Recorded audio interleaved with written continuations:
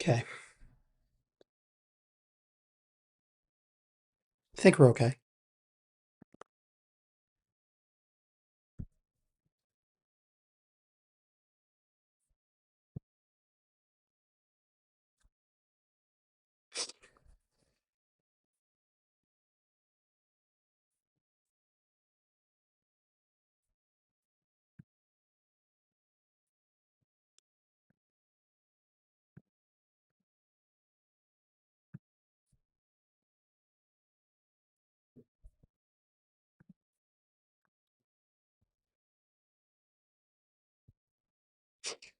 Okay, I think we're going now. Just want to make sure that we're up.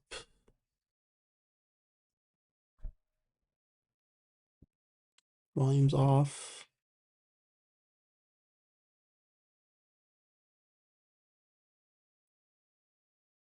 Okay. Anyone joining in, just making sure the stream's looking good. Just want to make sure if there's any upload issues. I'm trying to get those taken care of now, but I think we're looking pretty good. Yep. Okay, I think we're looking good here. Good. Just making sure it's popping up on the channel. Okay, good. It is up. Perfect, perfect, perfect. Okay. Audio sounds good. I have the chat pulled up now as well, so hopefully if any super chats and stuff come in should be, or super chats and regular chats should be good as well.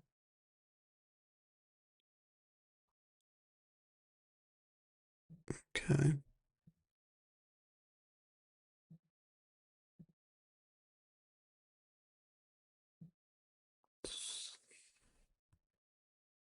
Refreshing here, making sure this looks good.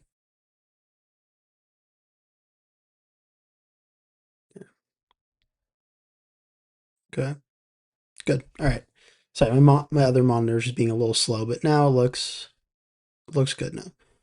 Okay, so 9:51 p.m. We have about an hour and 10 minutes to go until the polls close in California for obviously the governor's race and the Los Angeles mayor's race. Those are the two big races of the night that I'm paying the most attention to. There were some polls that closed earlier in the night as well.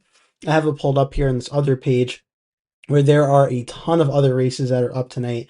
In total, there's 53 in California, 8 in Iowa, 5 Montana, 11 in New Jersey, New Mexico 7, and South Dakota 3. And those are just for the Attorney General, Governor, Lieutenant Governor, Secretary of State, U.S. House, and U.S. Senate that I did filter out. Otherwise, there are a ton all across these states happening tonight. Some of the main ones that I have pulled up, obviously, are the California Governor, Los Angeles Mayor, and then I also have pulled up, which is going to be close, the South Dakota governor as well, as this one's looking really close right now.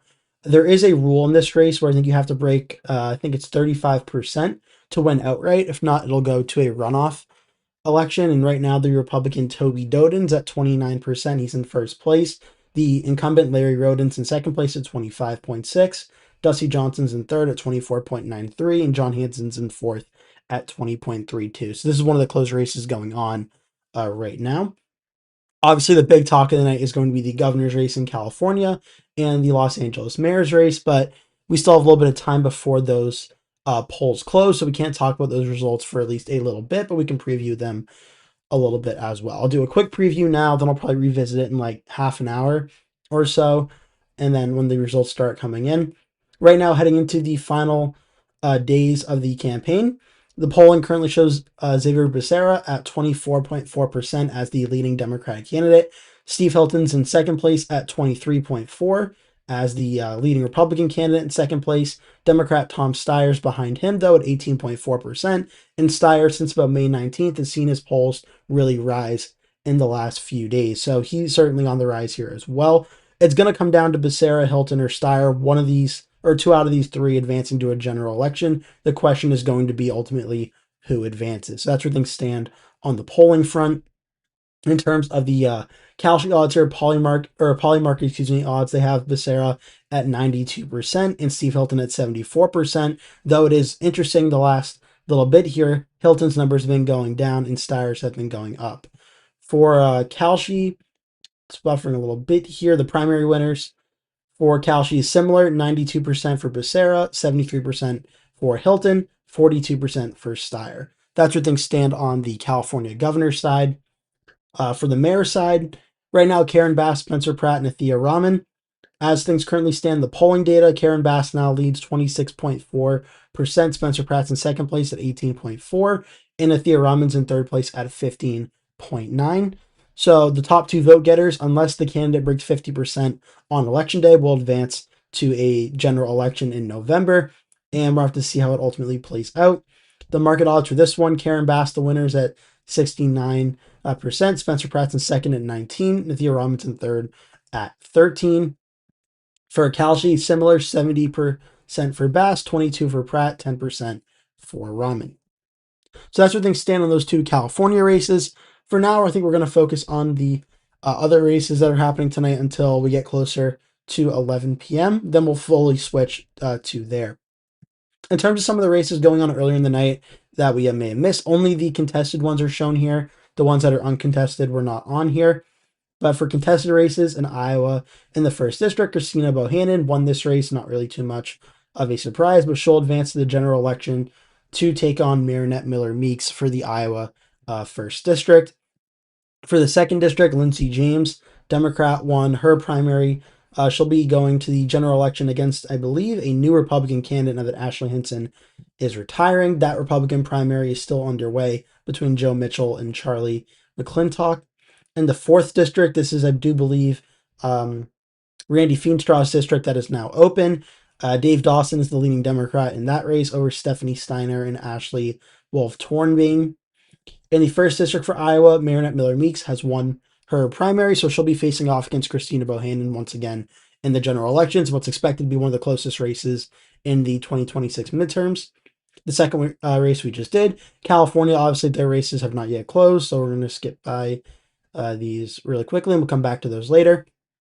For U.S. Senate, Josh Turek in the Iowa Democratic primary for U.S. Senate has officially been crowned the winner in this race. He has 63.06% of the vote. Zach Wallace has 36.94% of the vote, with 46% of the vote in, nearly 50% in now, and Josh Turek has been declared the winner. So Josh Turek will be the Democratic candidate. The Republican, no surprise here, Ashley Hinton, the Trump-endorsed Republican representative of the 2nd District, has won her primary. So the Senate race for Iowa in November will be Ashley Hinton versus Josh Turek, in a race that's becoming increasingly more competitive as time has gone on this year in 2026. That's the Iowa Senate race. For Iowa governor, the Democratic side, Rob Sand won his primary for governor uncontested. So no real surprise there, but we do know that Rob Sand will be the Democratic candidate, as we've known for a while now. On the Republican side, still too close to call, with about 33.39% of the vote in. Zach Lane is at 36.75. Randy Feenstraw, who has the endorsement of President Trump, is at 34.26. 17.88% for Adam Steen. So this is going to be an interesting one to watch throughout the night. In fact, I may even open this up in another tab as well, just to keep an eye on this one, because this is going to be a close one, an important one to watch for as it goes on. And right now, Zach Lane actually has the endorsement over Randy Feenstra, or has the, I'm sorry, not the endorsement, has the favorite in this race to win, even though Feenstra has the endorsement. So very significant happening in that race. Okay, now we can look to Montana, who I don't believe their polls have closed yet. They close in 3 minutes. And we have the Democratic and Republican U.S. Senate and U.S. House primaries taking place there. For New Jersey Senate, 67.48% of the vote is in there. For the Republican candidate, this is to take on Democratic Senator Cory Booker in what's expected to be a safe Democratic race.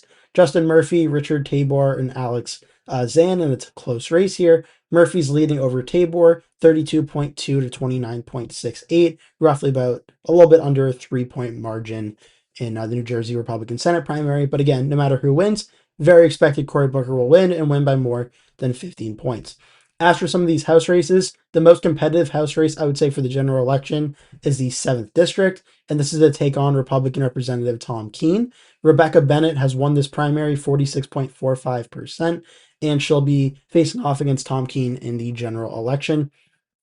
In a race that's expected to be very close, it voted, it's Pennsylvania here, it voted for Tom Keene in 2024 by 5.4%. after he won in 2022, only winning by 2.8%. So it's going to be a very close race in 2026 to watch for in the 7th Congressional District. So she has won that primary. In the second House primary in New Jersey, Zach Moloch has been declared the winner in this district down here versus Tim Alexander and Bailey Winder. In the 4th district, Rachel Peace has been declared the winner over John Blake in this primary. In the 6th district, Frank Pallone has been declared the winner, the incumbent over John So or Husu and Katie Banzel in this district, the 6th district here. The 7th, obviously, we just covered with Rebecca Bennett winning that one. The 8th district, Rob Menendez, who, yes, is the incumbent representative and son of the former U.S. Senator, wins the primary against Musab Ali, 69.94 to 30.06 in that race. The 10th district, LaMonica McIver, the Democratic incumbent, wins the primary, unsurprising there.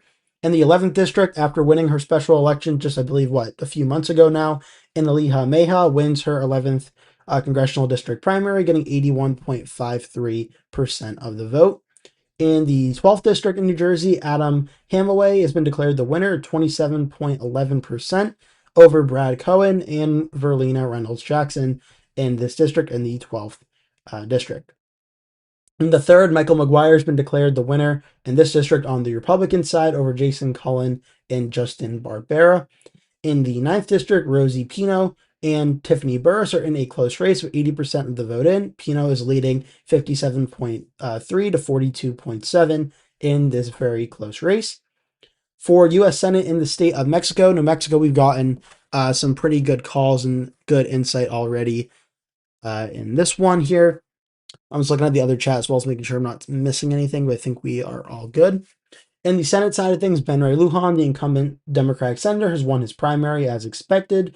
For House in the U.S. House District 2, which is the most competitive district in New Mexico, the Republican Gregory Cunningham has won this primary. For governor, this was a primary to keep an eye on tonight as well. Deb Haaland has officially won the Democratic primary, defeating the father of Alex Bregman, the baseball player Sam Bregman, 72.9 to 27.1. So it'll be Deb Haaland in the general election. On the Republican side, this primary is still too close to call. Gregory Hull, the favorite candidate, at 47.7%. Doug Turner is at 36.25%. Duke Rodriguez is at 16.07. So I expect it to be Deb Haaland versus Gregory Hull, who is the mayor of the city of Rio Rancho, but we're going to have to wait and see ultimately how that all shakes out before all those votes come in. But that one should be getting relatively close to being called soon. I honestly can leave that one up as well while we're waiting for some of the other election results to start coming in. So I'll leave that up in the other tab. So that is New Mexico governor. For lieutenant governor, Maggie Tollhouse Oliver has been declared the winner in that. And lieutenant governor for the Republicans, a very close race as well between David Gallegos and Aubrey Dunn, roughly about a 6-point lead for Gallegos in this race as of now. For the Secretary of State in New Mexico, on the Democratic primary, Amanda Askin and Catherine Clark in an open race, very close as well, nearly 50% of the vote in. Askin's at 53.35, 46.65 for Catherine Clark in this race. In U.S. Senate, South Dakota, Mike Rounds, the Republican incumbent, has won his primary. In the House race, Marty Jackley, the Republican, has won the nomination, getting 80.32%. For governor, South Dakota, I have this race up on the other side, still too close at 28.12% of the vote in.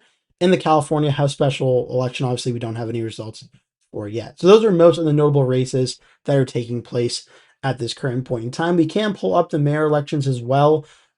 So any of the ones in California have not yet happened, but we do have, let's see if there's any mayor elections taking place in the other states. Mayor of Palisades Park, New Jersey, currently too close, I believe, right now to officially have a call, but Chong Kim is leading over Suk Min as of right now. We have, let's see, Mayor of Rockley, James Patone versus Robert Freddy. It looks like very, very low vote amounts in there. Mayor of New Brunswick, New Jersey, Jim Cahill's leading Charles Cradleville. Mayor of Highbridge, Ali Schweikert, 73.78, 26.22 there. I'll probably turn off Mayor for future updates because there's so many of them, but that is happening as well. Let's see here. Mayor of Jefferson Township in Morris County, Republican. That one, yeah, this is going to take a while to do all the mayor's race. So we're going to think we'll turn mayor off for now. So that's where things currently stand with all the races that have closed and been called at this current point in time. Obviously, we're still waiting for California, but for some of those races, that's where things are currently going at this current point in time. In terms of those races that I pulled up, this is New Mexico. We have Iowa, which is still very close at 42% of the vote. Zach Land continues to lead Randy Feenstra, but only by 1.6%, so roughly about 1,300 votes separating in this state. In South Dakota, Toby Doden still leading Larry Roden, the incumbent governor, by about 4 points. In this race, I do believe President Trump ended up staying neutral in this race. He did not make an official endorsement for this part of the governor's race primary, so we're going to be interesting to see who ultimately wins here, if a candidate breaks 35%, or if they all end up going to the runoff of the top two vote getters, what President Trump does in that regard. In terms of Los Angeles and the governor's race in California, obviously I mentioned this is really what I'm watching for tonight. This is expected to be the main two prizes, the main talked about prizes of the night. And I can't wait to see ultimately for this to get going, how it all goes. We have about 55 more minutes until we start getting results out of California, but I really can't wait to see how this goes. I'm very, very interested to see how this all shakes out. I did do 2 videos on my channel, election night prediction videos for both the governor's race and the mayor's race, and I appreciate everyone that took the time to watch those. And yeah, so just I want to say thank you for that. In terms of the early voting we've gotten in the governor's race, there was overall almost 21 million ballots requested in this race. There was 3.7 million ballots total returned. Early voting had about 747,110. In terms of the ballots returned, it ended up looking like 1.841 million Democrats, 1.139 million Republicans. And then for the early voting overall, Democrats ended up edging out Republicans, 319,000 to 290,000. So not a super large gap on the early voting, but on the ballots returned, does seem to be a much larger of a gap between Democrats and Republicans on that. Some water here. Okay. So that's where things stand on those statistics. This is for the California governor's race. And again, in terms of where things stand, in terms of who the leading candidates are, obviously Xavier, Becerra, and Steve Hilton have been the leaders here in the last few days. They've been the polling leaders, but Tom Steyer's been making a late surge in the last few days. So it's going to be interesting to see as the votes start coming in. How does Tom Steyer do? In my prediction, I ended up having Xavier Becerra around 30%. He consolidated a lot of that Democratic vote. But since Tom Steyer's been surging the polls since then, it's going to be interesting to see. I think Steyer's about 3 points higher now than he was when I recorded the video. So it's going to be interesting to see as those results come in. Does the election vote and say election day in the last few days and such, does that break for Tom Steyer more? And does that potentially put Steyer into the top two? It's going to be very interesting to see how it shakes out. Again, the current market odds right now still have Becerra as the most likely candidate to advance at 92%, and then Steve Hilton and Tom Steyer sort of battling it out for that second spot. Hilton still has the advantage, but Steyer seems to be the candidate with the most momentum as of right now. For Los Angeles mayor, they don't have the early vote numbers for Los Angeles mayor, so we don't have much to go on for that. But again, the polling showed Karen Bass in lead by about 8 points. Again, the rule for the Los Angeles mayor's race is that a candidate breaks 50% of the vote, then that will be the next mayor of Los Angeles. If no candidate breaks 50%, it will go to a runoff election.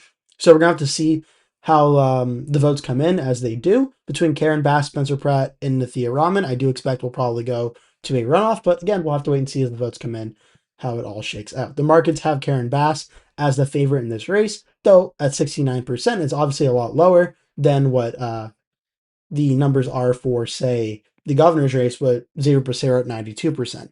This is, I believe, to win the election or to advance to the runoff. I think it's just to win the election, and Bass is at 69%, Pratt's at 19%, Raman is at 13%.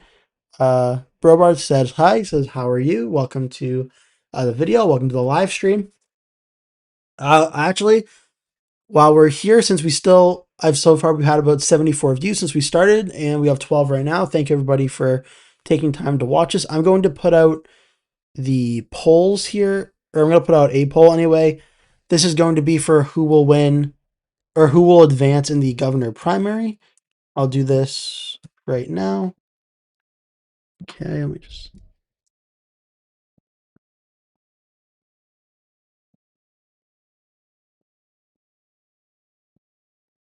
Okay, so the way I'm going to do it is I think it's going to be the same way that I did before in the chat poll. It's going to be, yeah, it's going to end up being Becerra and Hilton as one combo, and I'll do it like that. So I'll do Becerra and Steyer as one. I'll do Becerra and Hilton as one. And then I'll do Hilton Steyer as one like that. So I'll have that in the chat here in just one moment, typing that in now. I'll put an other option as well in case there's any desire for the third party or the other candidates to advance as well. Okay, so I have Becerra Steyer, Becerra Hilton, Steyer and Hilton, and then I'll add other choices. Okay, and I'll put that in the chat now. So if you want to vote on that, and as people join, certainly can. You're pronouncing Becerra's first name, by the way. Oh, is it Javier Becerra instead of Xavier? Is it Javier? Okay, Javier Becerra. Okay, all right, so we have the poll out now in the chat. Okay, good. Can I add a mayor's race as well, or would that end the current one? Yeah, so I can't add another poll. Yeah, okay, so I can't add another poll until that one. So I'll leave that one up for a little bit, and then maybe around like 11 or 11:30 or something, I'll do a mayor poll. But so that's up in the chat now. That should be good. Yep, no worries. Yeah, okay, so it is Javier Becerra. Okay. Honestly, the polls don't close till 11, so I'd rather get that corrected now before the polls start closing than later on. So Javier Becerra. Yeah, so Javier Becerra, Steve Hilton, Tom Steyer is the main ones to watch for in the governor's race. Los Angeles Mayor, obviously Karen Bass, Spencer Pratt, Nithya Raman. Let's take a look at some of the other races right now. A little more vote has come in out of South Dakota, 29.8 still for Toby Doden. Roden's at 25.37. Dusty Johnson, 23.27. John Hanson, 21.54. Okay. So good. How are they not calling the South Dakota Republican primary? Well, still 2/3 of the vote to go. And based on the votes that's in thus far, it looks like that the candidate has to break 35% to avoid a runoff, and I don't know if that's going to happen. So in terms of that regard, if that's what you're saying, yeah, I could see them being like, it's going to go to a runoff. The question is going to be, does Doden or Roden consolidate enough support? Does Dusty Johnson surge? It's going to be interesting to see ultimately here. In terms of the most populated counties, Minnehaha still has 21,405 votes left to come in. Pennington still has another 12,000 and another 6,611 out of Lincoln County. In terms of total registration, we can turn off Dem and Republican and other here. Just need the total number here. Minnehaha is the largest. Pennington and Lincoln are the second and third largest. So these areas that have the most amount of votes to come in, still one of those counties hasn't had any votes in yet at all. So it's going to be interesting to see how those come in once they do. That will probably give an indicator for that. Obviously, it goes without saying, it's South Dakota. Whoever wins this primary is very likely going to win the election. But yeah, still waiting in a lot of these areas here. The Sioux Falls area, Lincoln, and Minnehaha. Right now, Hanson's winning this area in Lincoln County, and Minnehaha has no votes yet. So I don't know. It's going to be interesting to see how it all plays out in this governor primary because there may be enough votes to avoid a runoff, but only time will tell on that one. For Iowa governor, this is still a very close race now. Land's chances to win are now down to 58%. I think there were 71 when we first started looking at it. And Land's now at 37.26%. Randy Feenstraw's at 35.62%. So this is an interesting one. This is a case of about half the vote in, 51.7 or 07%. And President Trump's endorsed candidate and Randy Feenstraw is currently losing actually in this race right now. Still have a lot of votes to come in here, but it's very interesting to see in these early reported numbers thus far. In terms of votes to go here, Scott County still has a lot more votes. Potawatomi County has a lot more. In terms of total registration, Polk County. Okay, so Polk County is pretty much all in, 95% or more is in here out of Polk, and Land wins it by 9.7%, interestingly enough, in the Iowa governor's race. Lynn County, 158,000 total registered voters. They still have about 20% more of the vote to go in there, but Land's winning there as well. And then Scott County hasn't gotten any votes yet. It's interesting here. Zach Land's doing a lot better in this race than probably expected. He might be able to pull off the win here, so we'll see how that one all goes. New Mexico governor Gregory Hull is the leading candidate. He's up over 14% now over Doug Turner and Duke Rodriguez. I would imagine this one's pretty close to being called. I think Greg Hull probably has this race close to locked up. Still a lot more vote out of the largest county in Bernalillo, I believe it is, or Bernalillo.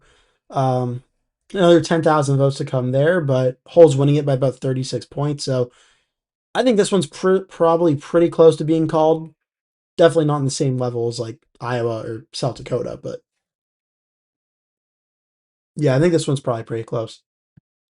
In terms of the vault page here, we can see any more calls have been made in any of these races, specifically the House races down ballot. Iowa, already know about the U.S. Senate race with Josh Turek. We already know about Christina Bohannon. Oh, got a few more chats here. Let's see here. Who do you think would be the weaker candidate against Rob Sand between Feenstra and Land? Good question. I don't know if there's really too much of a difference. I mean, in the early polling in the race, actually, let me just do that. Let me pull up the early polling here. That's the governor's race. I don't think there's been too much of a difference. There's only been polls for Feenstra versus Sand. 2 out of the 3 have been Democratic polls. One of them, Echelon Insights, is not a Democratic pollster, but Rob Sand's been leading in all 3. So in terms of like how much of a difference, I'm not really sure there's too much of a difference between the two. I would still say having the endorsement from Trump would make Feenstra a little bit of a stronger candidate, given he's the Republican representative of the 4th district. But I don't think really it makes too much of a difference in that one. Minnehaha hasn't started coming in. No, I don't believe it has. Okay, that's Iowa. Here we go. Yeah, Minnehaha. No, yeah, no votes yet in Minnehaha. Looks like we did get a little more vote in out of Iowa, though. Now up another 2% at 53.14. And 37.15 to 35.91. This is going to be interesting to see how it all plays out. This is almost like, obviously, as I mentioned, the main prize of the night in terms of talking about is the governor and the mayor's race in California and Los Angeles. But the Iowa primary and the governor primary in South Dakota as well are almost kind of like appetizers for what could be a very interesting night for election results and stuff. But these are interesting races so far to see how it's all playing out here. In terms of the margins, obviously, Polk County, where Des Moines is the capital of Iowa, that's very big for Zach. Land here winning that one by a very, very large amount. Yeah, I think this might just be a case of not really too much to add other than just have to see as the votes come in, because it's essentially, obviously, it's 37 to 35, but it's basically a 50-50 race if you take Adam Steen really out of it. Only a difference of like 2,000 votes separating Land and Feenstra. So you have to wait and see how this all just breaks down as the results come in. A few more comments here. I think Becerra and Steyer will advance. Okay, yep, Steyer. Yep. I mean, the momentum right now, I know the polling in the final few days showed Hilton in second place, but the momentum has been on Steyer's side. He's, again, back on May 18th, which I think would probably be around when I started doing the work on the video. He was at 14.6%. He's gone up 4 points nearly, 18.4. So definitely it seems like Steyer's momentum is definitely gaining in this race. Hilton's numbers have gone up a little bit too. He's gone from 20% to 23.4. But the last day or so, Steyer's definitely got a lot of the momentum in this race right now. So I can't wait to see as the results start coming in.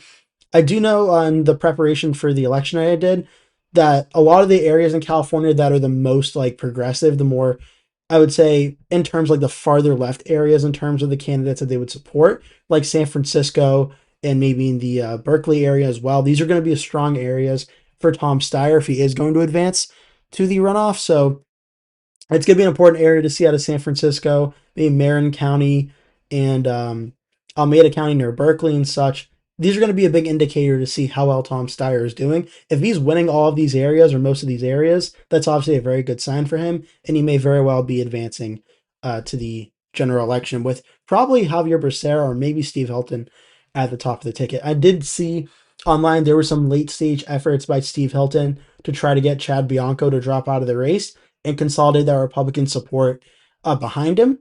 I honestly kind of thought that would happen anyway, that Hilton would consolidate most of the Republican support, but the polling didn't really show that in the last few days. Hilton was still getting 23.4, Bianco was getting 20.8, so Hilton has consolidated some of that Bianco support for sure.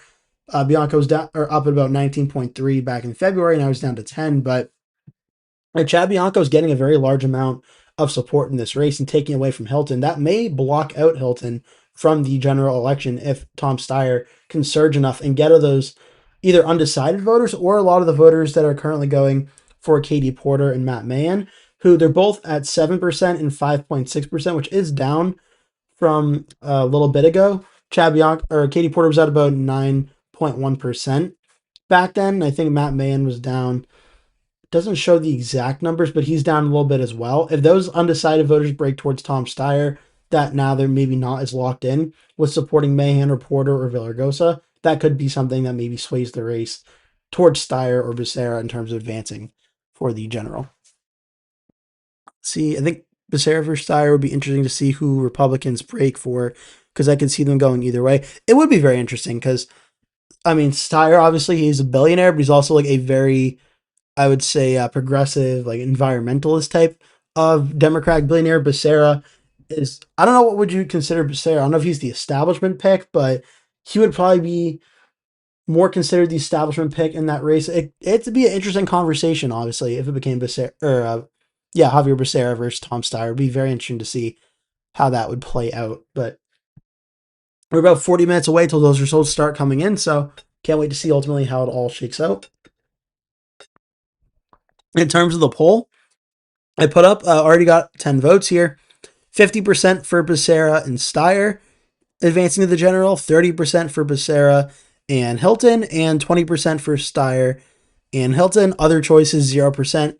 No trust in the Chad Bianco, Katie Porter, Matt Mahan advancing to the general. I mean, I don't blame you, but it's just funny. But yeah, they're definitely not advancing. But Los Angeles mayor as well. Not really anything to update on as of now as well. We'll take a look back at the governor's races in South Dakota. Not a little more vote, not really too much has come in. Still 37.06% there. Iowa governor's race, another 4% have come in at 58.18. Though the odds now are very strong in Zach Lane's favor here. Now 81% chance for Zach Lane to win. So only 19% chance for Feenstra to win if doing the math correctly there. Even though it's interesting, even though Land is leading over Feenstra by what's that, about 1.5% overall, about 2,000 votes. The odds are very strong in Zach Land's favor according to the Polymarket. The Polymarket odds. Kalshi's are even larger. Zach Land's at 87%. Feenstra's down to 13. So this is going to be interesting. We haven't seen too many times these primary cycles where the President Trump endorsed candidate, especially a congressman, losing a primary to a challenger. So it'd be interesting to see if this does ultimately play out here. In terms of the total registered voters, Polk County is still in, as we saw earlier. Lynn County, 80.35%, so no change there. Scott County, still no votes. Johnson County, Feenstra is winning here by about 6.4%, but their vote is mostly in. Only about another 187 votes to come in out of that race. Let's see here. Polk County, doesn't have the statistics here. Interesting. I didn't know that was a feature. I didn't know you could do that. That actually looks like we got a few more votes. We're at 61.83%. It's narrowed a little bit again. Now it's 47,138 for Land, 45,906 for Feenstra. Overall, a difference of about 1 point now in the Iowa governor's race. So we'll keep we'll keep looking. We'll keep looking at this race. Oh, 64% now. We'll keep looking at this one. We'll keep checking in as more votes come in. I do just want to make sure I have the registration numbers all set for the governors. I think I do. I'm going to turn off Democrat, Republican, and other for this video. I just want the total registration numbers. And things get really dicey later on in the night in terms of how close they are and how the numbers are coming in. I can turn them back on at any point, but mainly for the vote results that come in, I want to have the registration numbers just to have the most here. Obviously, Los Angeles has the most at 1.7, nearly 1.8 million estimated votes. San Diego's in second at 736. Orange County's in third at 692,000. Riverside County at 408,000. Santa Clara 403. Sacramento 401. Alameda 331,288 out of San Bernardino. Contra Costa 267. San Francisco 247,000. And then down there. So that looks all good to go. Los Angeles, just for the mayor's race, obviously, no need here. About 725,000 estimated votes. So yeah, and my prediction for the mayor video, I was definitely overshot those numbers for the estimated vote, but that's okay. I mean, that's a learning experience. It'll be better in the future for doing mayor election night videos. But 725,000 expected votes out of Los Angeles mayor, governor, all set and ready to go for that. Still no update on the governor's race in South Dakota, though the percentages haven't moved too much in the last half hour or so since we started streaming. Yeah, I've been streaming for about 36 minutes now, and the numbers haven't changed too much.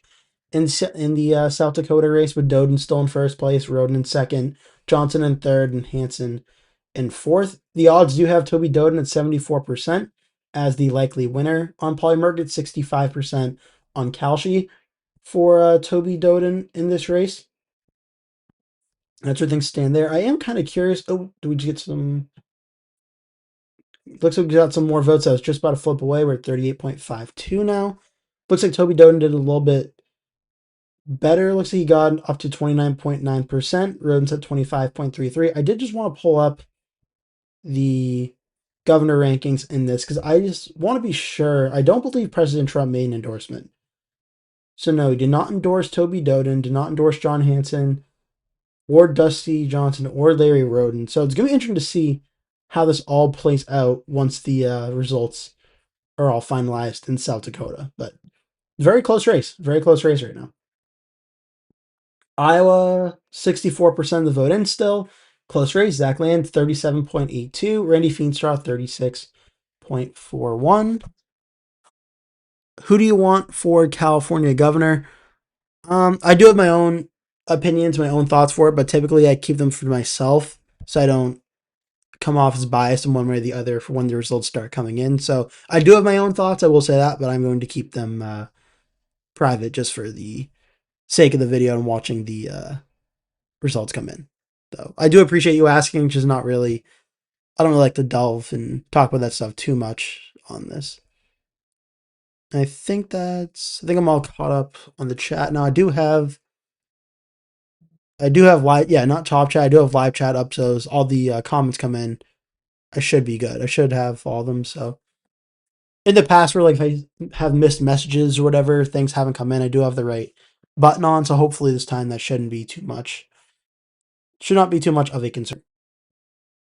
Also, I see we've had over 180 viewers since we started streaming here. We have 16 currently right now. So I appreciate everyone watching. If this is your first time watching my channel, I hope you'll appreciate this video. I hope you'll appreciate it, and you'll do so by hitting like and subscribe as well if you feel inclined. I really appreciate it. Nice free way to watch all the videos I come out with. A new video at 3 p.m. every single day, and a bunch of new shorts every single day as well. So I hope you'll appreciate and or I hope you'll consider doing that as well.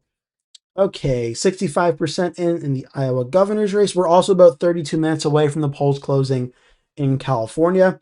Obviously, that's the main story of the night, but we still have about 32 minutes to go, but we're getting closer and closer to those results in just a few moments. And believe before we know it, those results will start coming in. Zach Lance at 37.94% here. Let's see, yeah, we can probably close the DDHQ analytics here. Close this as well. Okay. So 1.6% lead for Lan and Feenstra in this race. Oh, new chat. Let's see. Uh who or oh yeah. Where do you have Iowa going in November and all good? Yeah, oh to the prior chat. Yeah, no, yeah. And hate to see Tom Steyer spend all that money and not even make the top two. It is interesting because when Tom Steyer started surging in the race and then he kind of slipped back down a little bit. I'll show up the polling to show exactly what I mean here. Obviously, when Eric Swalwell was in the race, things were, it looks more like Swalwell was probably going to end up being the Democratic candidate. Then once obviously he dropped out, Tom Steyer became second place. He was around 14.7%. And then Xavier Becerra started to like surge up and he was in second place. It kind of reminded me of the 2020 Democratic primary where Michael Bloomberg was spending all that money. And for a brief time, I think he was polling like second or third. And then he kind of started to like not really have too much success. It kind of reminded me of that where he was spending all that money and he was still first Steyer out of the top two. But he's surging at the end though. I don't know if he's going to end up winning, if it'll be enough, but he's surging at the end, certainly moving in the right direction. I'd imagine election day turnout was probably strong for Steyer. Typically in these primaries, where primaries are lower in terms of overall vote numbers, obviously, than a general election, and the groups and the candidates that are most motivated to get out and vote usually are the ones that do well. That's why you see candidates that are farther left and farther right typically do well in primaries, as those are the main demographic voter groups that are the most energized to get out and vote during a primary, most politically active, most aware of what's going on. So, in terms of that, it would benefit a candidate like Tom Steyer as a group being more active, get out and vote for him. But obviously, we'll have to wait and see for the results to start coming in. But I'm not counting out that Tom Steyer doesn't advance to the top two. Definitely not a very bold take, but definitely not counting it out. So we're gonna have to see how it comes in. But certainly could be. Yeah, where do I have Iowa going in November? Yeah, so for the governor's race, my most recent prediction I did a few days ago, I did have Rob Sand actually narrowly flipping the governor's race. I had a good example to the race was the governor's race from 2018, where it was Kim Reynolds versus the Democrat Hubble, where she won by 2.7%. And right now, I think it actually is the exact same, about a 2.5 point victory, but flipped, where I think Rob Sand flips this race. It's Iowa's an interesting state for 2026. I do think the Senate race with Ashley Hinson and Josh Turek, I do have in my most recent Senate prediction, I do have it actually going Republican by about 4.5%. So I have it falling under 5 points. But I think the Iowa governor's race, given the election environment of 2026, where President Trump's approval ratings are currently down roughly about 17 points right now, and the generic ballot Democrats, let me just refresh and make sure the updated numbers, but yeah, it's about a 7.6% lead for the Democrats right now. The Democrats have a lot of momentum, and I think Iowa is going to be a big test on that momentum. And I think a lot of the economic conditions right now are hurting Republicans. So I think the Senate race nearly stays red, but I think the governor's race does actually flip blue. And I also think Rob Sand is just a very strong candidate for a governor's race in the state of Iowa. Let's see. He's surging. He might have needed another week or two. We'll see. Honestly, another week in this race for Tom Steyer certainly would have done him a lot of good. Montana U.S. Senate race is interesting now. Oh, I forgot about that. We started getting some results out of Montana. Okay. U.S. Senate, U.S. Senate. All right, let's see what we have here. We have two. We have the Republican and we have the Democratic primary. So the Steve Daines and President Trump backed Kurt Alme unsurprisingly wins the Republican primary in a blowout. No surprise there. Democratic primary is really close right now, only about 18% of the vote in. Alani Bankhead's leading over Riley Neal, 43.8 to 33.42. Michael Wolf has 12.4. Okay, so obviously a lot of early vote, but Alani Bankhead is the leading Democrat right now. We'll pull this one up as well and have this open as well here. Riley Neal's still the favorite to win at 83%, but it looks like Alani Bankhead in the last few minutes on Polymarket is surging. Now Alani Bankhead is the favorite at 85% on Kalshi. So maybe that's true. Maybe the graphics just haven't updated yet on this side. This is going to be interesting to see ultimately how it goes in Montana. I know Montana, I don't know in this race how it'll all play out because there is the independent candidate Seth Bodnar, who's winning. Wow, Wikipedia is quick on this. Kurt Almey's already been declared the winner, and wow, his graphics are already up there. That's whoever's doing that on Wikipedia. Good job. That was very quick. So Almey will be on the ballot as the Republican. Seth Bodnar is the Independent, and then the Democrat. Obviously, we're waiting to see the results come in, but whether it's Alani Bankhead or Michael Black Wolf or Michael Hummer or Riley Neal, it'll be interesting to see. Likely to lean Republican for most of the rankings. The only poll from Tavern Research, a Democratic pollster, shows in a three-way race that Almey wins by about 20 points when it's Riley Neal and Seth Bodnar, but head-to-head, Almey wins against Neal about 16 points. Bodnar versus Almey, 50-50. So if the winning Democratic candidate drops out of the race, I think it'll probably be a more competitive one. But again, we'll have to wait and see how it all develops over the next few months. But I'd imagine as long as there's a Democrat and independent in the race, the Republicans more likely than not going to win by a pretty handed amount. But we'll leave that open as well as your results come in. Let's see here. I thought Neal would be called instantly. I thought Neal was the favorite too. Honestly, this one, Alani Bankhead being the leading candidate, certainly came out of nowhere for me there. If Rob Sand wins the governorship, I bet the Republican legislature strips him of some of his power before he gets to office. Already stripped him out of some of his power as auditor. Yeah, I don't know the rules or the minutia of that, but wouldn't be shocked. I think that happened in Wisconsin, I believe, when Scott Walker lost. I know the Republican legislature tried to stop Tony Evers from having a lot of legislative power as well in that. So could see that. They're once again going to try to get rid of ranked choice voting for Alaska that barely failed last time. Oh, that's on the ballot for 2026. Interesting. It'll be interesting to see how that one goes because I'd imagine. I mean, I could be wrong, but in an election environment where Mary Peltola may win a Senate race and the governor's race is competitive as well, I'd imagine ranked choice voting probably survives. But I mean, Alaska is also typically a likely Republican state, but in an election environment that's going to be much more competitive than usual, I have to wait and see how it all how the votes all come in. 10:36, 24 minutes until polls close in California. Yeah, not too much movement so far in the early poly market odds for Javier Becerra, Calci 93% as well. Not too much of a change for that. For Los Angeles Mayor, Karen Bass, 70% chance to win. According to Polymarket, Calci 72% for Karen Bass. Some of the key races we're watching, we got a lot more vote now in South Dakota. 45% of the vote now in. Toby Doden at 29.5%. Larry Roden, the incumbent Republican governor, at 25.1%. Dusty Johnson at 23.5%. And John Hanson at 21.85%. So as more of these results come in, it's looking more and more likely that no candidate will break 35% of the vote, which means there will be a runoff election to the top two vote getters. Obviously, it's too early to call for who the top two Republicans are going to be, though Doden and Roden have led for the last hour or so, but there's definitely enough votes left out there for Johnson and Hanson to potentially advance to a runoff, but I don't think any candidate's going to break 35% based on the results that have come in so far. Also, if you're just joining us, I do have a poll out as well about the governor's race in California. I see already 17 of you have voted in that poll, but it's just who do you think is going to advance in the governor's race for California? Becerra and Steyer, Becerra and Hilton, and Steyer and Hilton. If you want to leave your thoughts in that chat as well, you can for who you think will advance in the runoff or in the not runoff, excuse me, in the general election in California. But yeah, there's that. In terms of South Dakota, a runoff certainly seems likely as of now. In the governor's race in Iowa, a lot more of the vote has come in, and 75% now in. Zach Land still leading 37.95 to Randy Feenstraw's 36.28. Adam Steen at 15.17%.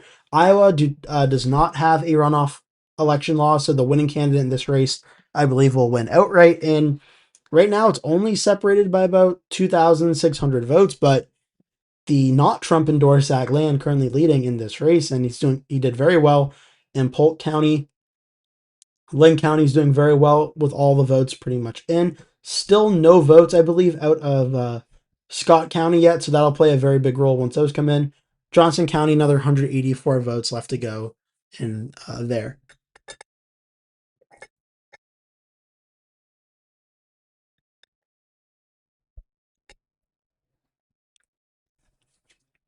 This is a this is an interesting race. This Iowa governor's race is very interesting. Obviously, President Trump endorsed Randy Feenstra. Having just a foregone conclusion that Feenstra would probably win this, advances the general against Rob Sand. But the Republican Zach Land seems to be the candidate that may advance right now. It's obviously a narrow gap of about 2,000 votes or so separating Land and Feenstra, but it's interesting as more of these numbers come in, the margins haven't changed too much. It's now about 1.7%, but still a lead nonetheless for Zach Land over Randy Feenstra. Let's see. The top three vote getters for California are somewhat close. It could take days to know the results. California loves to count the first 2/3 ballots, and then there's a major slowdown after. Yeah, that certainly could be the case. I mean, obviously, tonight the polls close at 11 p.m. Eastern time, and I don't know how late we're going to go, but we're going to try and go as late as we can, obviously, as the results come in. But I'd imagine the California race, well, the governor race will probably take a while before we know for sure. We'll probably have a good indicator before we go to bed if, like you're saying, if we have 2/3 of the vote in and who the leading candidate or candidates are. I don't know if we'll have a definitive call, but we'll probably know who's like first place could be like that. Um, Arizona's like that too. Yeah, that's true. Arizona is like that. So yeah, we'll see. Obviously, we'll do our best. The votes come in out of California. We're still 20 minutes now, so it's getting closer. But yeah, hopefully we'll have a good idea of how things are going. But yeah, I'd imagine it's going to take a few days probably in California as well. But we'll be here. We'll be here to cover it as the votes come in. Let's see. Let's do a quick update on New Mexico governor as well. 65% of the vote in. Greg Hull's lead has shrunk a little bit, 47 to about 37, about a 10-point lead in this race. So Greg Hull's still the leader, but a shrinking lead in that. Montana, still 17% of the vote in that Democratic U.S. Senate primary. Alani Bankhead and Riley Neal. In terms of some of the other races here that have come in, California, obviously nothing yet. Just do a quick recap because I did this around 10 p.m. So there's obviously been some new viewers to join the live stream since then. We've gone through some of the races that have been called already earlier in the night. The U.S. Senate race in Iowa, the Democratic primary, Josh Turek was declared the winner over Zach Walz. He is currently at 61.67%. 67, oh boy.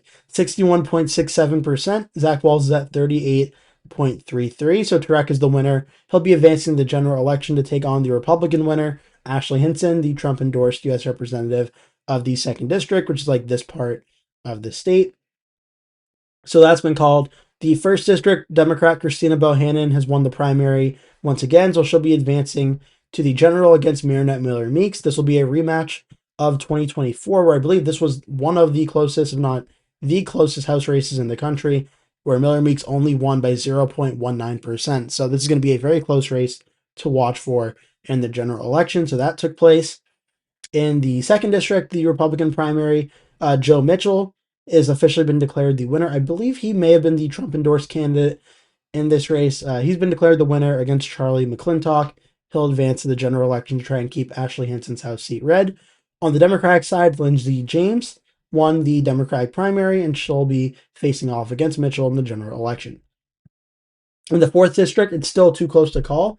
Dave Dawson, the Democrats, up about 10 points over Ashley Wolf Tornabane in this primary at 29.81% for Stephanie Steiner as well. So still too close to call in this primary. This is, I do believe, Randy Feenstra's House race. Obviously, he's running for governor, but that is the 4th District there. That might be in a uncontested race, the 4th District for the Republicans, it looks like. Yes, Chris McGowan did run unopposed. We can do a quick look as well. I've only had the contested ones up, but I'll do a quick look at the uncontested races as well. We know Iowa Secretary of State Paul Pate, won another Republican nomination. No surprise there. The 1st District we covered Marinette Miller Meeks and Christina Bohannon. Joe Mitchell wins the 2nd, and Zach Nunn wins the 3rd, and the 4th District goes for Chris McGowan. So the Republican lineup for the House is all set. Attorney General Brenna Bird will be renominated for the Republicans. Secretary of State for the Democrats, Ryan Peterman. No competition in that primary, ran unopposed. U.S. Senate just covered Iowa. The big talk for the Iowa Democrats is Rob Sand as the Democratic candidate for governor, ran unopposed. Obviously, he'll be the candidate. And the Republican governor, we've been watching very closely. Now 78% of the vote in. Still a very close race underway there. For Iowa Attorney General, Nate Willems wins the primary unopposed. Iowa House 2, Lindsey Graham just won over as the winner. U.S. House 3, Sarah Garriott is the unopposed Democratic candidate. And that one in the fourth race we're still covering. Montana, out of the two House races, we have some results. The 2nd District, Representative Troy Downing ran unopposed and won that race. The 1st District, Aaron Flint has been declared the winner as the Republican candidate for the general election against Christy Jacobson and Al Olszewski, and Flint advances to the general for that. For the 2nd District, still too early to call, but Brian Miller is leading over Sam Lux and Jonathan Boyd, but still a lot of vote to go there. 1st District, Ryan Bussey is leading Sam Forstag and Russell Cleveland in this race with 28% of the vote in. This honestly is a little surprised to me as well. I thought Sam Forstag would have been the leading Democratic candidate in this race, but again, that might be one to keep an eye out for as more vote comes in. I do see some chats coming in. I will check the chat in just one moment. Montana, the U.S. Senate Democratic primary is still underway. New Jersey, a lot of House races have been called, including the House 12 Democratic primary for Adam Hamaway, the 2nd primary for Zach Mullock, which we went over earlier. House 3 uncontested, Conaway wins that. Peace wins the 4th. Josh Gottheimer unopposed in the 5th. And Frank Pallone wins the 6th. Rebecca Bennett wins the 7th to face off against Tom Keene. So that race is officially called there. Menendez wins the 8th district against Musab Ali.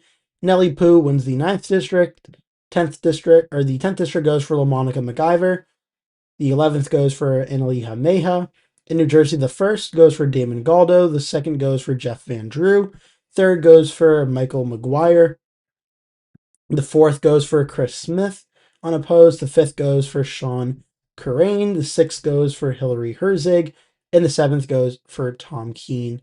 As well, the 9th is currently still very competitive, actually, with 95% of the vote in. And Rosie Pino leaves Tiffany Burris by only, about 500 votes? 52.2 to 47.78. So very close in the 9th district. And then Carmen Bucco wins in the 10th. And the 11th goes to the Republican in Joe Hathaway. So we'll go back to the contested races for now. Okay, let's check the chat. Sorry, I know kept you guys waiting. So there's a bunch of chats that came in. Yep, thought Neil would be called instantly, basically. I definitely agree. I did cover this earlier. The ranked choice on Alaska. Vote getters. The top 3 vote getters in California are close to 2/3. Yep. Here's one good too. Brian says, good evening. Good evening to you. Welcome to another live stream. Montana's 1st Democrat has been called. Yep. I think also that comment came in before. No, it is on my screen. The 1st hasn't been called yet for Montana 1st Democrat. Maybe on if you're using another site or maybe on like New York Times or something, it's been called. But on my end, it hasn't been called yet for that one. Oh, okay, yeah. No, it's all good. All good.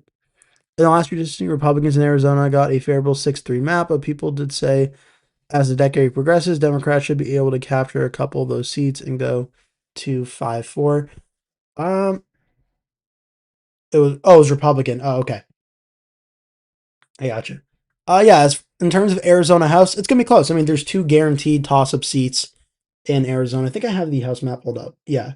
There's going to be 2 very close House seats for sure in the 1st and the 6th district. Those 2 will definitely be toss-ups. There's the potential for Eli Crane's district to get competitive as well, but definitely the 1st and the 6th will be the main battlegrounds to watch for in Arizona. So we're getting close to the polls closing now. We're at 10:48 p.m., only 12 minutes away until the California polls close, and we'll hopefully start getting some results very quickly, and we'll start getting an indicator of how this race is shaping up. Obviously, the California governor's race and the Los Angeles mayoral race are the 2 most talked about races, newsworthy races have been talked about the last few weeks.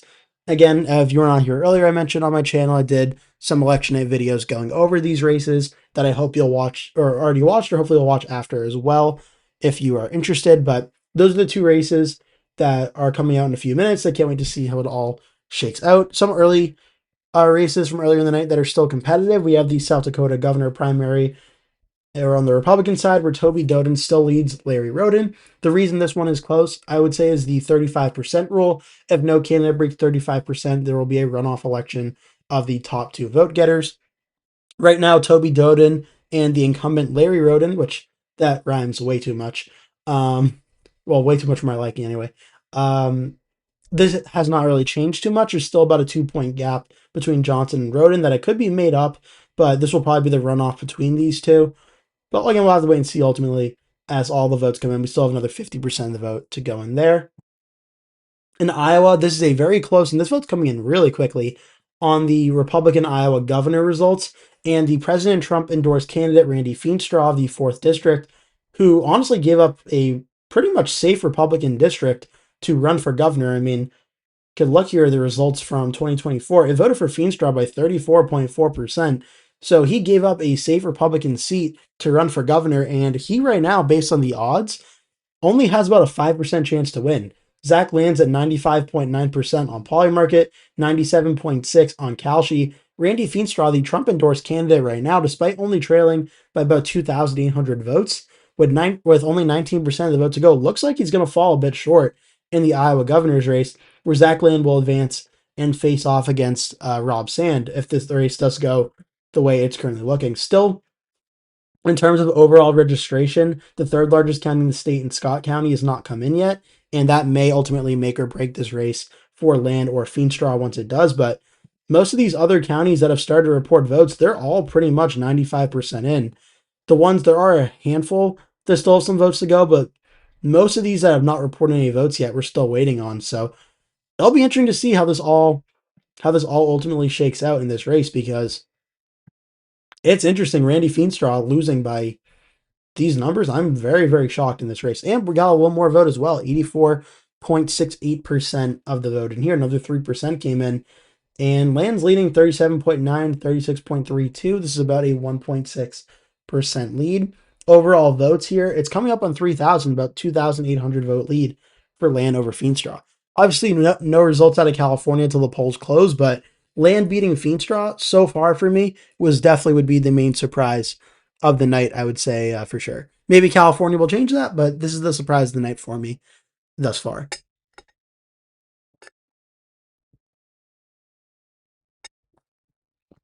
Brian said, did you see Paxton jump in the prediction markets and the Talrico hate due to the cultural stuff 2 days after Paxton won the runoff? I actually have not. I have not seen that actually, but let me pull. I mean, I could probably do that later, but I'll check that out later, Brian. But no, I've actually not seen that, but I believe you. That sounds right. The Montana U.S. Senate primary still has to shake out as well, but a 9 point lead for Alani Bankhead versus Riley Neal. Let me put on the governor's map for now. Karen Bass's approval rating is very low, but if Spencer Pratt makes the general election, he'd be the underdog against either of the top two Democrats. Still many more Democratic voters in LA.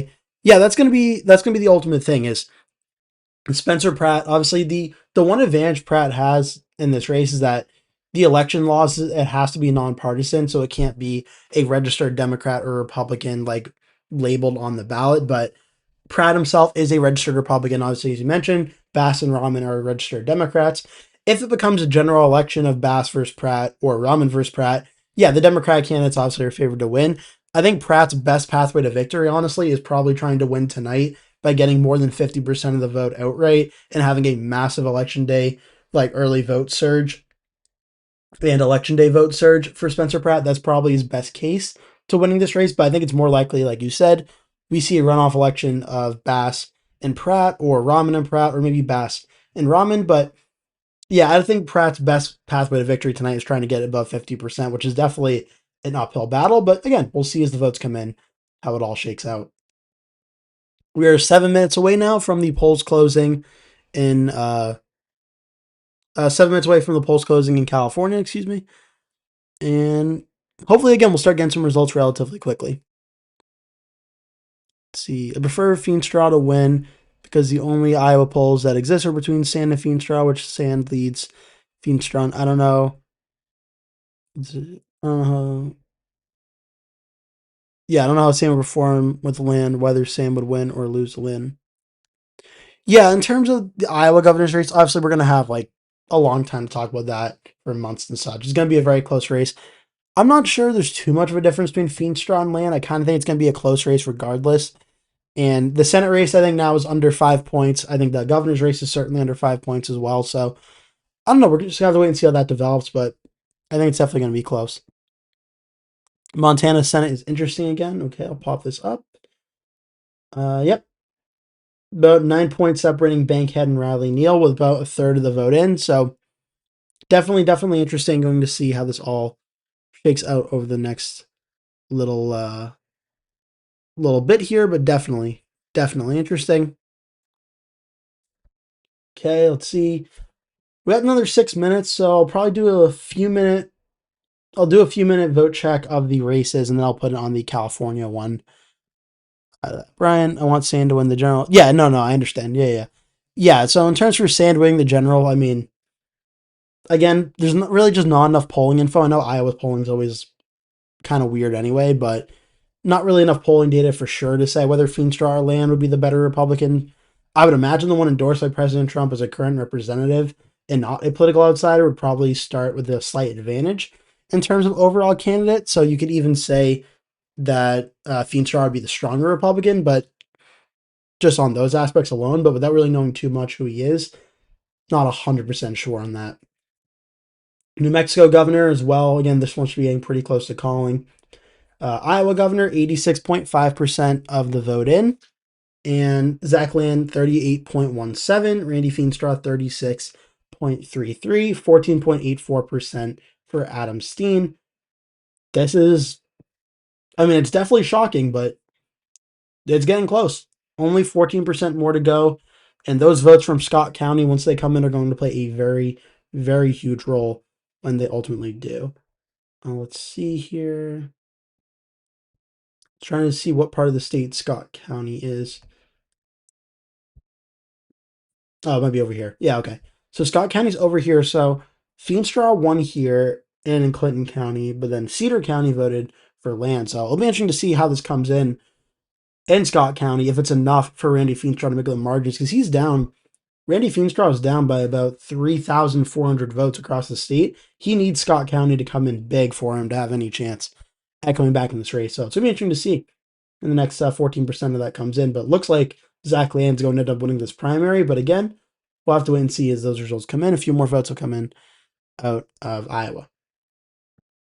Okay, so just about 4 minutes ago until 11 p.m., we have been streaming for over about an hour and 8 minutes now, but that has gone by honestly very, very quick as we're about to start getting our first results out of the state of California and out of the Los Angeles mayor's race. I would imagine, based on the way it's typically gone in the past, we'll probably start getting some results out of the governor's race in California before the mayor's race in Los Angeles, just because usually the larger cities like LA, typically they don't report votes super early because there's so many people. It takes a long time to count. Whereas some of these earlier counties we may see, like Modoc or Lassen County or Placer, these areas that are more rural have less voters. They take less time to count. We might get some of those counties being reported first. But again, we'll obviously see as they come in. Maybe I'll be wrong about that, but that's what I'm expecting. That's what my election night showed as well. I'm expecting the rural counties to be reported first. Like one of the comments said earlier, though, we're going to have to wait and see how the votes come in California, as they obviously take usually a few days for 100% of the vote to come in, but hopefully we'll get like 50 to 70% of the vote in tonight, and then we'll have to wait for the next few days for the final numbers, but hopefully we should get a good amount of vote in tonight to see how things are ultimately all shaking out. But just 2 minutes ago until 11 p.m., and we should start getting some results out of California very, very shortly.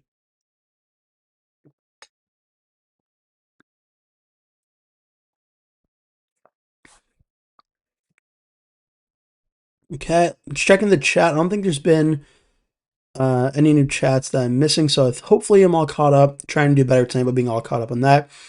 Just getting now 2 minutes, the little polls close. I'll also remind everyone one more time, I did put a poll in the chat if you're just joining of the potential matchups for the governor election between Xavier Becerra and Tom Steyer in the general election, Xavier Becerra and Steve Hilton, and Xavier Tom Steyer and Steve Hilton and other choices advancing to the general election. So kind of like a fun way to, I don't know, throw like your hat in the ring and see what you think is going to happen in the governor's race tonight. You can vote in that if you want to. Obviously, don't have to if you don't want to, but if you want to, feel free to do that.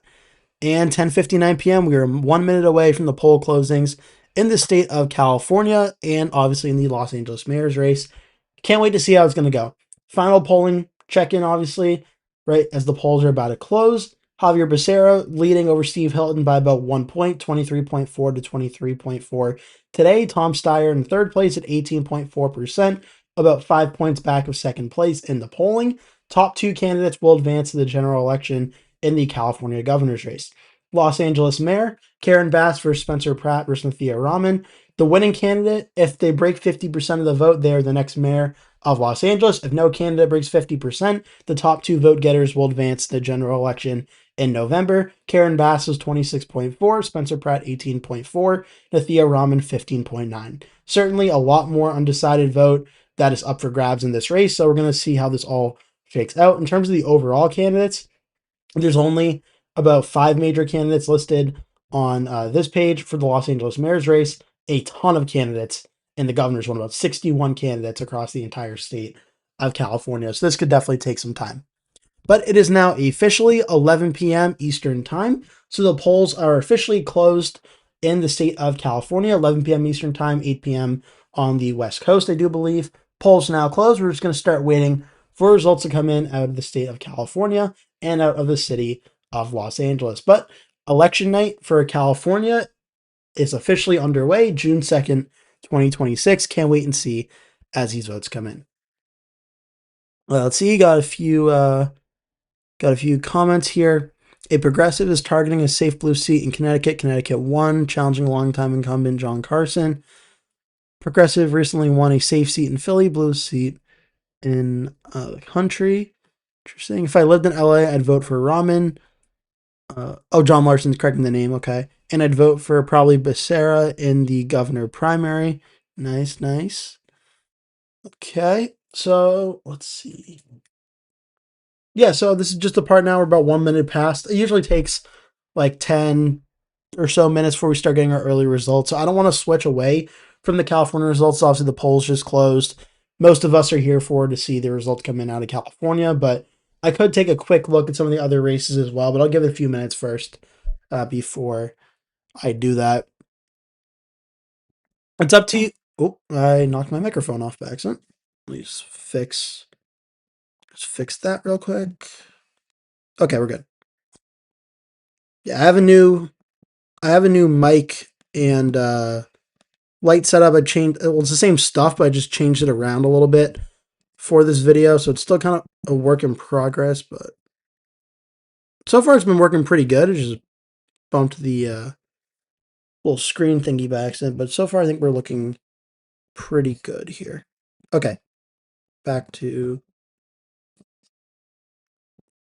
being good here.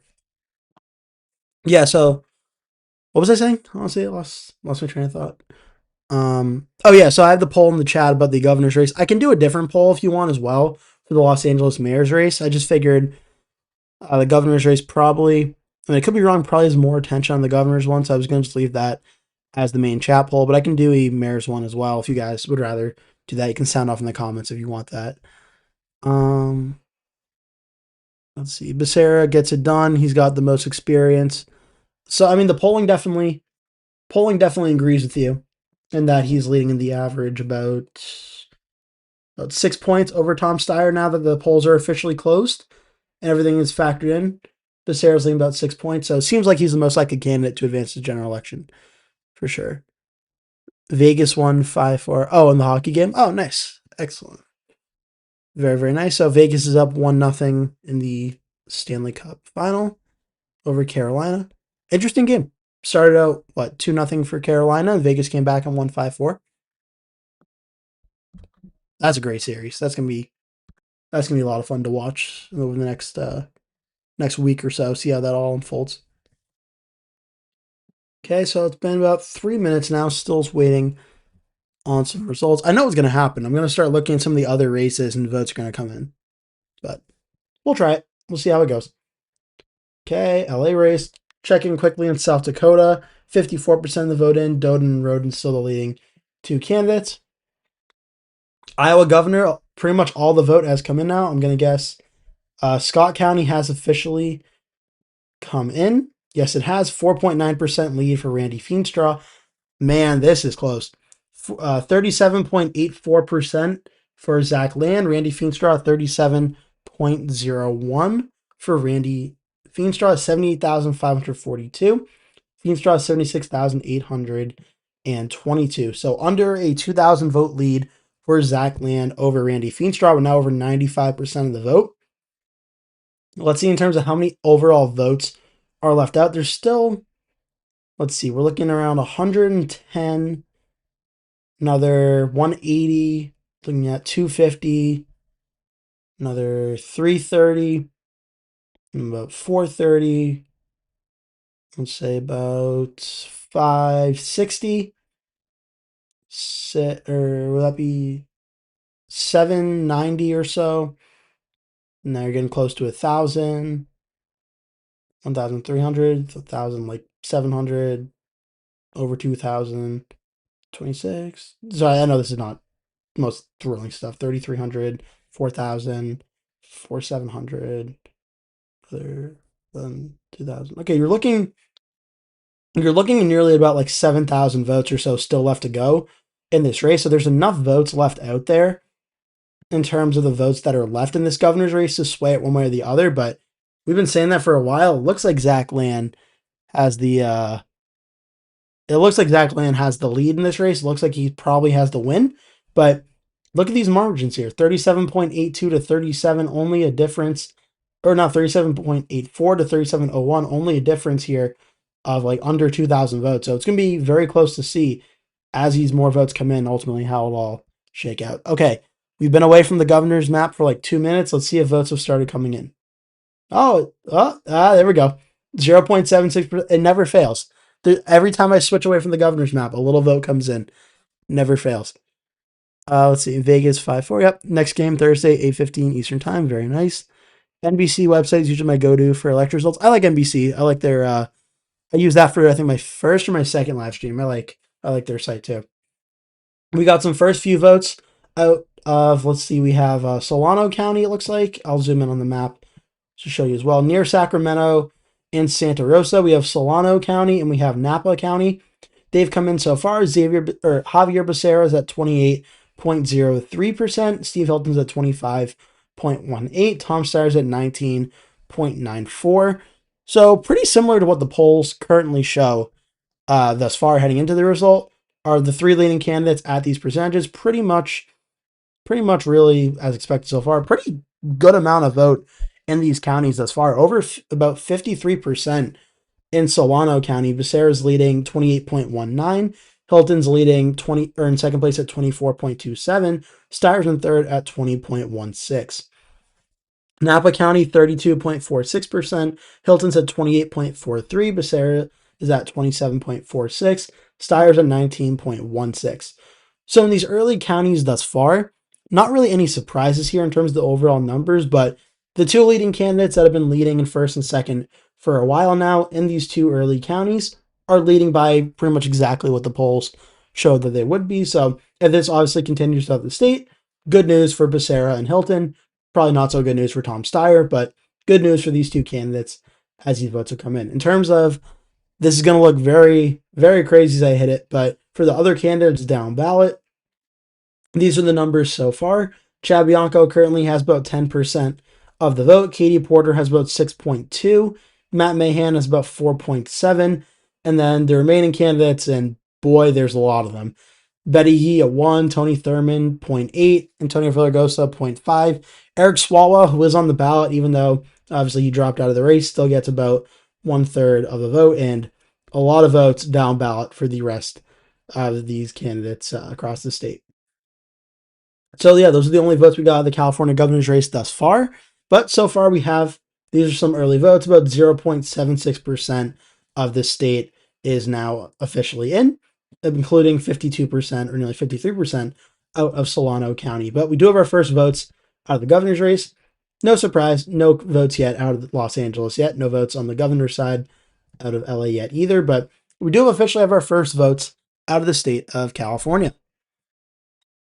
Let's see. Brandon says California just has a wealth of big blue counties. It's easy to gerrymander and repopulate the counties: LA, San Diego, Sacramento, Alameda, Santa Clara, San Fran, etc. Yep, and that reflects in the new map as well, where the Democrats are picking up. What do they end up getting in California? It's like an extra 3 to 4 seats plus like making more of them Democratic, or the Democratic seats more Democratic, I think. Could be wrong on that, but I think that's the case. Looks like we got some more votes as well. Now 5.79% of the vote. Oh, now 8.2% of the vote. So these two counties in Santa Clara has reported some votes, and Orange County has reported some votes as well. Okay, so I'll go to Orange County first. I think this is larger in overall population of votes here. Could be wrong, but again, Orange County, this is going to be a more Republican friendlier area than the rest of the votes that have come in. Steve Hilton's in first place at 34.13%. Javier Becerra is in second at 23.26%. And then Tom Steyer's in third at 16.4%. We got a little more vote at 8.61% in statewide now. So Hilton's leading in Orange County, obviously right next door to Los Angeles, by about 11% across Orange County. We got some votes out of Monterey County and Santa Clara as well, and I think these two counties haven't changed yet. Okay, so we'll look at Santa Clara County now. We'll zoom in here. Santa Clara, this is where the city of San Jose is. This is probably where Matt Mahan would do the strongest, as he is the mayor of San Jose. And Javier Becerra is leading in this county, 29.36. Steve Hilton's in second at 22.68. Tom Steyer's in third at 20.7. So Javier Becerra doing strong in Santa Clara. And then we can move to Monterey County. Yeah, I believe it's pronounced Monterey County. Javier Becerra is in first at 28.44. Tom Steyer coming in second place in this county, so he's in second now in this area at 25.79. And Steve Hilton's in third at 22.96. Looks like Fresno had some votes, but I think they might have been misreported, so those are off the map now. But yeah, oh, no, it looks like it did get some more votes. Okay, so it was just updating. It was updating as it was coming in. Okay, so Kings County, smaller, but got some votes in. Javier Becerra and Tom Steyer leading 55 to 44. Those numbers probably haven't accounted for the other candidates down ballot yet, but Becerra and Steyer are doing well in these areas. In Fresno County, 52% of the vote in here, in a more Republican area, and Steve Hilton's winning pretty big. 36.54%. Javier Becerra at 19.72. Tom Steyer, 17.3. And Amador County just came in, it looks like, and really padded the numbers here. Placer County as well, but we can go to Amador County because Amador County came in very much so, 74.19%, already 13.8% of the vote in across the state of California. So we're getting the votes actually in very, very quickly. And Amador County or Amadora County, yeah, Amador County's come in for Hilton, 38.81. Chad Bianco, second place, 20.83. Javier Becerra in third place, 16.19. This is honestly kind of similar to the election night that I did, where a lot of these areas that are heavily Republican have Hilton and Bianco as the top two candidates, and then Becerra as the third place winner and the main Democrat candidate. Seems to be going the way it should right now. In Inyo County, only 16.2% of the vote in here, but Chad Bianco is actually the leading candidate, not Steve Hilton in this one. Bianco at 375 votes at 37.5%. Javier Becerra is in second at 31.5%. Tom Steyer's in third at 31% at 310 votes. So we're starting to get votes all across the state now. Lassen County, Chad Bianco is leading here, 55.28%, and Bianco's leading, and the votes already changed in Inyo County. Wow, they're coming in very, very quickly tonight. Lassen County's coming for Bianco, 55.28% of the vote in. Bianco's at 42.7, Hilton's at 31.9, Becerra's at 9.3. So it does seem that actually Chad Bianco is consolidating more of the Republican vote, honestly, than I thought, than Steve Hilton. Bianco currently has about 11.8%, which is about 1.8% more in the polls right now, but Hilton's still at 29.6. So he's still consolidating a good amount of the vote as well, Steve Hilton at this current point in time. But 17% of the vote in. Lassen County, Just went over here. Placer County, 57.36%. Hilton's leading 36.7 to 23 for Javier Becerra. Tom Steyer's at 14.46.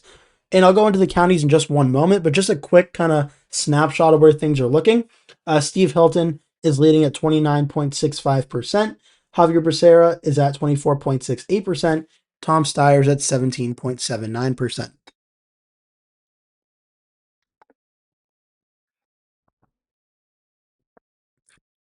See the chat here. Kornacki is pretty good in the polling analysis. He is. Yep, definitely very good. Brian said the day after Paxton's jump in the markets, a new poll came out that had Tyler Gilding Paxton by 3, and it was not an internal poll for either party, and it was a size 1.2 thousand. Well, it's a pretty good sample size for that. Will Becerra dominate the Hispanic vote? Would be interesting to see exit polls on that. I would imagine he would. I would imagine a lot of the counties that vote Democrat in California that have higher percentages of Hispanic voters will probably go for Javier Becerra by a pretty significant amount. Great early data for Javier Becerra. Yeah, definitely early takeaway for sure. Definitely agree. Becerra is doing very strong in these areas, including San Mateo, which obviously that kind of proves that theory of Becerra doing well among Hispanic voters. Here in San Mateo, Becerra is leading 26.84, Hilton at 22.73, 22 for Tom Steyer. Yeah, Tom Steyer's running strong in third place, but Becerra is usually finishing in first in like all of these counties. And if you're the Becerra team, this is definitely, I would say, what you want to see thus far out of the early results. Santa Clara, I don't know if any more votes come in, but I'll cover it again. Becerra's at 29.36, Hilton 22.68, Steyer's at 20.7. Monterey, another, it looks like more vote have come in now, about 65% of the vote. Becerra's at 28.44. Tom Steyer's in second place at 25.79. Steve Hilton's at 22.96. Fresno, I think, do believe that we covered here. So yeah, the early vote looks like Steve Hilton and Javier Becerra are running very strong in these early results thus far. Polling data seems to be pretty on point with these two being the leading candidates, though. Again, only 19% of the vote in. We still have a lot more vote to go, especially out of the heavy population areas like Los Angeles. We still have, I believe, more vote. Sacramento's about 41% in, but we still have a good amount of vote to go there. San Francisco, I don't believe San Francisco itself has any votes yet, so still more votes to go there. But the early vote data that we have, about 19% of the state vote in. I mean, so far, I would say it's looking good for Steve Hilton and Javier Becerra in this race thus far. Looks like Sonoma County has just had some votes come in as well. Sonoma comes in 41.68%. Javier Becerra at 31.52. Tom Steyer's at 22.79. Steve Hilton's in third at 19%.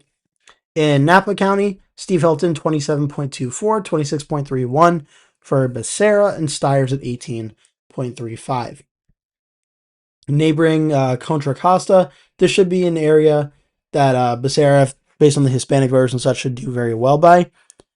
Let's see, Brian says, and Steyer is the more establishment-friendly candidate.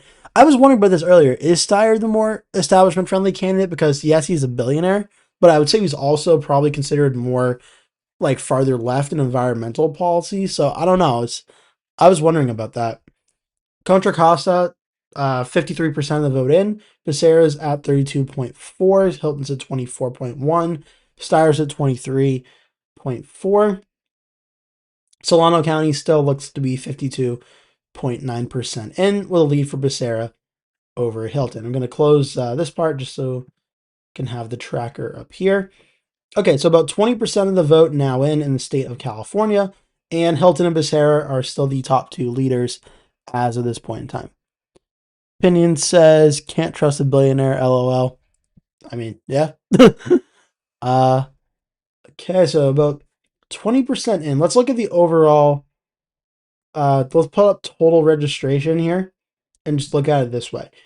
In terms of the most populous counties in California, Los Angeles and San Diego both have not had any votes come in yet, and they're expected to have roughly about, 2.8 million votes combined out of these two areas. But Orange County, third largest county in the state by registration, has had 58.37% of the vote come in, and Steve Hilton's leading here by about 10.9%. over Becerra, and then Tom Steyer is in third place in that. So that's certainly very good news for Steve Hilton in that county. And obviously, in the third most populous county in the state, Tom Steyer down in third place at 16.4%, I would say is also good news for Xavier Becerra. Steyer is a fake progressive. Interesting. Riverside, no votes out of Riverside yet. San Bernardino, though, some votes have come in. 61.83% in the fifth largest populous county in the state. So over half the vote already in there, and it's a very narrow lead for Hilton. But we have some major vote out of Los Angeles, so we have to investigate that, which means we should get some vote out of the LA mayor's race as well pretty soon as well. Okay, so Los Angeles, about 42% of the vote has come in. So already a very large amount of vote out of Los Angeles. Now 29.9% of the statewide votes. About 30% of California's vote is now in. And Xavier Becerra is running very strong in Los Angeles at 31.95%. Looks like, 31.95%. Tom Steyer is at second place at 24.32%. Steve Hilton's in third at 22.25%. Still, even with 42% of the vote in, there's still another million votes to go out of Los Angeles, but those numbers that have come in are very big for Xavier Becerra. And again, so far, like we saw with the early vote, these numbers have been very encouraging for Xavier Becerra. He's now in first place at 27.52% of the vote statewide. Steve Hilton's in second at 26.5%. Tom Steyer's in third at 20.3%. So Tom Steyer breaking 20% is running very strong, but he's still 6% back of Steve Hilton. Overall, trailing roughly about 160,000 votes, separating Hilton and Steyer for second place. In terms of the down ballot vote, Chad Bianco is right around where the polling had him at 10.21%, sort of as expected and as predicted, though, in the election night. Katie Porter's down to 5.34%. Matt Mahan's down at 4.9%. As more of these votes have come in, a lot of the vote that Porter and Mahan had in a lot of these polling averages, I think it's just consolidating behind Becerra and Steyer in these early results thus far. I will come back to this very quickly because votes coming in very quickly in the governor's race. I just want to do a quick check of the mayor's race. Now that vote is coming out of LA, we may have some results here as well, and we have.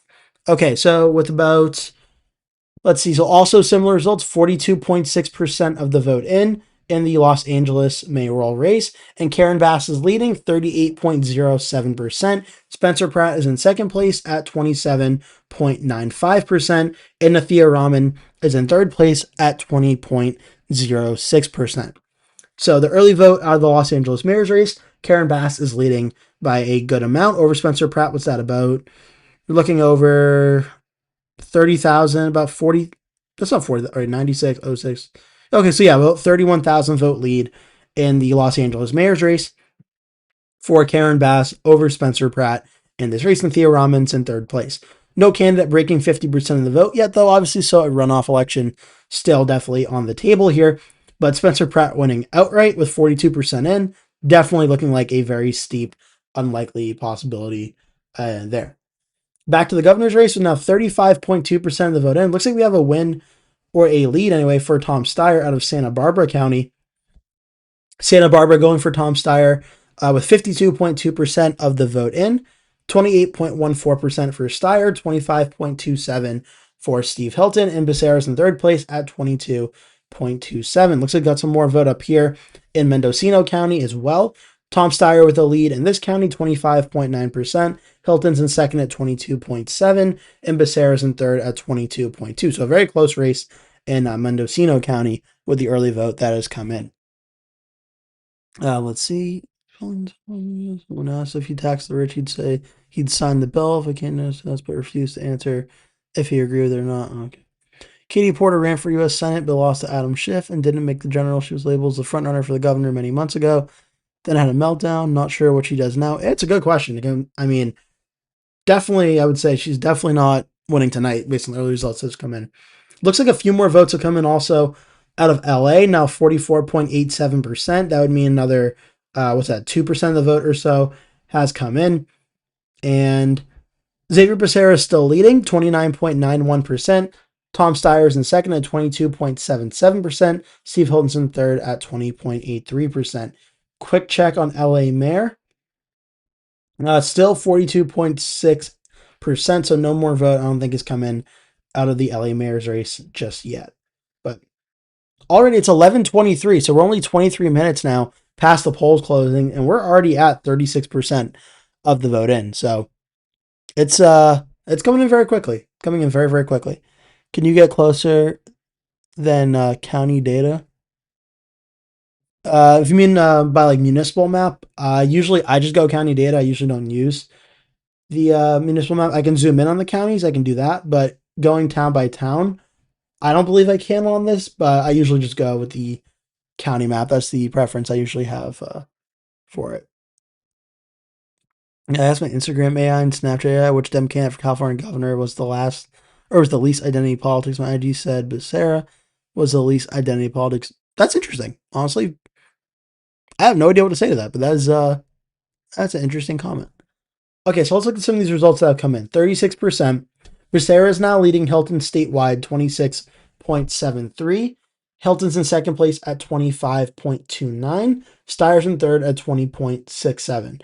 Of about 2,899,626 votes reported. This is where things currently stand. Chad Bianco is also in fourth place at 9.74. Katie Porter is in fifth place at 5.5%. Matt Mahan behind her at 5.19%. Did you see the video of Steyer and his wife dancing to a trap hit song from 1990? I did not honestly know, but that sounds funny. Tom Steyer's in second place in Los Angeles, but only by a little bit. Yes, he was at the last update as well. Yep. Interesting. So Los Angeles, obviously, I think on the now might be a good time to pull up the general election map as well from California from 2024. I don't think that's really too much of a surprise as LA voted for Kamala Harris, but 64.8 to 31.9 in 2020. It voted for Biden by 71 to 26.86. That may be more of the lined up map for these results. So seeing Los Angeles go for Becerra and Steyer combined brings them about 51%, maybe 52% in Los Angeles. And then Hilton running at 20%. And then Bianco's probably getting somewhere like 7% or so in Los Angeles. So yeah, it's these numbers obviously early on. Good news definitely for Xavier Becerra. Good news for Steve Hilton. Tom Steyer, though, being only about 6 points down of Becerra with about 40% of the vote in, he'd obviously rather be in first or second, so it's not great that he's down by this much. But it's also not really terrible because there is enough vote left out there for Becerra or for Steyer to try and catch Becerra. But I definitely think Becerra's off to an early lead in this race and looking pretty good right now. Let's see here. Even though I didn't like the song, don't like the silver of the music top itself, your map is looking nearly spot on. Oh, thank you. Thank you. Yeah, I mean, yeah, just with the numbers that have come in thus far, it just for my analysis, I just figured most of the support that Mahan and Porter had essentially would be cut in half, and a lot of it would go to Xavier Becerra as the Democratic frontrunner because it's no secret the race is really between Becerra, Hilton, and Steyer. And I just think the most of the Bianco support is still getting 11.13%, so he's still doing very strong. I figured a lot of that would go to Steve Hilton. That hasn't gone to him by as much. But the Porter and Mahan numbers, I figured a lot of them would go to Becerra and Steyer, as that's the main race for the top two Democrats. And I figured Becerra would end up getting the most of that support. So far, he seems to be doing that, but still about 39.71% of the vote in, about 3.2 million overall votes. But definitely, I think Becerra and Hilton are, of these early votes that have come in, looking the strongest thus far in the race. I'll do a quick check on the LA mayor's map, and then I'll come back and do a more in-depth look on the counties in California. So still 42.6% of the vote in. Do a quick refresh. And yeah, so those numbers not changed yet. Out of LA, Karen Bass still leading Spencer Pratt over Nithya Raman. Just do a quick check in on these other races. Okay, so they haven't made a initial call in South Dakota. Toby Doden will be advancing to the runoff election. There will not be a candidate winning outright. We'll still have to wait and see between Roden and Johnson and Hansen who will advance there. Iowa governor over 95% in, only 0.8% gap between Land and Feenstra. No call yet made. In that one, Gregory Hull's officially been declared the winner in New Mexico in the Republican primary, so no surprise there. He'll be the candidate. And the Montana Senate still too close to call. Okay. 40.68% of the vote in the governor's race. It looks like in Tehama County, about 6 point, I'm going to round up and I'm going to hate myself for saying it, but about 6.67 or so, if we're to round up, but 6.6% of the vote in here out of Tehama County. And Tom Steyer is leading Xavier Becerra in this county thus far. It's starting to come in. It's starting to come in pretty quickly. In terms of the vote reported, we don't have any counties at 100% or 95% yet, but Kings County, a Hilton plus 15.7 district, is the one that's mostly in at this current point in time. Amador County also 74%, and so still more votes to go in a lot of these areas, but Hilton is doing very strong with Bianco in these two areas as well. Let's see. Brandon said that Steyer's going to have to overtake Hilton for second place in some other major blue counties besides LA. Yeah, I think definitely I agree. Because I assume once everything, the way that things are currently looking right now, Becerra is doing very strong in most of the Democratic areas. He's even doing very strong in the like surrounding San Francisco, Sacramento, and Los Angeles areas. Xavier Becerra, I'd say I'm like 100% sure is going to be in the final two for the general election, no doubt. The question is going to be, is there enough vote on the map for Tom Steyer to catch Steve Hilton? And the good and the bad news is right now on the current map, Tom Steyer's not doing as well in some of these areas that he needs to catch Steve Hilton. But Chad Bianco getting 11.4% or 46%.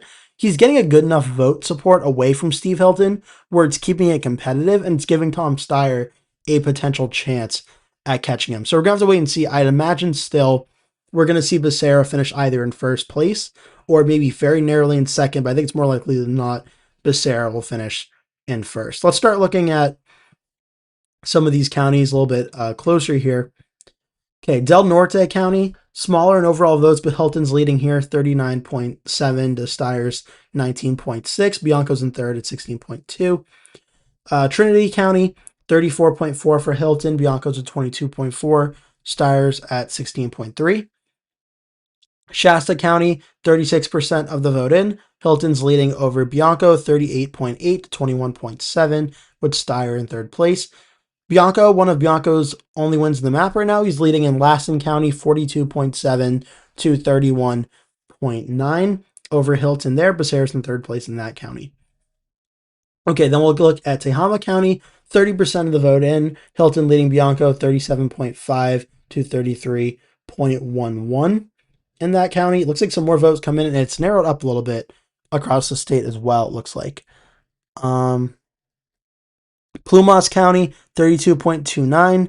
Bianco's at 29.75. Let's see. I wish Becerra or Steyer was leading in Orange County. I want Becerra to win San Diego. How's Yolo County? Yolo County. I'm going to search it just by the county name just to save some time. Yolo County right now is Becerra's up by 12.9%. Becerra's at 33.43%. Steyer's in second at 20.53. Hilton is behind Steyer at 20.34. So this is an area, I think even in the areas Becerra is winning, Tom Steyer, like in these heavily Democratic areas, you look at total registration, for instance, Becerra winning LA 29.9 to 22.7. That's good for Steyer, but given that Tom Steyer is going to be trailing Becerra and Hilton in a lot of these more Republican areas and in a lot of these like 50-50 areas, I think Steyer needs to like run these numbers up better to have a chance at advancing into the top two. San Diego could be an area to do that. There's still no votes yet reported out of San Diego, so Steyer could potentially have a chance to do that there. Orange County, 58.37%, and we can go back to the map actually, so we can look at this part of the state if we want. Orange County, Hilton, 34.13, because I saw that was in the chat as well.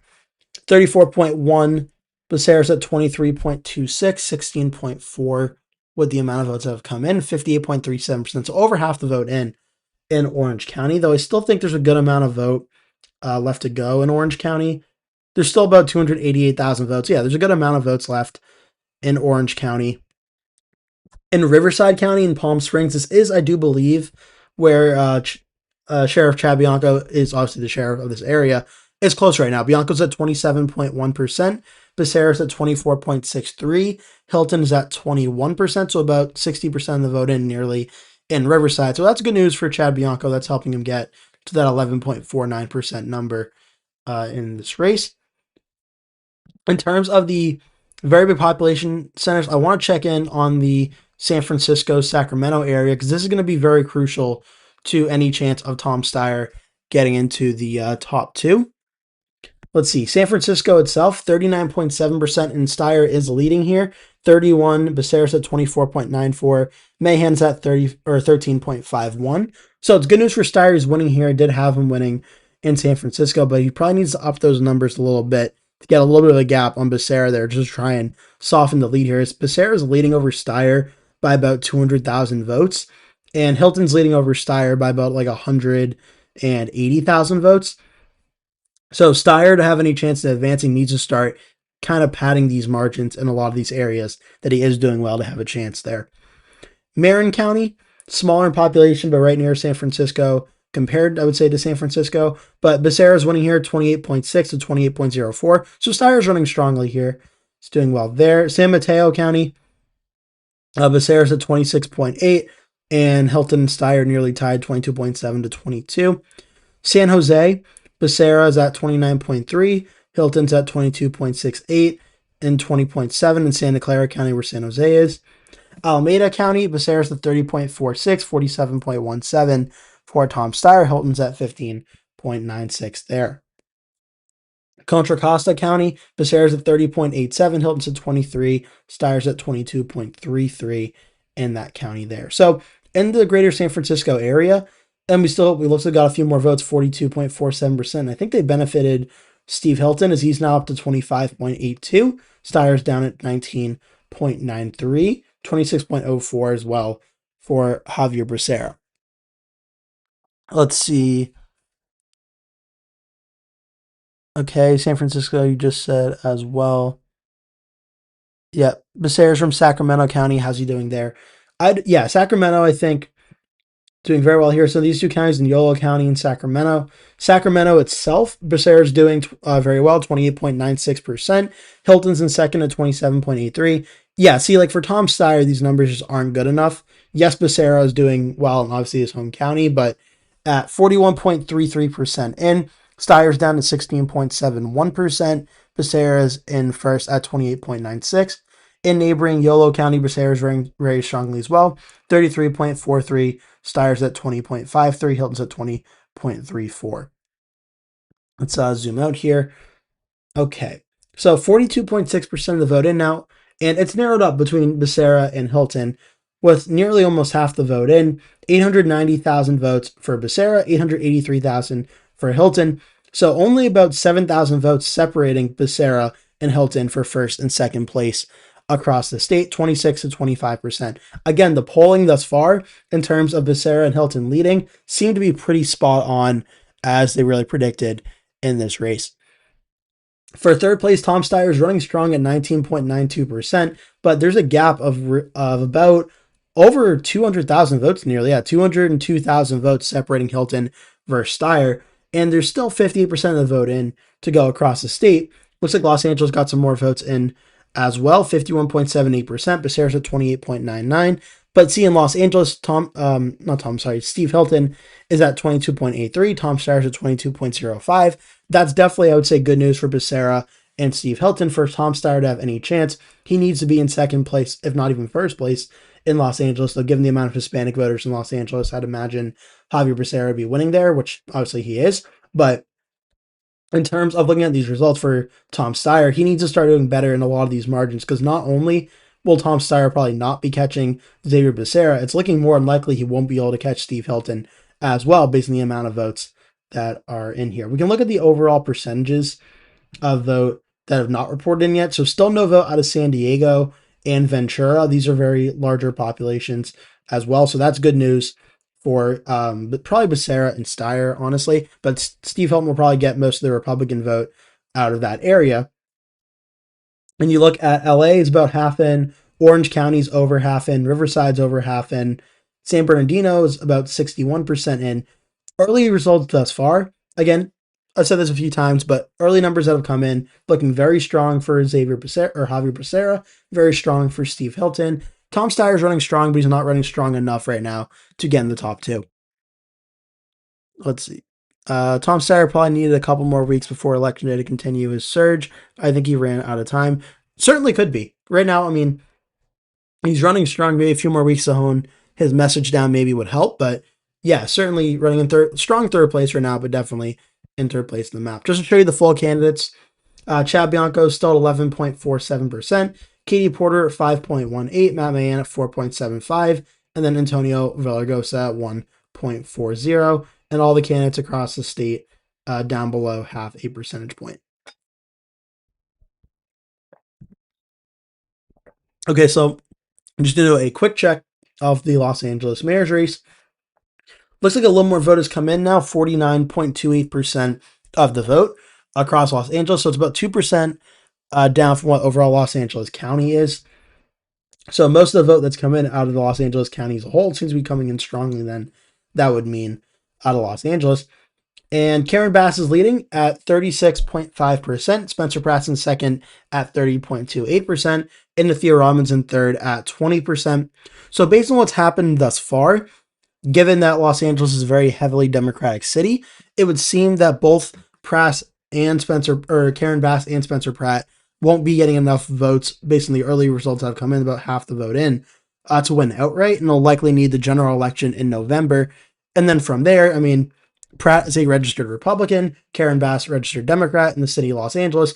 More likely than not, Karen Bass would win by a very large amount. If you combine the vote totals, Bass and Raman would account to roughly about 56.5%. Pratt would get about obviously 30.28%. So just the math is there. The Democrats are more likely going to win. To avoid that, Pratt would have to have like broken 50% tonight. It just doesn't look like he'll be able to do that. But Bass and Pratt finishing first and second, as expected right now. A little unexpected. Nithya Raman's only down at 20%. I thought she'd be doing a little bit better in the race. I thought she'd be at like the high 20s at least. But right now, Bass and Pratt seem to be in a two-way race in the LA mayor's race as of right now, based on these numbers that have come in thus far. But again, we'll see if they change over time. On the governor's side, a little more votes come in, 42.85% here. Looks like we got some initial votes out of Imperial County on the border of Arizona and Mexico. They have come in for Javier Becerra at 25.23%, 19.72% for Chad Bianco, 18.15% for Steve Hilton. So obviously, Riverside's a very strong area for Chad Bianco, and in neighboring Imperial County, Bianco is running very strong as a Republican candidate there as well. I think most of the talk of the night right now has been talking about how Tom Steyer is running behind Xavier Becerra, and he's just not really doing enough to get to that margin. But Steve Hilton, also at 25.8%, is running a little bit weaker than I thought he would. Because he's at 25.8, but Chad Bianco's at 11.5. Bianco is winning in Riverside. He's winning in Lassen County, and he's doing very well in Imperial County as well. Honestly, based on the numbers that Bianco's getting of about 11.5%, the math is technically out there where Bianco essentially is doing what he has to keep Hilton away from getting like 30% of the vote based on what's come in thus far for Tom Steyer to be able to catch Steve Hilton. It just looks like Tom Steyer isn't getting the votes where he needs to catch up to him right now, because based on these results here, if with the endorsement of President Trump, Steve Hilton potentially could be getting like 32% of the vote and consolidating most of that Republican support. But Bianco is doing a good job of splitting some of that vote away from Hilton. And the math is there for Steyer to catch him, but he's just not performing well enough in a lot of these areas. In terms of the odds here, actually, let's do a quick check on these. I haven't checked them in like a very long time now. Obviously, Xavier Becerra is like 99% to advance to the general. Certainly agree here. Steve Hilton is at 81% to advance to general. Still 20% for Tom Steyer to advance on Polymarket. The primary winners on Kalshi, 99 for Becerra, 78 for Hilton. Still 22% for Steyer. So still holding out a little hope for Steyer on the market odds here. Let's see. Steyer wasted hundreds of millions of dollars on a failed smear campaign on Javier Becerra. He basically marketed Becerra. Smiley face emoji. And I honestly, I've not done a ton of keeping up with the campaigns and stuff of California, but I'll take your word for it. But yeah, so far, I mean, definitely doesn't seem to be working too much. Becerra's at 25.98%. And even though Becerra and Hilton are only about, what's that, about 6,000 votes down of each other, it's going to be a close fight till the end, till all the results come in between Becerra and Hilton in terms of who ultimately finishes in first place. But I'd imagine Becerra ends up being in first, given how well he's doing in places like Los Angeles, getting about 29%, doing well in Sacramento, getting about 29% as well. I thought there'd be a little bit more vote consolidation behind Becerra and Steve Hilton, but maybe because there's only 42% of the vote in, that it hasn't really happened yet, and still including about less than half of the vote in LA still to go. There's still all the vote in San Diego to go. I just thought at this current point in time, we'd seen more votes behind Becerra and Hilton, but once San Diego comes in, we start getting some votes out of there. I think that'll be a pretty big indicator of how this race is overall going. But 42.93% of the vote in, and Becerra and Hilton are certainly the early winners on election night so far.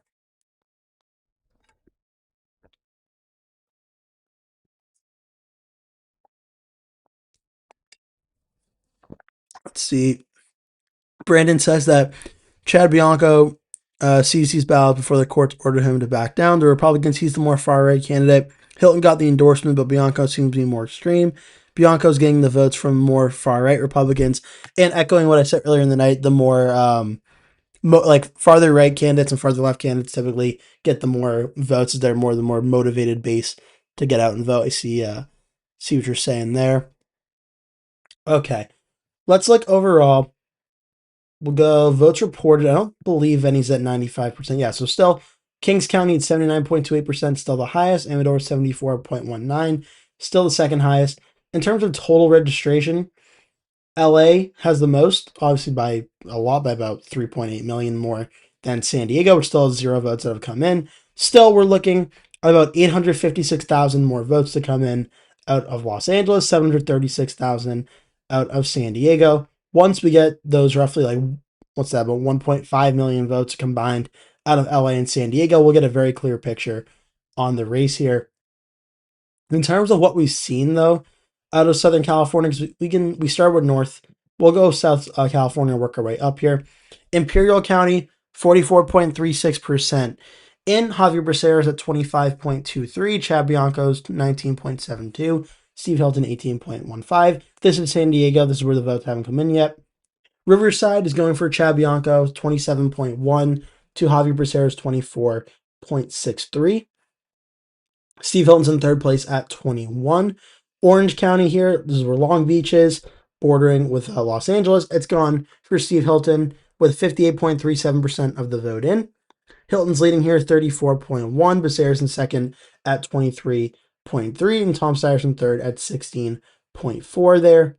San Bernardino here on the coast of California and Arizona and Nevada right here. San Bernardino is going for Hilton 25.1. Becerra's at 23.1. Bianco's at 21.93. So, as expected, but Chad Bianco is running very strongly in this county as well. In Los Angeles County, obviously very largest in the state. It is going right now for Xavier or Javi Becerra 28.99. Hilton's at 22.83 and Steyer at 22.05. So a gap of about 7,000 votes from Hilton over Steyer in Los Angeles.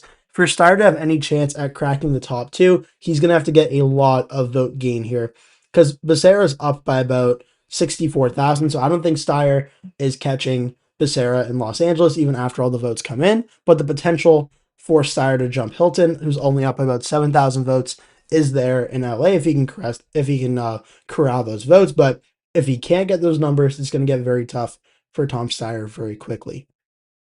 Ventura County, near where Santa Barbara is, along with Santa Barbara County itself, obviously.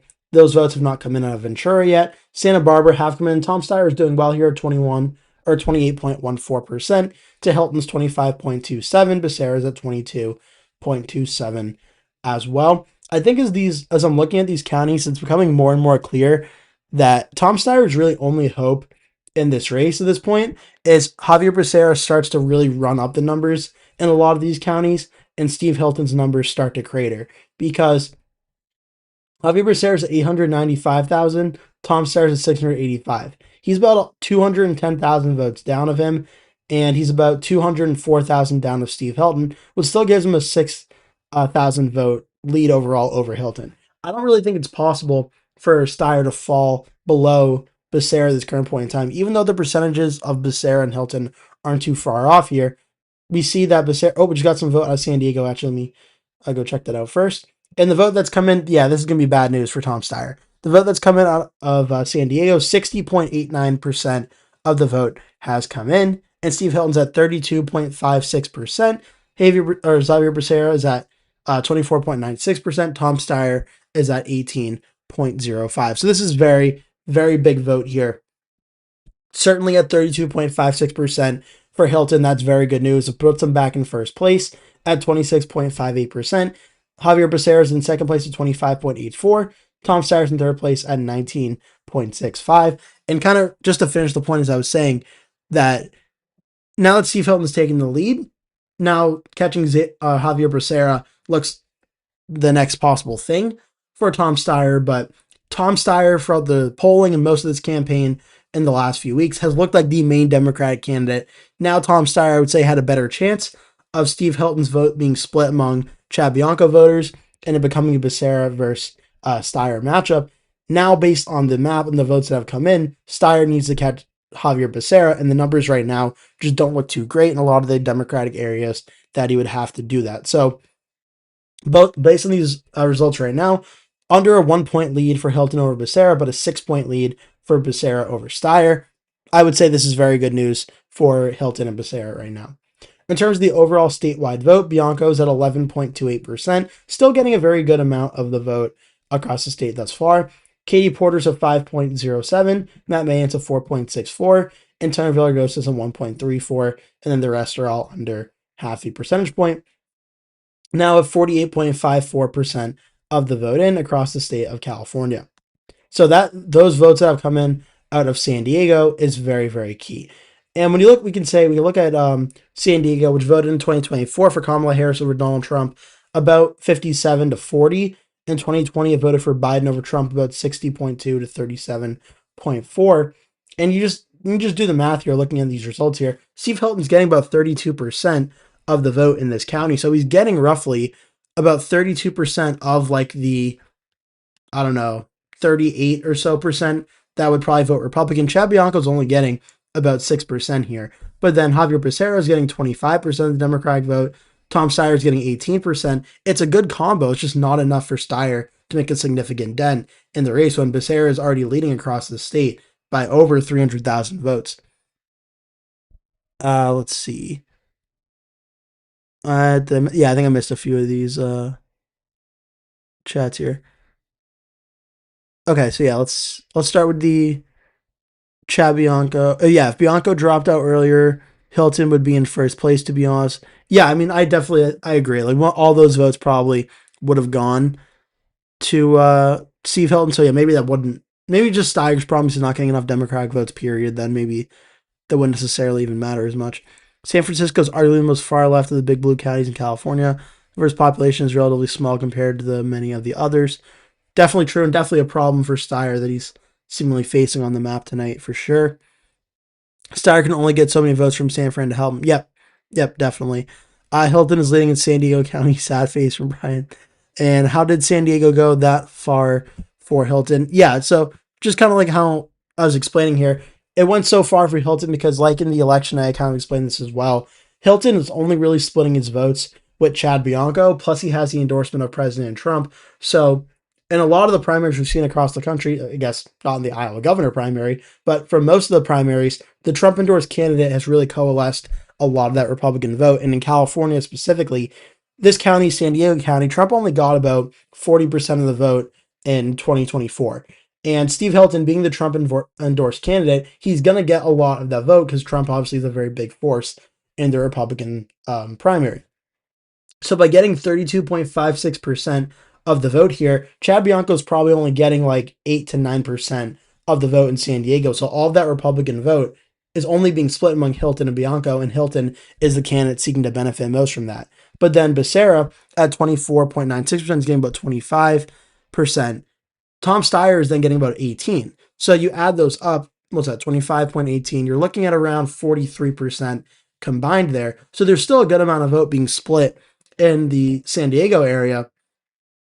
Also among Katie Porter and Matt Mahan, Antonio Villaraigosa, and all the candidates down ballot as well. This could be a situation where this is a county where Katie Porter and Matt Mahan maybe are both getting more than, say, like 5 to 6% of the vote each in this area. So it's been a reality of the race and the primary is that Hilton would probably coalesce most of the Republican support, and then Becerra and Steyer would be fighting really to coalesce most of the Democratic support, even though there's more Democrats splitting most of that vote. So in San Diego, what seems to happen is Hilton got most of that Trump vote, and then Becerra and Steyer are fighting out the Democratic vote. And right now, Becerra is doing better at it than Tom Steyer, 25 to 18. Los Angeles still waiting on more vote there, but Becerra's at 29, Steyer's at 22. Tom Steyer's just not doing well enough across the state of California with Democratic voters in the areas where most of the people are. Because like the comment from, I want to make sure I give the credit, I think it was Brandon. Oh yeah, like the comment from Brandon said, Tom Steyer is going to do well. He's from, I believe, San Francisco. He'll do well in San Francisco and some of these counties, but there's just not as many people there. Like Los Angeles has got 5.8 million registered voters. San Diego's at 2 million.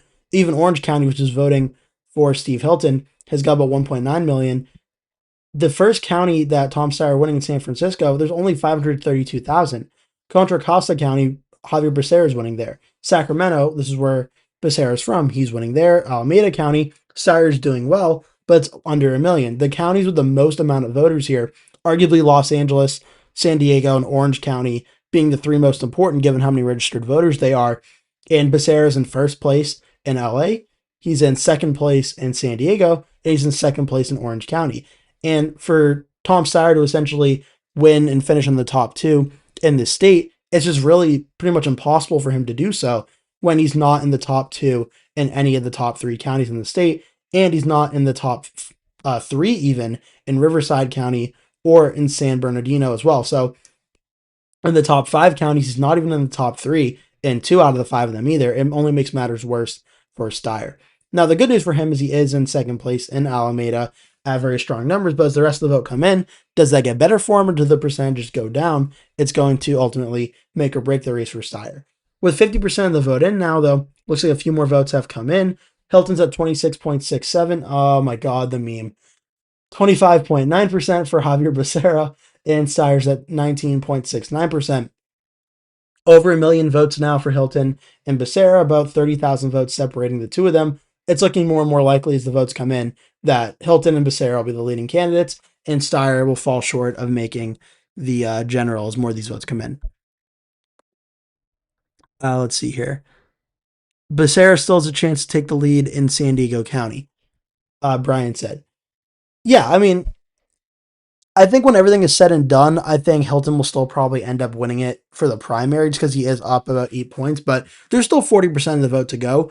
But to be truthful, like Brian, to your comment about Becerra's chance to win it tonight, it really doesn't matter tonight, to be in all honesty. Like San Diego's going red for Steve Hilton over Becerra, and then you can look at maybe say San Benito County going red for Hilton or Becerra going red. It doesn't really matter in terms of the general election if it ends up being Hilton versus Becerra, because you look at the general election in California, and look, San Benito voted for Harris by 12 points, Santa Clara by 40, San Diego voted for Harris by 17 points.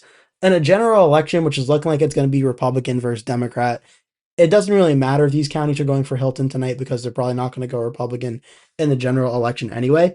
But so I get what you're saying, Becerra can catch him, but even if he does or doesn't, really doesn't matter because the top two vote getting system really just matters for like who are the top two candidates to advance. And right now it's Hilton and Becerra, and Tom Steyer now, he needs the net. Forget about whether it's Hilton or Becerra, because I'm kind of adapting a point I was making earlier. Forget about whether it's Hilton or Becerra that Steyer can reach. Now it's about getting to either one of them. He needs about like 300,000 votes to try and get into the top two now. So the question for Tom Steyer is, you're looking across the map here, you're going to say, okay, well, where is Steyer doing well? It's not the areas with the most amount of votes. So for Steyer to really jump back in this race and get in the top two, he needs to start making significant inroads at the next voter dumps in Los Angeles and even grow on his margins in the San Francisco, Santa Clara, Alameda area. It's just going to be tough to imagine. Orange County and San Diego, the amount of vote split, are looking very strong for Steve Hilton over Xavier Becerra and Tom Steyer right now. But in these two areas that are voting Republican right now, Steyer's at 18% and Steyer is at 16.4%. For Steyer to have any chance, these numbers got to get into like second place to even have a hope at this current point in time. But there's a reason Hilton's at 26.6 and Becerra's at 25.8. They've consolidated most of the vote of the, or not a majority, but most of the vote that's being split among all the Democrats and Republicans, and that's why they're in first and second place right now.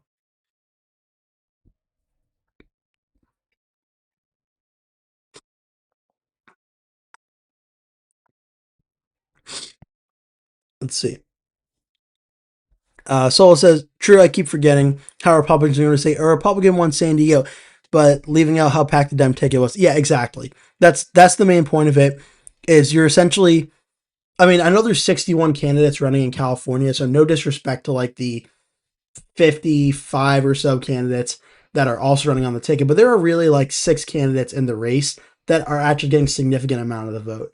Like even Antonio Villaraigosa, who I thought would be a bigger name in this race, he's only getting 1.34%. So really the vote is being split across Matt Mahan, Katie Porter, Chad Bianco, Tom Steyer, Xavier Becerra, and Steve Hilton. These 6 candidates are the main candidates I would say in the race. And just do the math across the state here. Steve Hilton's getting about 26.6%. Chad Bianco's getting about 11.21.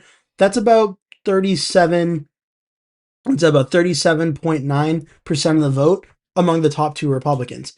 Xavier Becerra and Tom Steyer alone are accounting for about 44% of the Democratic vote. So it's just, when you look at, we talk about, well, yeah, Republicans winning here, a Republicans winning, yeah, that's actually a good example in San Diego or Orange County or Fresno. You look at these areas that are going Republican by a lot. In terms of the general election, it really doesn't matter because they're only getting a combined 37% across the state. If Steve Hilton in the general election only gets 37%, Donald Trump got about 38.3% in 2024. So that'd be about what he's getting now. But in a general election with more unified Democrats, it's just not, for the general election, it really doesn't matter how like Becerra or Steyer does if they win San Diego or they win Ventura. Oh, Ventura finally had votes come in. Let's see. Okay, 53.46% out of Ventura, and it is for Steve Hilton, 30.69%. Becerra's in second at 27.16. Steyer's in third at 19.9. Yeah, it's just, it seems to be a trend the more the votes come in. Over half the voted now, 50.45%. Just Steve Hilton and Xavier Becerra are finishing in first and second, it seems, with each new vote dump that comes in. It's a continuing trend in the state. It just looks like Tom Steyer is running out of room and running out of votes to catch up in this this race. Let's see. Brandon said Steyer being in the top 2 in Alameda and San Fran's not enough. He needs more blue counties than that. He's far back in Sacramento, far back in San Diego, not even doing well enough in Santa Clara. And yeah, that's ultimately, I think you said it perfectly. That's what it comes down to is, I mean, Steyer doesn't have to like win per se all those areas, but he has to do a lot better than he's doing in the areas he's not winning, like Los Angeles. He's getting 22%, where Becerra's getting 29. He needs to be getting like 27, 28% to even have a chance just to make up some numbers there. Imperial County, smaller in population, but he's not even cracking the top 3. San Diego is only getting 18%, Becerra's getting 25. Tom Steyer's just not doing well enough in these areas that are like, that either aren't voting Democrat or are voting Democrat. Either way, he's just not doing well enough getting these vote percentages across these blue areas. And again, his base of support is in the San Francisco and the Bay Area. He's getting 31% in San Francisco, but 31% is just not really enough when he's not doing well enough across the state to ultimately do that. Brian says, and Hilton is in the lead, but I know this is the primary. Yeah, it's like, really, it's not too much of a surprise that Hilton's leading. Obviously, I know like you're for the Democratic candidate, so you don't want him to, but it's about a 40, not even 40, like 30,000 gap between Hilton and Becerra. So If it makes you feel any better, Brian, Hilton is barely in the lead. And with the amount of vote, there's still half the vote to go. Becerra, I ended up in my prediction having him as the lead vote getter, ending up getting the most votes. I still think that's possible. And I still think, honestly, it might end up happening anyways. There's still a lot of vote to go in Los Angeles, but we'll see how it all shakes out. But the odds are looking pretty strong here, looks like, as well on the other slide, that it's going to end up being Hilton and Becerra as the final two. I think. Yeah. Okay. So it's moved a little bit. It's Hilton's at 86, Steyer's at 16 now. So yeah, the odds are starting to reflect that as well on Polymarket as well. We can look at Calci, but I imagine they'd be pretty similar. Yeah, 86 for Hilton, 17 for Steyer. It's been more of the same the last like 20 minutes or so. It's if Steyer's gonna get back in this race, he's at about 800,000. He needs to make up about, you're looking at 250,000 or so, would get him right to where Becerra is now. Basically, he needs a net about 250,000 to get in the race. And so far, the results that have come in, he's just not really doing that.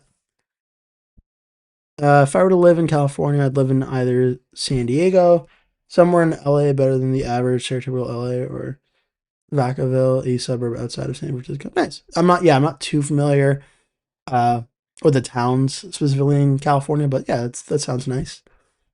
Let's see. I'll check. I don't think we've got any more votes at LA. Still 52.41, but we'll do a check on the mayor side as well. About 49.9%, so about another percent have come in. Karen Bass still leading 36.54%. Pratt's at 30.12%. Nithya Raman's in third place at 20.18%. So looks like Karen Bass and Spencer Pratt will advance to the runoff. Again, still half the vote to go, but kind of similar to Tom Steyer. Nithya Raman's just running in third place, and she needs a net like 30,000 votes to be able to get into the top two, and I just don't really see it right now. I think Pratt and Bass will go to a runoff election, or the general election in November. In that. And then again, also kind of just similar conversation about the Republican versus Democrat point that I was making earlier. Bass is at 36.5, Raman's at 20.18. Combine the two, you're looking at like nearly 57% of the vote just from those top two Democratic candidates. And you have the candidates down here as well. I'm not too sure about all their partisanship, whether they're Democrats or Republicans, but LA is looking pretty Democratic as well for November, I would say, for sure, kind of going off of the earlier point of the counties voting red right now, but not in the general election. I think definitely a similar mold in that regard.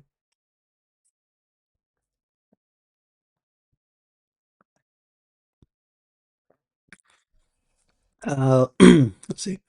Brandon says a lot of voter engagement in California for a primary, while California is an easy voting system. Yeah, I mean, definitely. I mean, look, we're over half the vote in. We're at 50.47%, and 4 million votes have already come in across the state. There's definitely a lot of interest in this primary across the state of California and in Los Angeles as well. I mean, 361,000 votes in the mayor's race with about half the vote in as well. So a lot of interest in California, a lot of people voting in the state of California. What it means for the general election, obviously, we'll have to wait and see, but I'd imagine we're going to see a more higher turnout midterm election as well. Probably that would benefit the Democrats given how Democratic California typically votes. But yeah, definitely a lot of motivated voters out in the state of California in this primary election night. Also, we've been going on the stream now for about 2 hours and 18 minutes, so I really appreciate everyone coming in and watching this. Also, make sure to hit like and subscribe if you are new to the channel. It's your first time watching one of my videos. I appreciate you doing that. If you take time to do it. You think Becerra will overtake Hilton again? I can't, like, I'm not sure because Hilton's leading right now, but it's about a 32,000 vote lead. So the gap in terms of the overall votes, again, there's been 4 million cast. There's like another 4 million to go. So a 32,000 vote lead isn't a massive amount. So it's very possible that Becerra will overtake Hilton. And I think just the main area to keep an eye out for, again, looking at the total registration of the state, Los Angeles is only half in, but Hilton is getting about 22.73%. Steyer's getting 22.17%. And it's roughly a gap of like 60,000 votes in Los Angeles alone. So the math is definitely out there for Becerra to jump Steve Hilton when you look at that area. But then you also have some more votes out of San Diego, out of Orange County as well. So ultimately, how it shakes down, I think it's a very close, like, split election between Hilton and Becerra as more of these votes come in. If they come in the way they've been, it's going to be very close where it can really go for Becerra or Hilton. So my final prediction, I think on my election night was like Becerra +3 or something, or Becerra +2.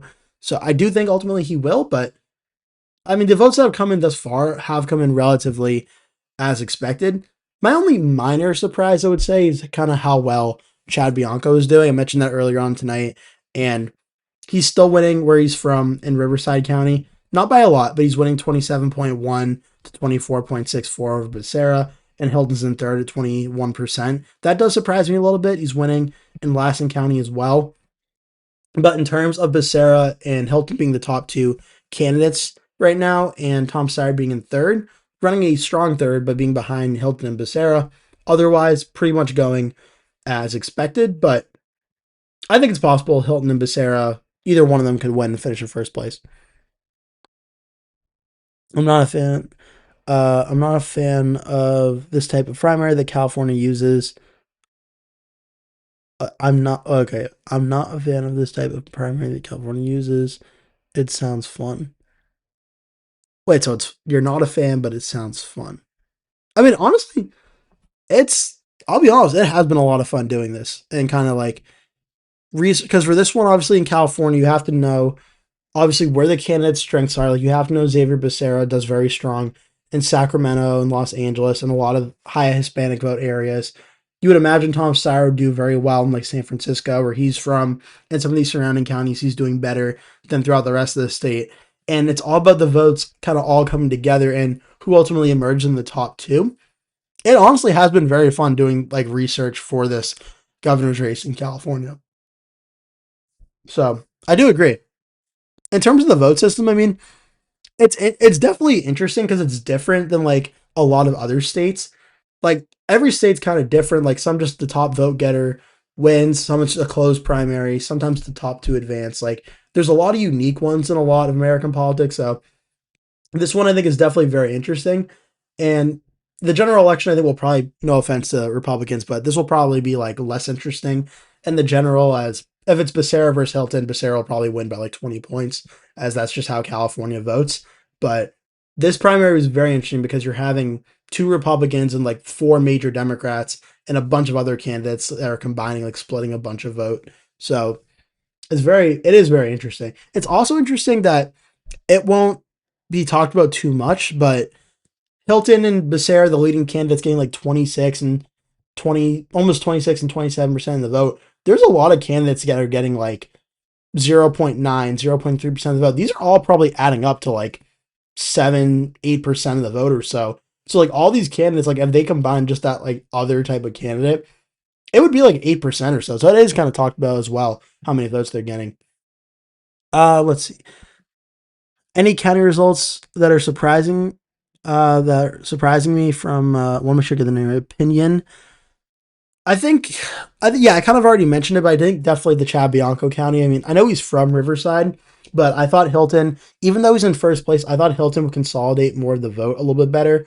So seeing Riverside be narrowly for Bianco is a little surprising for me. Seeing Lassen County be for Bianco definitely surprised me.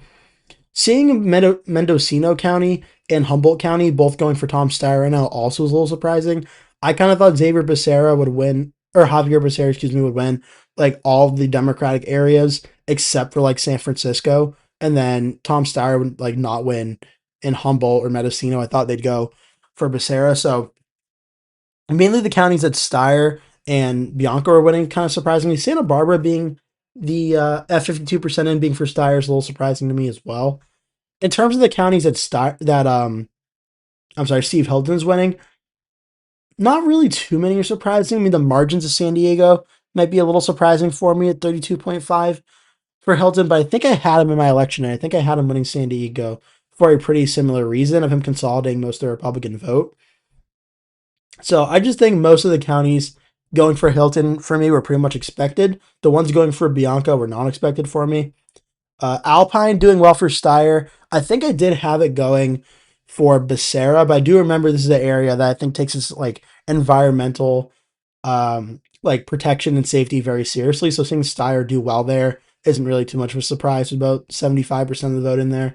But yeah, definitely Humboldt and Mendocino kind of surprised me that Steyer's leading there. And then last and going for Bianco, I think, surprised me as well. I missed a few. Let's see. True, I just know that Republican or Soul said, yeah, true. I just know a lot of Republicans will be going crazy if Hilton finishes on top. Yeah, no, for sure. And it will be funny because I'm sure that'll be the takeaway that Hilton, like, I'm sure there'll be a graphic on Twitter or something saying, like, Republican Steve Hilton finishes first place in California governor primary. But if you check the results and you see it's 26%, it's like, well, yeah, but if the Republican candidate in a general election in California got 26%, that'd be considered like getting a massive blown out, like not even competitive in the race at all. So, perspective and the context of like the results and the votes that have come in certainly matters a lot. But I mean, among the Republicans and among the candidates running, Steve Hilton is certainly doing very well. I can't take that away from him.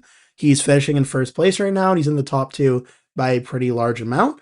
And he's doing what he needs to do to probably advance to the general. So Steve Hilton's definitely doing well. Not to like downplay his success or anything, but yeah, combined like 37% for Republicans across his primary probably bodes for a pretty typical California general election. Uh, Brandon said David Valadeo is a survivor, but the Prop 50 gerrymander is likely going to get him. Would have been interesting to see if he could survive this year under the old map. He impeached Trump and survived. Yeah, it'll be interesting because, yeah, the redrawn map certainly looks more likely that he'll lose. 2026, really, it's expected to be a very strong night for the Democrats. The polling thus far shows Trump and the Republicans are definitely not polling too strongly. So it also depends on the governor's race. Like, if we're all like wrong and misreading this, and California governor's race ends up being closer to like 15 points or something, and is shockingly like close for California standards, it's possible Republicans down ballot like Valadeo may be able to survive. But given the current polling data, that's like a major if hypothetical. But that'll be an interesting House race to watch for in the general election. Definitely, no doubt. That just gave me an idea now of doing like state specific election nights as well. Like doing like a California election night where I go over the governor's race and like maybe the mayor's race in LA and then like the House races as well. That could be a fun idea. That'd probably take a long time to do, but that could be something fun to do over the summertime and like the rest of June, July, maybe. Let's see. Brian said, I'm saying this type of primary sounds fun at the same time. Oh, gotcha. Okay, so you're saying you don't like it, but it does sound fun. I got you. Okay, so yeah, I kind of just like miss what you're saying there. Um, okay, read that too. Kind of surprised Bianco is ranking that high and Becerra being in second. Yeah, I think I'm definitely Becerra being in second at this current point in time is not really shocking me too much because there's still half the vote to go in LA.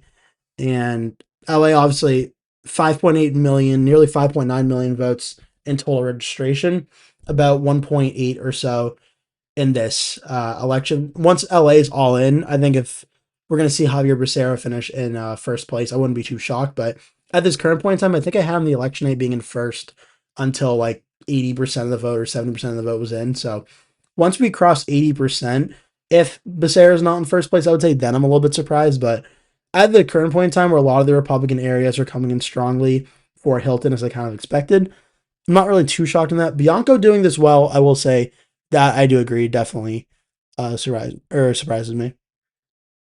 I just found out Eric Swalwell's still on the ballot, especially that he disappeared after the accusations. Yeah, no, I think I learned that today too.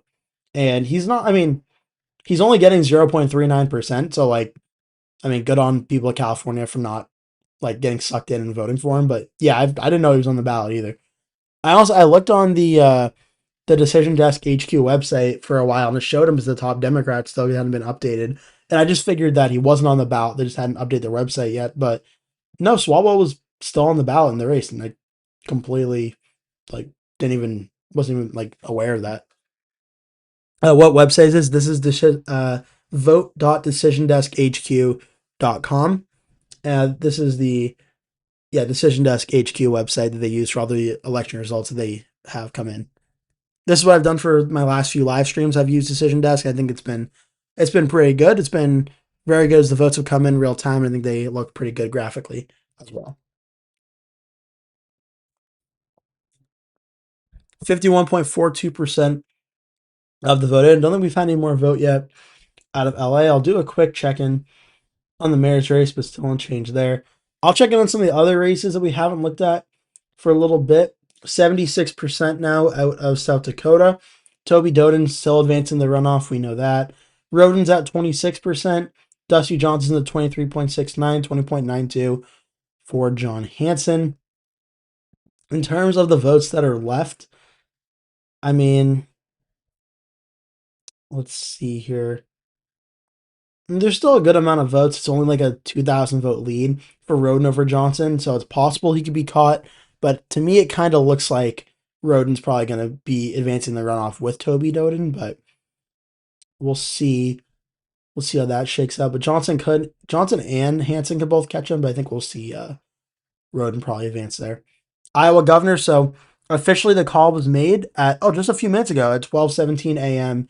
Eastern Time. Zach Lean officially has won the Iowa governor's race Republican primary, getting 37.79% of the vote, shockingly beating Randy Feenstra, the Republican representative of the 4th Congressional District, who was endorsed by President Trump in the Republican primary. So seeing Feenstra lose this primary is certainly a very, very big, I would say, shocker for tonight. So still biggest surprise of tonight, Feenstra losing this primary. That's very, very shocking news out of that.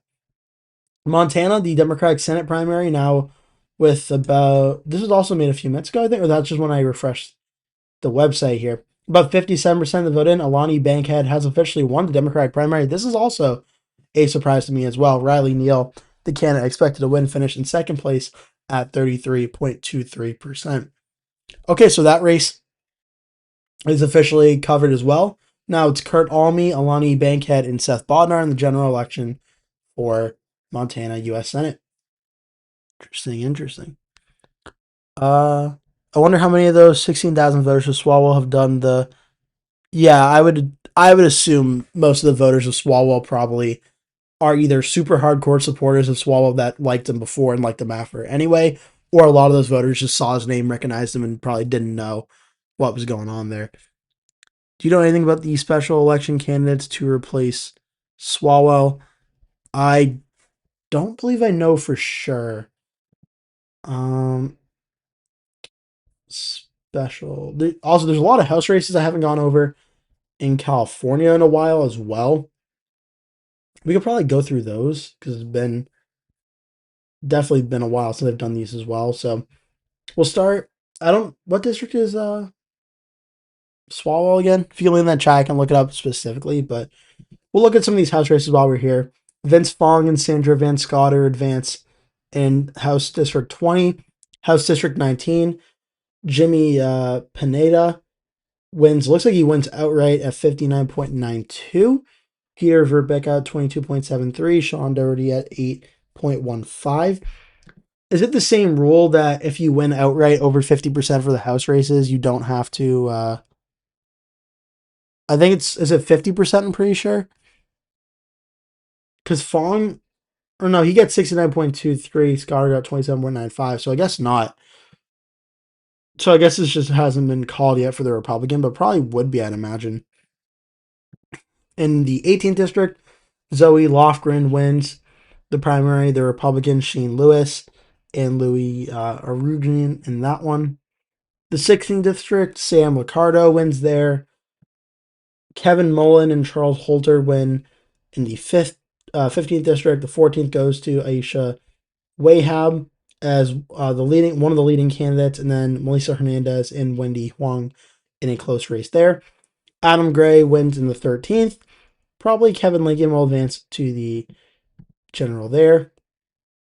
Scott Weiner and Connie Chan. So this is actually the Nancy Pelosi district, I believe, and Connie Chan is endorsed by Pelosi. And Scott Weiner's advanced to the general election, but Connie Chan in second place at 28.07. So we'll have to wait and see if she advances to take on Weiner as well. That'll be an interesting race. Mark DeSaulner in the 10th is the only declared winner right now. The 9th district, Josh Harder wins, John McBride and Mark Verproskas in a close race. The 8th District, John Garamendi wins there. Wait and see if the Republican Rudy Reseal will advance there. Let's see. What percentage locks in the California primary? 33%. I'm not sure if there's a percentage that locks in for a California primary. I'm not honestly too sure. If someone knows that, can leave that down below. I'm not sure. Brandon, speaking of, yeah, I mean, yeah, it's definitely not good. He represents the 14th district. Oh, okay. 14th. Okay, so the Eric Swalwell race that makes sense to the candidates are splitting up the vote. Okay, so in the Swalwell district, Aisha Wahab is the leading Democrat candidate that advanced for sure. And then if it does do a second candidate as well, Melissa Hernandez or Wendy Huang would advance to the general as well. Unless this is just, this is a primary race as well, then it'll either be another Democrat or Wendy Huang to advance in that race. Josh Harder, we covered the 9th district. The 8th district, John Garamendi, we covered that. The 7th district, Doris Matsui is leading in first place, will probably in the Sacramento district advance to the general versus May Vang and Zachariah Wooden for the second spot. The 6th district, this is the Kevin Kiley race, who's the Republican congressman that became an independent. Probably the better his chances, honestly, at making it. He's leading 24.88. Richard Pan, the Democrats, in second, 22.7. Michael Stransfield, the Republicans, in third at 21.43. This is an interesting race. This will be an interesting race to see how it all ultimately plays out in that one. 5th district, Tom McClintock beats Michael Mazzuta, advance to the general. 4th district, Mike Thompson, the Democrat, wins there. Ray Reel and Eric Jones fighting for the second spot.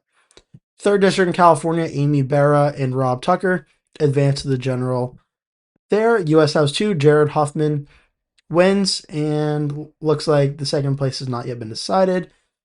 U.S. House 1, this is, I think, for the okay, so there's the U.S. House 1 special, and there's the U.S. House district just in general. So if someone knows more about that, you can obviously weigh in on here, but Gallagher's in first at 46.21's advance. Mike McGuire's in second at 38.60. Both advance to the general election. That's House 1. In the special, James Gallagher 60.69 and Mike McGuire 18.76 in that. So explain how that works there. For the Secretary of State race, Shirley Weber, Democrat incumbent, advances. Republican challenger Donald Wagner advances as well. Attorney General, Democrat incumbent Rob Bonta advances. Republican Michael Gates advances for the Republicans. Lieutenant Governor, too close to call right now, Fiona Ma and Gloria Romero, first and second place candidates. Josh Friday is in third place. And Governor we're looking at as well in that race. Oh, there's a lot of House districts in California as well. Are these not contested, or are they just sorted differently maybe? The 17th district, the 21st, 22nd. Here's the David Valadeo race. And declared the winner there. 23rd, 24th, 25th. We can do a more in-depth look on these as we get back. I just want to get back to the governor's race. Okay, so I haven't really missed any votes. Still 51.57% of the vote in on the governor's side as well. Let's see. Oh, I just saw, lane 1. I hope Sand leads lane in the polls. Yeah, we'll have to wait and see. I mean, let's this is sad, but let's see if they updated it with that being hypothetical poll. Wow, they were on that. Zach Lane, a farmer. I'm probably gonna have to learn how to pronounce his name if it's Lane or Lon, but I think it's Lane, but I'm not sure. But Zach Lane, a farmer, and Rob Sand are the Democratic and Republican candidates in the Iowa governor election. Randy Feenstra, the Trump-endorsed representative of the 4th district, not only loses this race, but also loses his House district now. Yeah, for the general, currently there's no polling now. That Feenstra versus Sand. I mean, there wasn't that much polling before anyway, but now that's hypothetical polling. So Governor election set in Iowa. Definitely, definitely can't wait to see how that's going to play out. So it's going to be interesting to see how it goes. Okay, so governor's race hasn't changed too much in the last few minutes. Still 26.7 for Hilton. Becerra's at 25.82 for Becerra. Steyer's at 19.65. Hopefully we still have some more votes to go. Hopefully not getting to the part where it takes like a few days for the votes to come in. We should still get some more tonight, but we'll see as the more vote comes in and how long it takes for it to come in.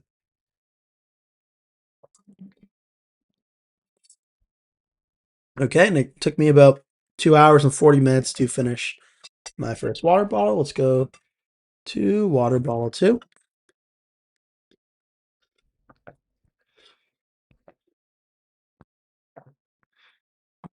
Okay. I'm just also when I'm looking right, I'm just catching up in the chat as well, just to make sure I'm not missing anything here.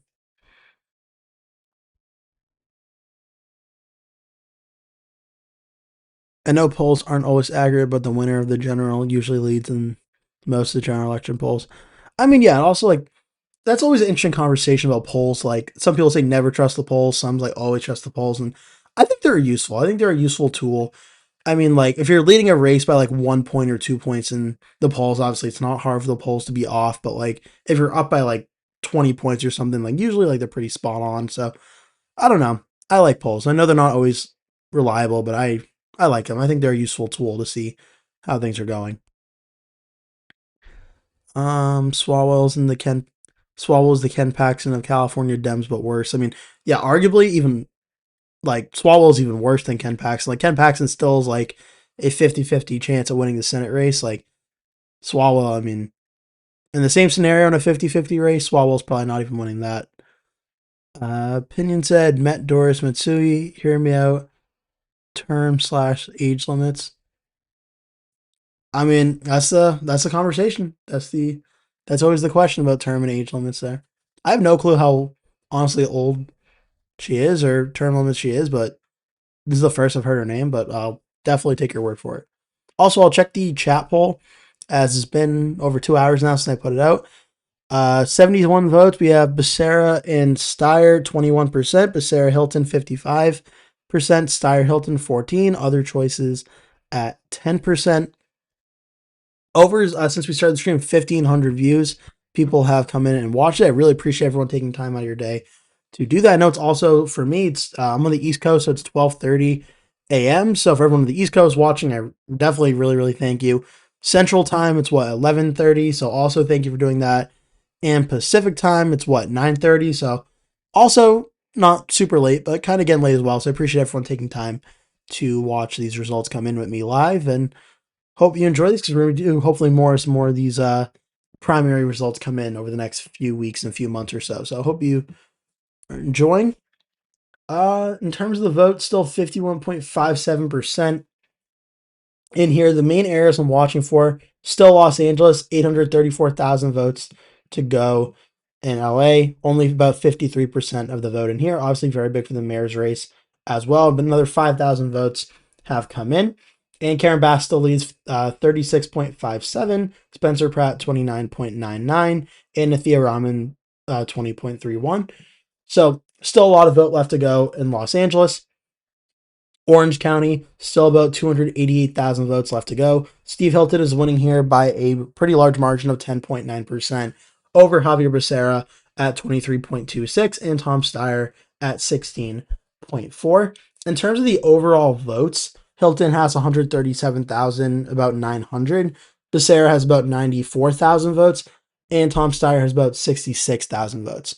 So when we talk about, because we were talking about this earlier about what does Tom Steyer have to do to get in the top two, it's tough because he's at 100 or 813,000 votes, and Javier Becerra's at 1,069,474. So I'm just gonna do some quick math here, just to give you an exact look at how far down he is. Because I can do the rough math, but I just want to do an exact number to show you where he is. So right now, Tom Steyer is trailing Javier Becerra by 255,802 votes. and you look at the amount of votes that are out there, for instance, in Los Angeles, the current gap over Becerra and Steyer in Los Angeles alone is roughly like, what's that? That's about, I want to say 60,000 or so votes. Yeah, because 70,000 be 79, so minus 5 more. So you're looking at like 65,000 vote lead for Becerra over Steyer in Los Angeles.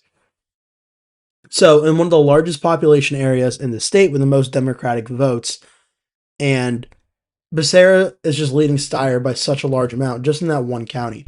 And then neighboring Orange County as well.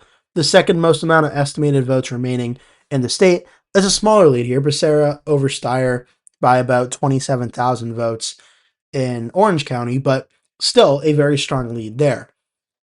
In San Diego, third largest amount of estimated votes remaining, also about 288,000. Here, Becerra is also leading over Steyer. You're looking at about 31,000 vote lead for Becerra over Steyer there.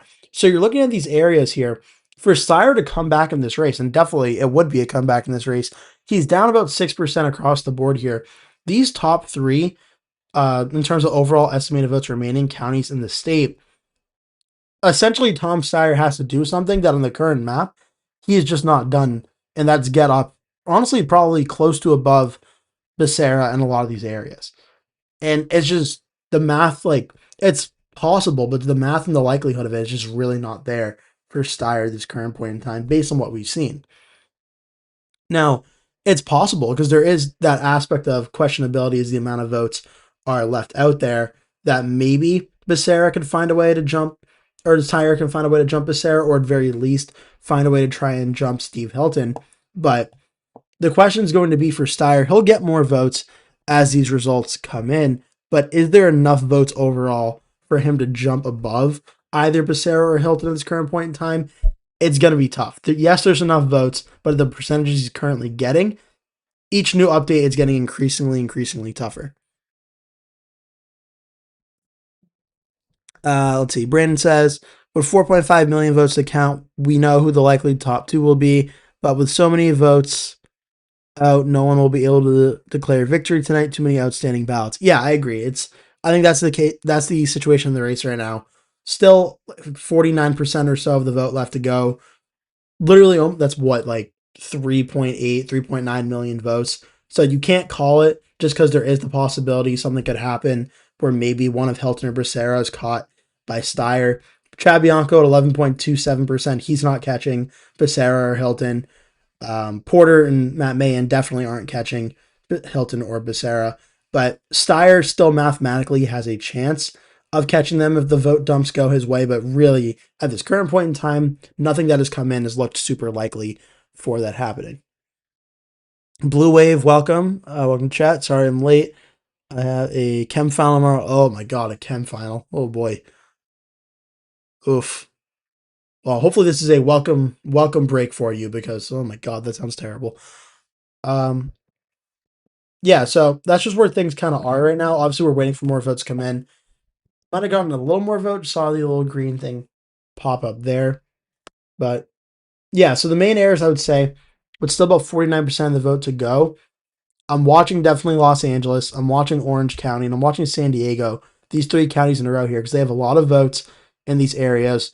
Currently, Steve Hilton is leading in 2 out of the 3 of them. He's leading in San Diego, 32.5, Orange County, 34.13, and Los Angeles, Becerra's up 29.15 to Hilton's at 22.65. I'm watching those areas very closely because those will be big indicators as more votes come in. Does Steve Hilton's support maybe go down? Does it stay the same? Does it go up? And do we see maybe Tom Steyer support increase or decrease in these areas? Looks like we got a little bit more vote in at 51.63% has come in here. I'm not totally sure where it is. One of the counties that didn't have any votes appears to have come in. So now we're at 51.79% as well. Let's see if any have jumped above to 100. So no 1,000, or no, not 1,000, sorry, no 100% of the vote in yet, though Amador County's at 79.52, so it has jumped Kings County, so maybe some of those votes came from there. That could be a possibility. that could be what it was. But yeah, so in terms of where we currently sit right now, it's really just a waiting game to see as more votes come in what happens. But Hilton and Becerra seem to be the leading two candidates right now. Um,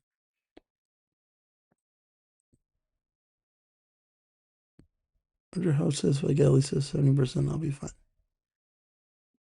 Well, good luck. Yeah, chem final. Oh boy. Man.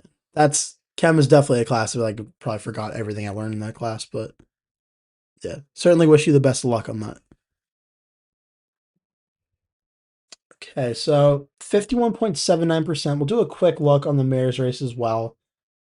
Maybe a little bit more votes come in, about 51.35% of the vote in. So another like 2%, I want to say.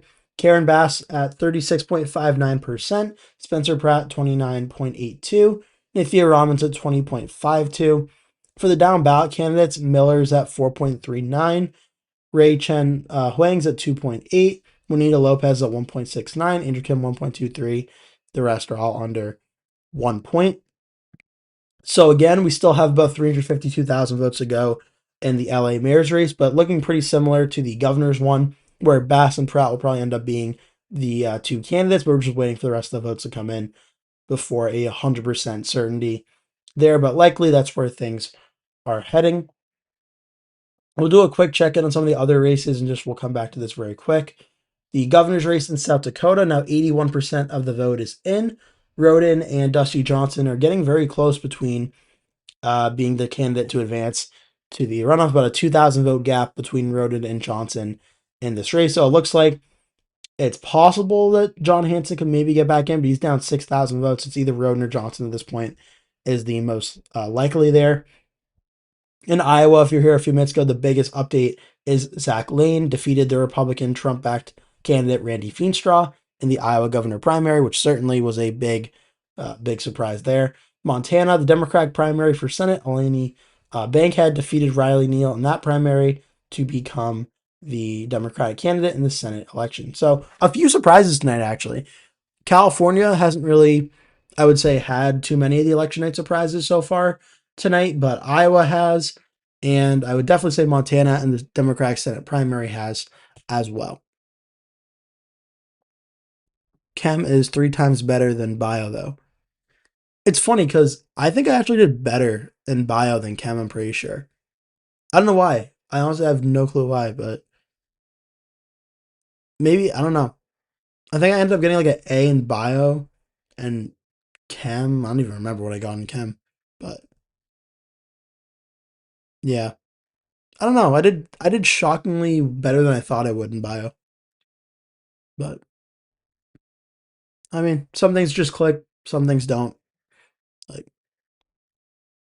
yeah, I don't know, but you got this. You'll do good. Okay. Let's start going through. We're gonna go through the regions of the state of California as we wait for more votes to come in. Just give you an update on these counties here. We'll start top of the state of California. We'll go west to east. We'll go Del Norte. 70% of the vote in. Hilton's at 37.9. Steyer 17.6. Bianco at 15.5. So we might be getting a vote update in a little bit here. Siskiyou County, 45% in, 32.5. Bianco's at 24.3. Becerra's at 15.26. You can look in Modoc County, 57.6% of the vote in there. Hilton's at 41.4. Bianco's at 29.4. Steyer's at 11.49. In Humboldt County, this is one that would be considered a shocker. Steyer's in first place at 28.1%. Hilton's at 24.1%. Becerra's at 18.94%. I saw a chat pop up. I just want to respond to this before it gets too late. Blue said the reason I don't like bios because bio in a nutshell is step 1, memorize vocab. Step 2, repeat. Yeah, no, it's no memory. Like remembering stuff, the vocab stuff in bio is definitely bad. That is true. I gave the 30th like, oh, thank you, appreciate it. But literally did that. Glad you did that. Appreciate it. 30 likes. That's pretty good. That is pretty good. Even though we've known all this time This is what Brand said, the Democrats are splitting the vote for California governor. Steve Hilton, other Republicans were boasting months ago that there was a Republican leading. Yeah, true. No, there definitely was. I know that's going to be the Republican talking point coming out of this race. The Republican finished in first, but again, like we talked about earlier, just context the vote and look at the amount of percentages across the state, and it'll be like, okay, yeah, Republican won, but their combined vote's like 36 or 37%. It's not gonna, it won't amount to a general election win in November, but that'll be the talking point, I'm sure, for the next few weeks. It's back to the late 2010s, and I was in high school. I found IPC, integrated physics and chemistry, easier and better than ninth grade biology. Wow. Uh it's that's so funny to me. I don't know why. Maybe it's just I had a great teacher or something. Because I definitely clicked better in biology than in physics and chemistry. But I don't know. Maybe I just got lucky. Blue Wave says Trump screwed over the chance for two Republicans by endorsing Hilton. Yeah, he did, but I think he definitely did. But in context, I mean, I'm starting to wonder because Hilton, if he didn't endorse Hilton, may have been getting 17, 18%. And Bianco would probably getting something like 14 to 15%. There's a possibility that both Republicans would have been locked out of the top two because Becerra is at 25.8, Steyer's at 19.68. And I don't know if they would have been able to get both of them in the top two with Becerra and Steyer doing so well. So it's possible. I mean, I guess if you're looking at that scenario, it's possible Becerra or Steyer maybe are getting some consolidated support as well due to the fact there was the potential of getting Hilton in the top two. They wanted for sure the Democratic candidate they thought was most likely to win maybe to face them. Maybe that's why Becerra and Steyer are getting more votes. So, yeah, I don't know. It's possibility. I also have to point out for the meme that Tom Steyer's support is 19.67. I made that a few times tonight, but just figured just point that out now. Um, Guessing the difference in people and teacher quality could be, yeah, definitely could be. How likely is Becerra to gain the 30,000 votes tonight to take the lead? It depends. It depends on the amount. It depends really on the amount of votes that come in because if we only get another 1 to 2% per tonight, probably not very likely. But if we get up to 70% of the vote, I mean, I think it's definitely possible because only the lead across the state now, 51.9%, to get 35,000 votes. I mean, just out of LA alone, Becerra could take the lead over Hilton. So it's definitely possible. But do you think that Trump's replacement for Gabbard will be confirmed with skepticism from Thune, Tillis, Cassidy, and Cornyn? Good question. Honestly, I'm not too sure. I mean, definitely, I'd assume just based on what he's done so far that Bill Cassidy will be a no vote in pretty much everything Trump wants, just because. So I'd imagine he's an automatic no. Um, from there, I'd assume Lisa Murkowski and Susan Collins could both be no's. That'd get it down to 50-50. And then, yeah, if either Tillis or Cornyn votes no, that's it. So I'm not sure, honestly. I'm not sure. I'd probably imagine it's 50-50, but yeah, honestly, I'm not Blue Wave, not totally sure on that. About oh, yeah, Blue Wave, that definitely could have been a part Blue Wave too. If yeah, yeah, I know, Brian. I thought that was funny. Let's see here. That's it. Matt Mahan and Antonio just dropped out. Do their votes still get counted? Yeah, no. So even though they dropped out of the race, I do believe because Mann's getting 4.54%, Villargos is getting 1.33, but yeah, their votes still get counted. But I mean, them dropping out, I think, is more just symbolic of they know they're not going to win. They have no path to getting into the top two, and they're just basically they're saving face and they're saying we ran a great race. Thank you to all our supporters, and whoever if it ends up being Hilton versus a Democrat, whoever that Democrat is, they pledge their full support. It's It doesn't change too much. It's just a respectful, classy thing to go out and do. And that's just like, that's what candidates do. Looks like we got a little more vote. 52.38% of the vote in. About another 1% or so have come in the race. I don't think it might have come out of Los Angeles, actually.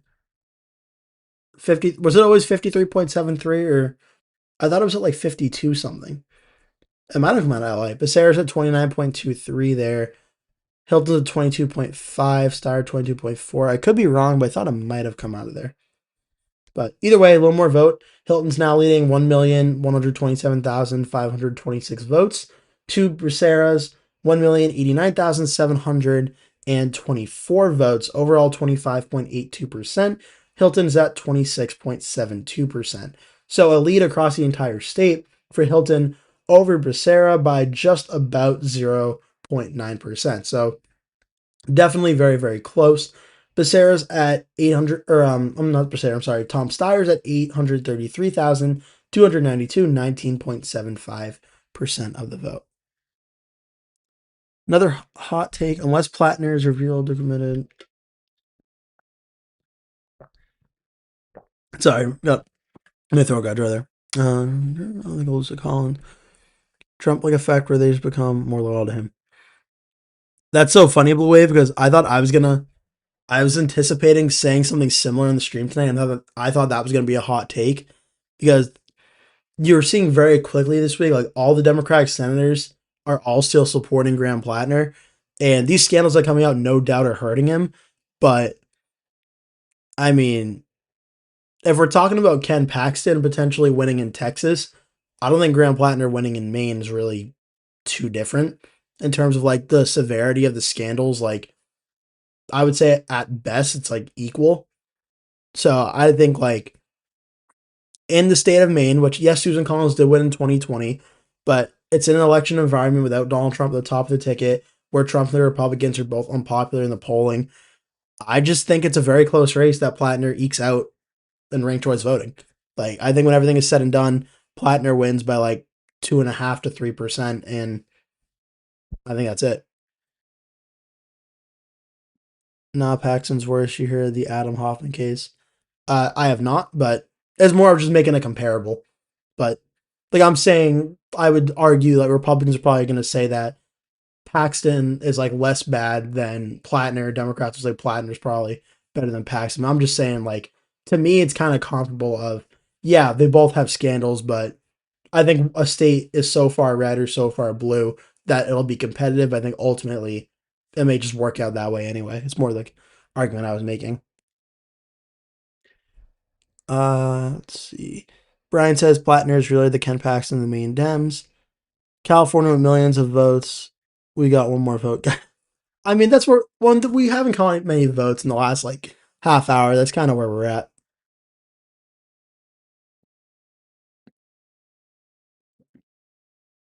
He's not evil though. Well, I'm not even saying he's evil. I'm just saying like, he's dealing with scandals that's hurting him in terms of a margin of victory sense. But is it going to be enough to take it away? I think it's kind of similar to the Ken Paxton one. Definitely, I think Cornyn wins by a larger margin. I would argue probably another Democrat may win more than Plattner too in terms of margin, but I do still think ultimately they end up both pulling out like narrow victories. For North Carolina, Mark Robinson is the Ken Paxton of North Carolina. Yeah, but like Mark Robinson's like scandals, I think was like, well, this is tough because I don't want to downplay Ken Paxton's scandals. I'm not trying to do that, but it's more of the governor's race in North Carolina. The scandals for Robinson were obviously awful and just completely derailed the entire campaign. Where like nobody wanted to be seen supporting him or doing anything like that. For Ken Paxton, kind of similar to Graham Plattner, he still has the national attention of the national Republicans. Republicans are still willing to give him a lot of money and support him. The president's still willing to give him a lot of money and support him. So from that basis alone, he's not going to be like Mark Robinson in Texas, where like Paxton will get like 40% of the vote and you'd be like shunned as a Republican for voting for him. That's just not going to happen. And for Plattner in Maine, I honestly kind of think it's the same thing, where Democrats would be like, well, I don't really like this stuff, but I'm also going to get out and vote for him anyway because I don't like Susan Collins and the Republicans. having a senator here. So I just think it's kind of a similar situation for a lot of Democrats and a lot of Republicans that are like, I'm going to vote for my candidate and my party no matter what, even if their like scandals and stuff are really bad. That's more the argument I'm trying to convey. I'm not trying to compare like who's less bad or who's good or who's not or who's evil or who's not. I'm not trying to do that or get into that. It's more just a comparison of does the partisanship of the midterm kind of outweigh those potential scandals? And the argument I would make for this at this current point in time is I would say it kind of does.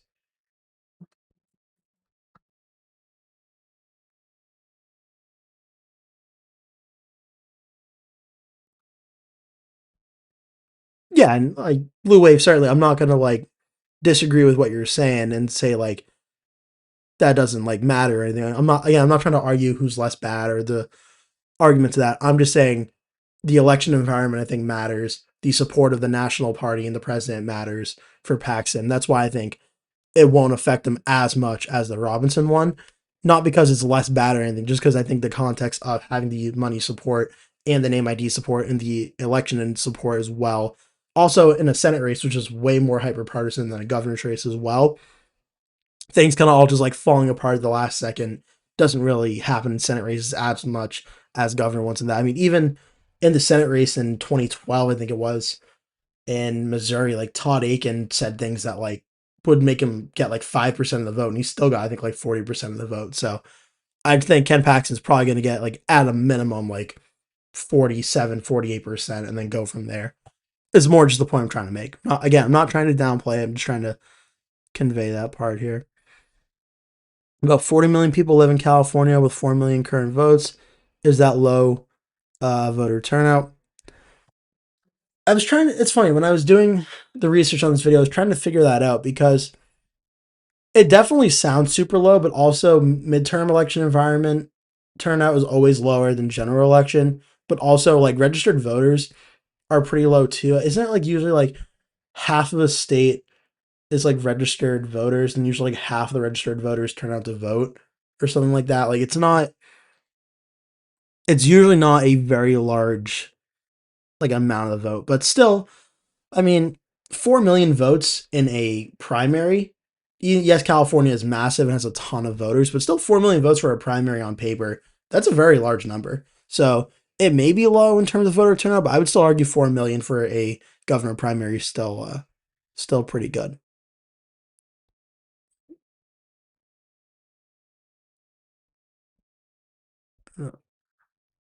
Yeah, see, I don't know about that, but certainly, again, optically, Brian, what you said, terrible. Definitely that's terrible. But again, not trying to defend that. Definitely not. Definitely not what I'm doing. Let's see.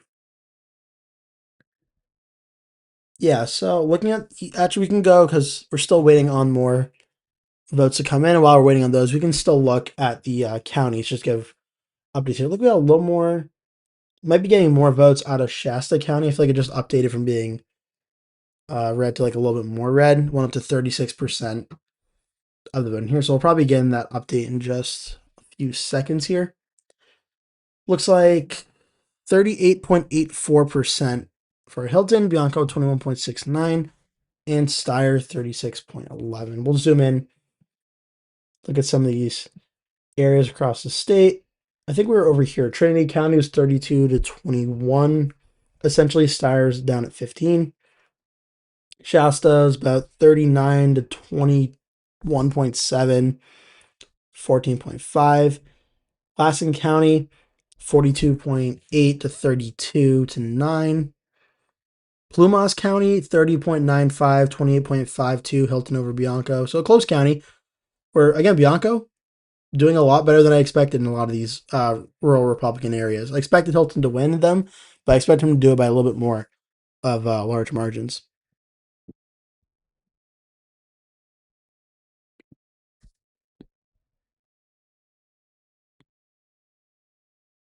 Oh, wow. Also, Mustang says I live in Shasta County. Awesome. Awesome. So, yeah, Shasta County going for Hilton over Bianco. About 30 or yeah, 39 to like 22 roughly in terms of you round up. And then Steyer's down about 15th as the top placing Democrat. Tehama County, 35.5 to 31.27 in Tehama. Plumas County, also smaller, but voting for Hilton, 30.95, 28.52 over Bianco. Becerra, 15.2. It's funny, these counties that are like smaller in population that vote heavily Republican, it's sort of I just kicked my charger by accident. Um, it's kind of like the opposite of like San Francisco or Los Angeles, where the votes are so large on the Democratic side, and then the percentages for the Republicans are like 12%. It's like kind of the opposite of that. Butte County and Chico, Hilton's winning at 32-19. Colusa County 34-32, very close win for Hilton there. Lake County, Hilton over Bianco there. Mendocino County, 37% of the vote in there. Steyer over Hilton by about 3 points. Colusa, Placer County as well, voting for Hilton, a little bit larger than some of these other counties in terms of overall population. Looks like got a little bit more vote, about 1/10% more vote in. Placer voting for Hilton at 36.77%. Becerra at 23%. Steyer at 14.46%. Nevada County voting for Hilton 33.5 to 21.7. Steyer's at 18.87%. Sierra, small county, voting for Hilton 32.93, 26.85. El Dorado voting for Hilton nearly 40%, 39.7 to 18.92. Bianco's in third at 14.96. Let's see. Did you see the Dan? Yeah, I did see the Dan Sullivan situation in Alaska. I have no clue how that plays out, but it's it's definitely a savvy political move. Definitely, if it's true that Alaska doesn't put the incumbent indicator on the ballot, that definitely could do some damage to Dan Sullivan. So that'll be interesting to see how that all plays out. But yeah, I did see that blue wave. Yeah. Let's see. Dorado just covered. Alpine smaller, but those votes remain unchanged from earlier. Amador looks like unchanged. Calaveras maybe unchanged. LA still 53.73. Yeah, so again, still waiting for a lot of these votes to overall come in. Estimated vote remaining still Los Angeles and San Diego, definitely, but LA definitely. We're waiting for a lot more votes, about 821,000 votes to go. There may take a while, as things have definitely slowed down in the last like hour or so in terms of the overall vote. We are at 52.79%, so a little more vote has come in, but it's definitely slowed down in the last like hour as these votes have come in. So we'll see there. We'll close to do that. So in Alaska, what happened was there's a candidate named Dan Sullivan who is running for U.S. Senate, who is the same name, obviously, as the U.S. Senator Dan Sullivan. And Alaska's election system is the top four candidates, I believe it is, like advanced to the general, and they like will essentially split vote because it'll say Dan Sullivan and then Dan Sullivan will be like the exact same name, so you don't know if you're voting for the incumbent or for the challenger. And basically, it could be a situation where Dan Sullivan could split votes away from Dan Sullivan and potentially like hurt his numbers and keep him from winning re-election, and that could open the door potentially for Mary Peltola, the Democrat, to win the Alaska Senate race. So it's a really interesting situation, and that's why I'm like, I did see that, and I was like, wait a minute, it's I don't really know how to describe. It's kind of funny. It's kind of like I didn't even think of this like happening, but I think it reminded me of a movie we watched in school. Whereas I think it was Mr. Smith Goes to Washington, where it was just like he had the same name as the congressman from before. And he just ran as like the same person, and like it worked in the movie, but I hadn't seen him in try in real life. But I guess so.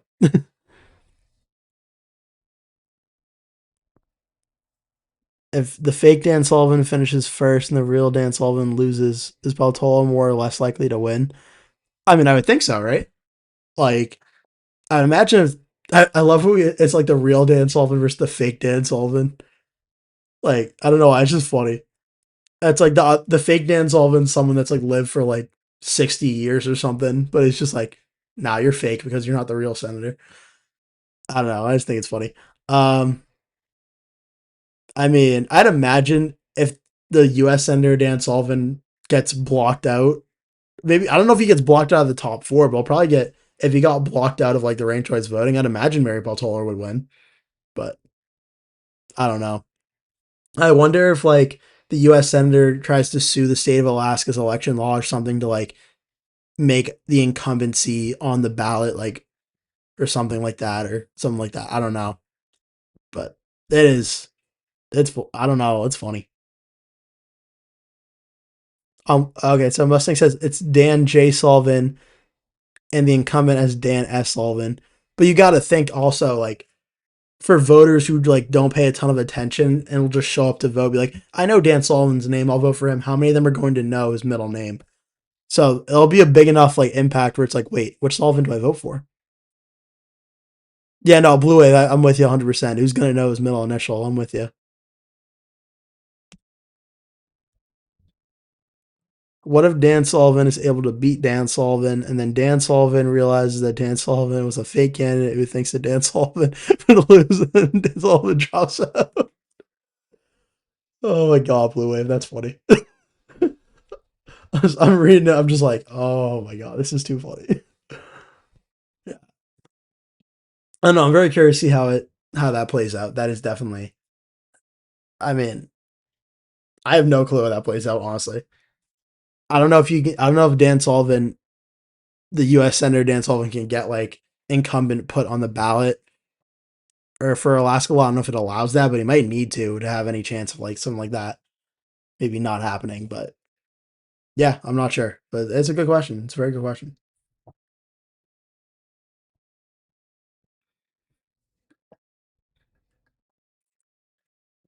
Okay, look into Yolo and Sacramento County. Yeah, yeah. Okay, so Yolo County, Yolo, Yolo County right here is Javier Becerra's leading with 45.6% of the vote in. Becerra's at 33.43%. Tom Steyer's in second at 20.53%. Steve Hilton's in third at 20.34%. So Becerra has a very strong lead in Yolo County. And these make sense. This is like his main area of support. Becerra. This is where he's from. Sacramento County. It's actually very close, believe it or not. Xavier Becerra, Javier Becerra's at first place at 28.7%. Hilton's in second at 28.26%. Steyer is in third at 16.65% there. So it's actually a lot more close than I honestly thought it would be. Yeah. That is true, Blue Wave. Mary Peltola could say that she beat Dan Sullivan. And honestly, whether she wins the general election or not, she could technically say she beat Dan Sullivan because that is definitely true. Okay, so that's where Yolo and Sacramento are. And let's start looking at some of these surrounding areas as well, because this is supposed to be areas that if Tom Steyer was going to get in the race, that he would have to do well in. And it seems Xavier, I keep saying Xavier, Javier Becerra is doing very well in. Sonoma County, Sonoma as well. Becerra is leading here 31.5 to 22.8 over Steyer. Napa County, I would say more of like a toss-up county. Hilton's winning here over Becerra 27.2 to 26.3. Solano County, Hilton's at 27.2, Becerra's at 26.9 there. Marin County, sort of right near the tip of San Francisco.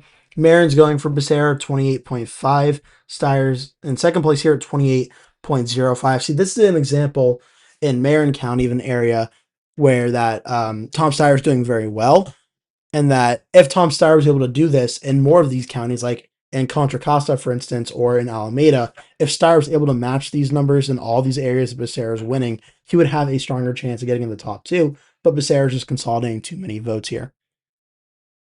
Uh, let's see. Brian says Hilton is now leading in Solano County. I mean, yeah, but Brian, again, it's. I mean, you could be sad now that he's leading it, but he's not going to be the general election. No reason to be sad about that. Oh, that's interesting. In the chat.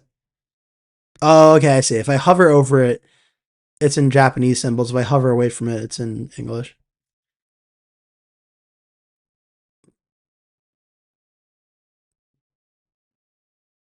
I have no clue what to take away from that. Mustang said, "I'm shocked Randy Feenstra lost with Trump's endorsement." Yeah, I am definitely shocked Randy Feenstra lost, without a doubt. I think that honestly probably is the shock of the night to me, and maybe the shock for a while. Because how many times have we talked about President Trump's endorsement essentially being like, okay, you got endorsed by him, you're going to win the Republican primary. I mean, even like Lindsey Graham is probably going to win his U.S. Senate race by a lot because he has Trump's endorsement. And Zach Land defeating Randy Feenstra in this race was like a massive, massive surprise to me for sure. Also, the South Dakota governor primary, there's officially been a call as well. Both Toby Doden and the incumbent governor, Larry Roden, are advancing. So the Doden Roden rhyme gets to fight another day. They're both going to advance to a runoff election for that governor's race as well. So both John Hanson and Dusty Johnson, despite running very strong races, getting above 20% of the vote in each of them, Roden and Doden will advance to the runoff. I would bet we see President Trump probably make an endorsement in this race at some point, but that will be the runoff. Johnson and Hanson lose that race. Iowa, obviously, we're just covering. Zach Land defeats Randy Feenstra in a shocking upset. Montana Democratic Senate primary. Eleni Bankhead wins and defeats Riley Neal in that race. Back to the Los Angeles mayor we haven't checked on in a little bit. Still 372,000 total votes reported. Karen Bass still leading 36.6 to Spencer Pratt's 29.8. Nithya Raman's 20.52. 53% of the vote in now across the state. Steve Hilton's at 26.83% of the vote. Javier Becerra's at 25.78. And then Tom Steyer's in third place at 839,041 votes, 19.71%. In terms of overall percentages, Hilton is leading over Becerra by about, what's that, 1.05%. And then Becerra is leading over Steyer by about 6.07% or so in the race. So definitely there's a large enough gap for Hilton and Becerra versus Steyer where the math starts to get hard for Steyer to have any chance at coming back here. And just looking at some of these areas that was going on beforehand, Marin County, close. Becerra is still leading here, though. Contra Costa, higher Hispanic population, and Becerra is leading here by a lot, 30.83. Hilton's at 23.05. Steyer, 22.3. Alameda County, Becerra's at 29.98. Steyer's 27.24. Hilton, 16.81. Santa Clara is where San Jose is, voting for Becerra, 29.02. To Hilton's 23.49. Steyer is at 20.72. San Francisco, this is one of the large areas that Tom Steyer would do well in.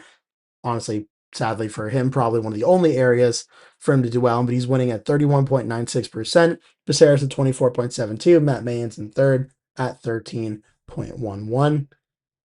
San Mateo going for Becerra, 26.82. Hilton, 23.03. Steyer, 22.03. Santa Cruz voting for Becerra, 32.48. Steyer, 29.36. Hilton, 16.84.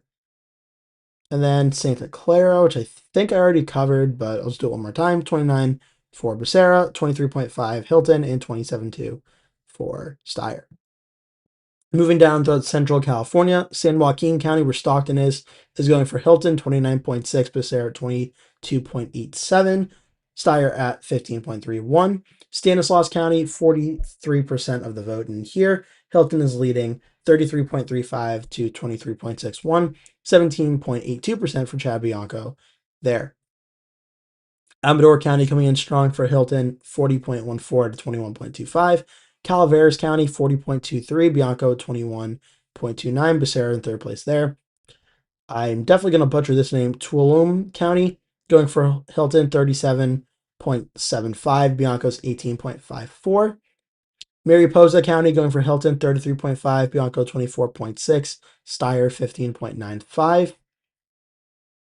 Merced County, I think I already did, but 30.9 for Hilton, Becerra 21.68, and Steyer at 17.46. We have Madera County coming in for Hilton, 39.64, Becerra's at 17.95, Bianco 17.25. Mono County going for Hilton, 28.97, Becerra at 24.78, and 17.68 for Steyer. Inyo County as well, 30.04 for Hilton, 19.22 for Bianco, 16.15 for Becerra. I think at one point Inyo was voting for Bianco earlier on in the night as well. San Benito County. I don't think we've gotten to Fresno yet. We'll get those 1 second. San Benito voting for Hilton, 27.7, 24.32 for Becerra, 17.24 for Steyer. Fresno is voting, got a little more vote, 53.07%. Fresno is voting for Hilton at 37.78, Becerra 19.66, and 16.63 for Steyer there. Monterey County is voting for Becerra 28.59, Steyer for 25.68, and Hilton 22.95. Kings County is voting for Hilton 38 to 22.14, or 38 to 22.14 for Bianco and 16.84 for Becerra. Tulare County is voting for Hilton 38.33, Bianco 21.14. Becerra is at 17.60. And we just covered. Let's see here. We can look at San Luis Obispo County. Hilton's leading here, 31.4. Looks like we got a little more vote in here, up to now 53.24%. So some votes starting to come in. Hilton's leading here, 31.143, 20.81 for Becerra, 17.92 for Steyer. In Santa Barbara County, Steyer's winning here, 28.14. Hilton is at 25.27. Becerra's at 22.27 in Santa Barbara. In Kern County, this is where the city of Bakersfield is. Hilton is leading here, 34.98. Bianco's in second at 22.23, and Becerra's in third at 16.78% in Kern County. In Ventura County, sort of in between Santa Barbara and Los Angeles, Ventura is voting for Hilton, 30.69. Becerra's at 27.16, and Steyer's at 19.90 in Ventura County. And the all-important Los Angeles County, obviously the city of Los Angeles and the city of Lancaster is also bordering Long Beach with Orange County as well. Los Angeles votes for Xavier Becerra at 29.23%. Steve Hilton's in second at 22.56. Tom Steyer just behind Hilton at 22.4. Looks like we're starting to get some vote out of the state, now 53.3. So we're starting to get a little bit of a vote update here. But yeah, Los Angeles coming in strong for Xavier Becerra. That remaining 47% roughly accounts for 821,000 votes. So definitely a lot of important vote left to go in Los Angeles. Okay, in Orange County, it's voting for Hilton, 34.36. For Hilton, Becerra's at 23.19, and then Steyer's at 16.36 in Orange. San Bernardino County is voting for Hilton, 25.09. Becerra, 23.27. Bianco's at 21.99. Riverside County is voting for Bianco, 27.09. Becerra, 24.66, and Hilton at 20.99. So in a very Republican county, it would seem that Bianco is actually running up most of the numbers here. This is where he's from. This is where he was a sheriff from. So this is where he's getting the margins up there. And then we have in San Diego, very large population area as well. Still about 288,000 votes to go here with 40% of the vote to go. Out of San Diego, Hilton is leading over Becerra, 32.5, 24.96, 18.05. And lastly, Imperial County, 25% for Becerra, 19.63 for Bianco, and 17.94 for Hilton. Sorry, I missed the chat for a little bit. Let me just take a look here. Brian, I'm still, where's the primary? Oh, well. Pino said, so Trump's endorsement means nothing. Shocking. This is, the Iowa race apparently is the one time Trump's endorsement in the Republican primary apparently means, it's not like he lost by a massive amount. He only lost by like 0.7% or 0.8%, but still, a shockingly close race. So Trump's endorsement definitely helped Feenstra get a lot of the vote, but man, it was ultimately it was super close, but just not enough.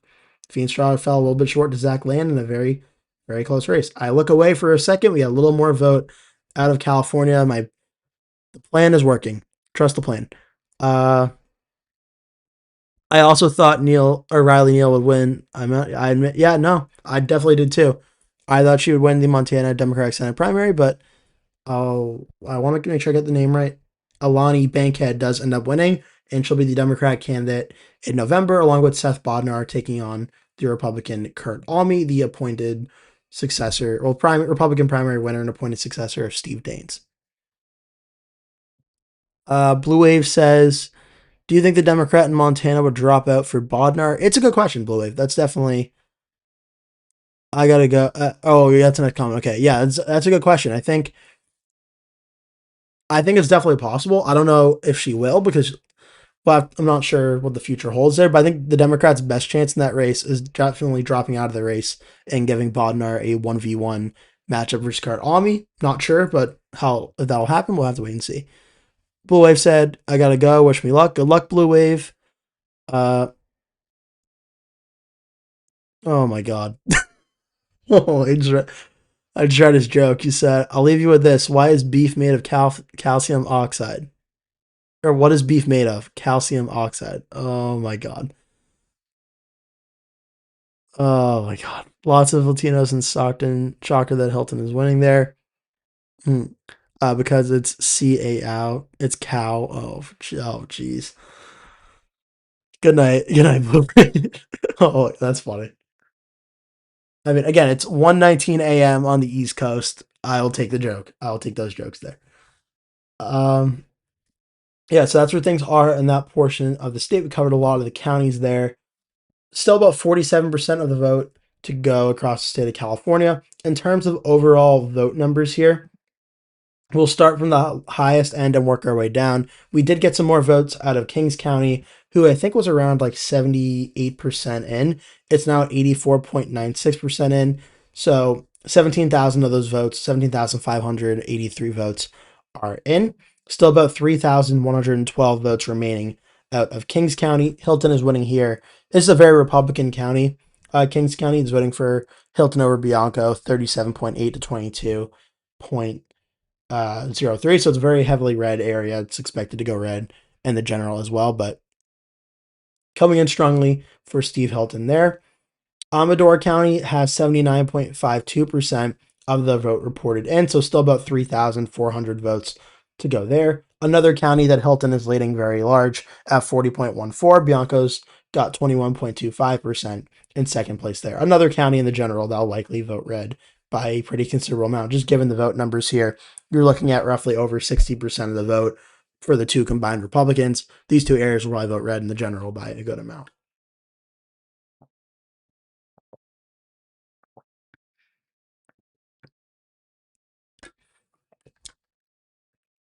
Let's see. I'll go back to it 1 second. Just saw a chat. Brian says I think I'll be heading out too because it's 12:20 in my area, but I'll come back if you're still alive to the shower. No problem, Brian. If you do come back, it'll be great. It's great to see you. Obviously, if you don't come back, have a great night. Thank you for sticking around and watching. Brian says massive slowdown in counting votes. Democrats are depending on California to get over the 218 mark on election. May have to wait days. Yeah, I mean, it's definitely slowed down for sure in the last like hour. It's at 53.33%. We were at like, what was it? In the first like 20 minutes, we had like 30% of the vote in. Like it went super fast really early on.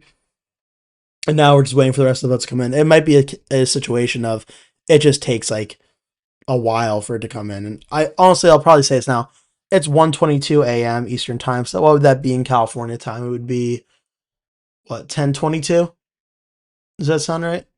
Maybe, yeah. It's a 3 hour gap, so it'd be 12, 11, 10. Yeah, so it's 10:22 a.m. I would say if we get to like 11 a.m. or 11 p.m. their time or even midnight their time, if we're not at like 70% of the vote, we're probably going to see it go on for a few days as the rest of the votes come in. But I mean, it's just a case of we know Hilton and Becerra are in the lead, and they're probably in the lead by enough to be the candidates in general, but we're not going to know for sure just until we get the rest of the votes that are in. But we're still probably going to see a little more vote come in tonight, which is why I don't want to end things yet, because I'd imagine in the next like hour or two we'll probably get some more votes. Yeah, we just got 53.6%, so a little more of a vote update, but it's definitely being reported a lot slower now. Okay, so the third highest county that's in is Alpine County. It's a much smaller in population, only about like 936 total registered voters here, so it's not a very large area in terms of the votes, but it did vote for Tom Steyer by 5.2%. Very big environmental nature area. Steyer wins here 28.77 to Hilton's 23.58. Del Norte, which literally is like the top left North County of the state of California, 73.55% of the vote in there, with 4,322 total votes in there. In terms of overall total registration, the largest counties in the state of California, Los Angeles County, has 54.89% of the vote in. So a little more vote has come in out of Los Angeles, now 800,721 estimated votes remaining. So still over 800,000 votes, but a little more vote has come in out of Los Angeles. In terms of what's changed, it's been a little bit of a vote movement where now Tom Steyer has jumped ahead of Steve Hilton by a little bit. Javier Becerra is at 29.37%. Tom Steyer's at 22.56%. And Steve Hilton's at 22.42% of the vote. In terms of overall votes, Becerra's at 286,163. Tom Steyer's at 219,737. And then Steve Hilton, is at 218,467. So Steyer has now jumped Hilton, leading him by about 1,300 votes. Obviously, it's not enough for Steyer to catch Becerra or Hilton throughout the rest of the state, but it's definitely a step in the right direction for him that he has now jumped Hilton in Los Angeles. Obviously, he's still trailing Becerra by about 7 points, so he's going to need to make up a very significant amount of ground in Los Angeles to try and catch Hilton or Becerra at the general election level across the entire, or the primary election level across the entire state. But heading in the right direction, needs to get those numbers up significantly again, as Becerra has about, what's that, let's see, 200,000 votes would be about 1.5 million. So you're looking at almost like a 300,000 or so vote vote lead for Steyer, or for Becerra over Steyer. So you're looking at like 300,000 votes and like 350,000 vote leads for Hilton and Becerra over Steyer. So to have any chance of catching them, Steyer really needs a lot of these votes to start picking up quickly.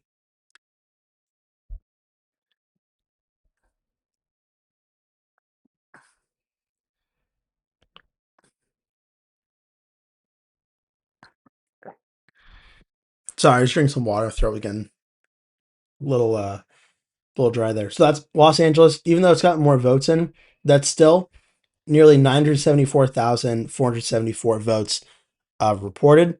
Still 800,000 to go, makes it easily the largest target that's left out in the state of California. I don't think we're not going to get all those votes tonight, I would imagine, but once those votes do come in, it's going to play a very large role in determining who the winning candidates are going to be in this race. But again, right now, Hilton and Becerra are looking very strong, but LA still has a very big role to play in that regard. From there, neighboring San Diego and Orange County, both kind of right near Los Angeles. Obviously, LA's right here. Here's Orange, here's San Diego.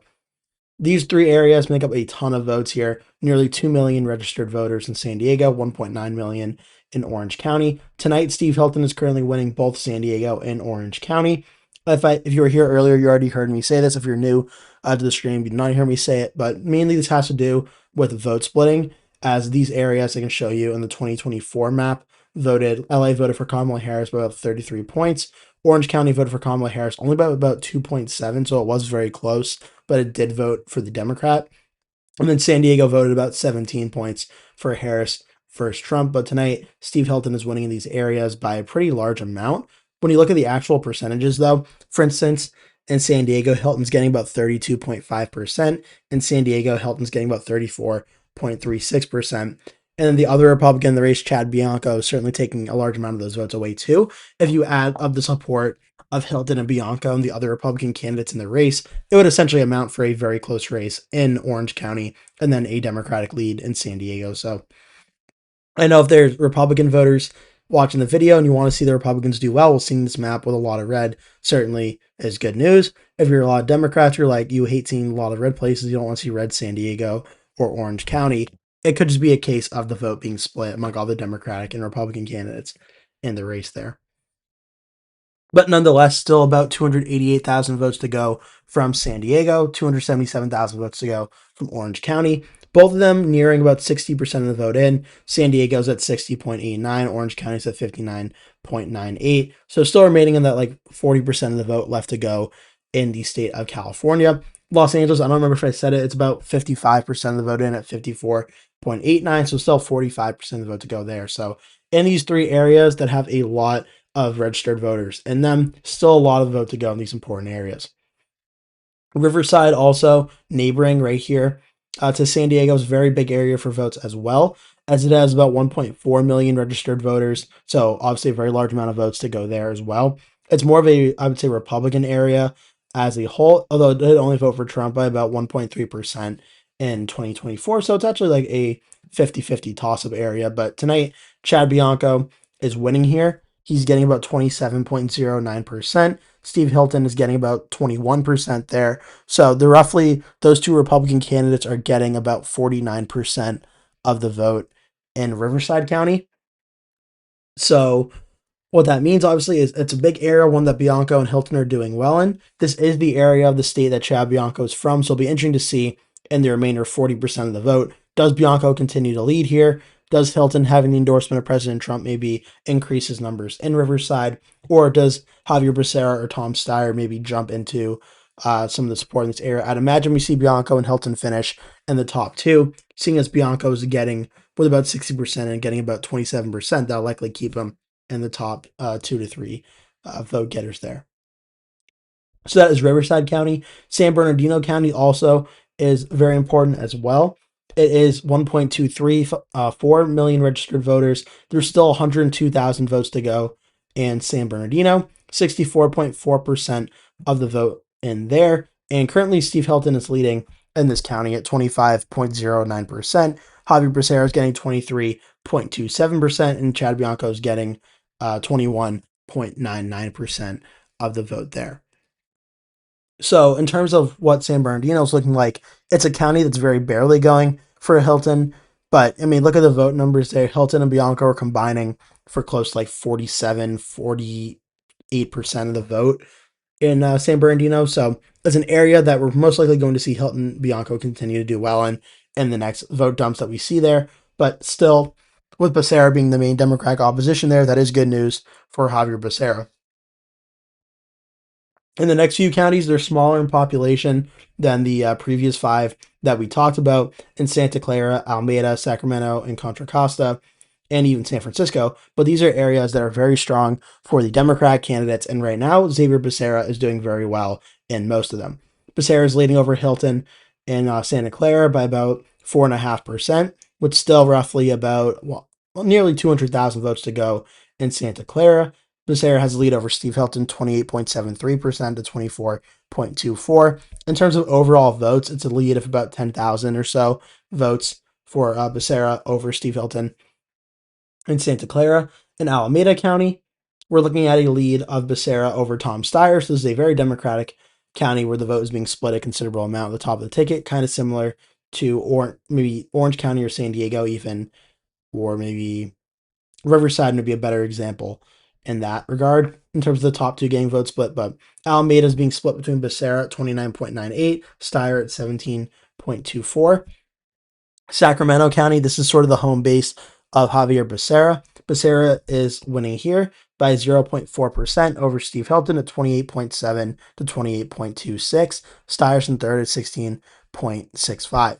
The problem with some of these areas is that the amount of vote that's in is like 42.5% in Sacramento. Alameda is at 46.32%. Santa Clara is at 50.9%. You're still looking at 200,000, 178,000, 230,000 votes out of each individual county here. You can't make a call really in this race until these areas report due to how much of the amount of vote is in here, especially in a place like Sacramento that's very close between Becerra and Hilton, very close between Becerra and Steyer and Alameda. That's going to play a very important role for which two candidates advance to the general.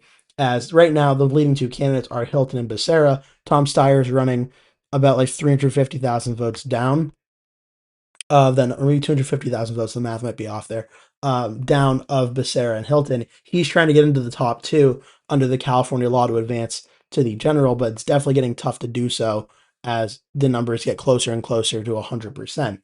So Steyer is hoping to get as many wins as he can in these areas to try and eke back in. But the question is going to be, is there enough math out there? And these areas, Santa Clara, Alameda, Sacramento, and Contra Costa, are going to play a very important role in determining whether that's a possibility or not.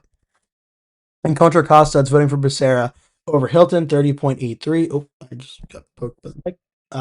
Contra Costa is going for Becerra, 30.83. Hilton's at 23.05. Steyer's at 22.33. In San Francisco, this is one of the best areas for Tom Steyer right now. This is where he's from, I do believe. And he is leading in San Francisco by 7.2% over Xavier Becerra at 31.96. Becerra's at 24.72. And Matt Mahan's at 13.11. So still a lot of votes to go in San Francisco. There's still about 141,917 votes. The only really bad news, I would say, for Tom Steyer is the first county in terms of population on the map that he's winning is San Francisco, where there's 532,000 registered voters. The rest are all above him, are either won by the Republican candidate in Steve Hilton, or even Chad Bianco in Riverside, or Xavier Becerra, his Democratic counterpart, who essentially with all these combined votes, where even in Riverside, where Bianco is winning, you still see Becerra getting in second place and Hilton in third.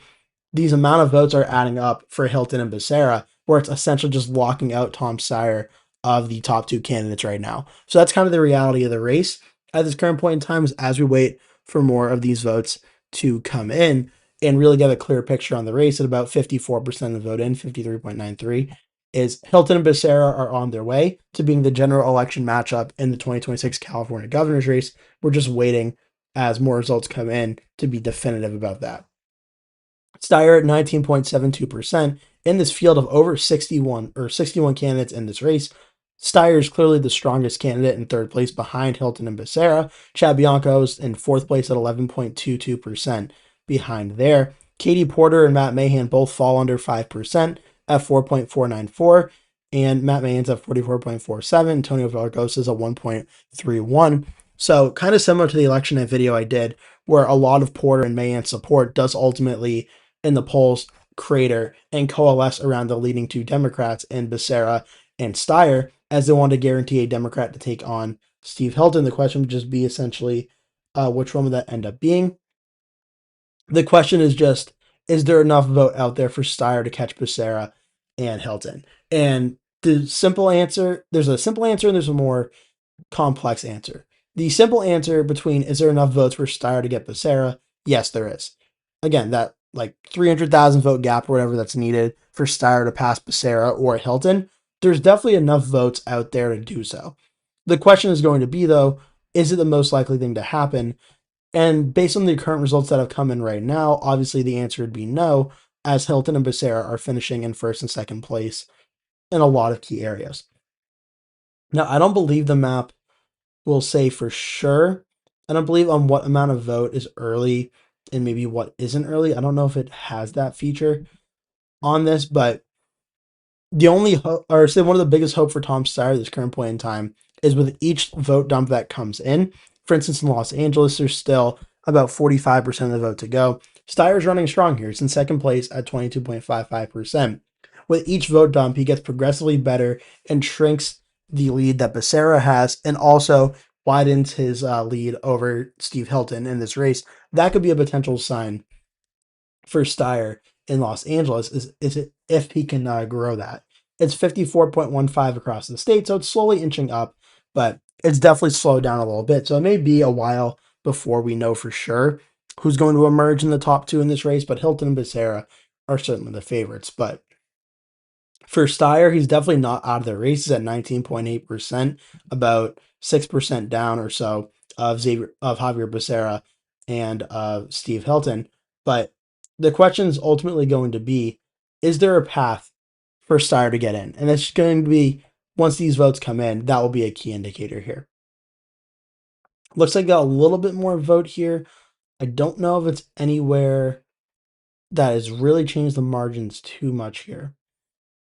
So let's see. No, so it hasn't changed the vote percentages, I don't believe. But a little more vote has come in, and Steyer appears to have gone up a bit in terms of the margins here. It may have came from San Francisco, funny enough. It might be the vote here, because now it's up to 19.8, which is another like few thousand votes for Steyer added to his side here. So yeah, the name of the game right now, I'll break it down if you're a supporter of any of the top candidates here. First things first, let me get out of the way. If you're a supporter of Antonio Villaraigosa, Matt Mahan, or Katie Porter, there's just no pathway to victory for them. They're polling way too far behind. Porter is the closest at 215,000, and she's about a million votes shy of Javier Becerra and Steve Hilton. So if you're a supporter of them, there's just not really any math there.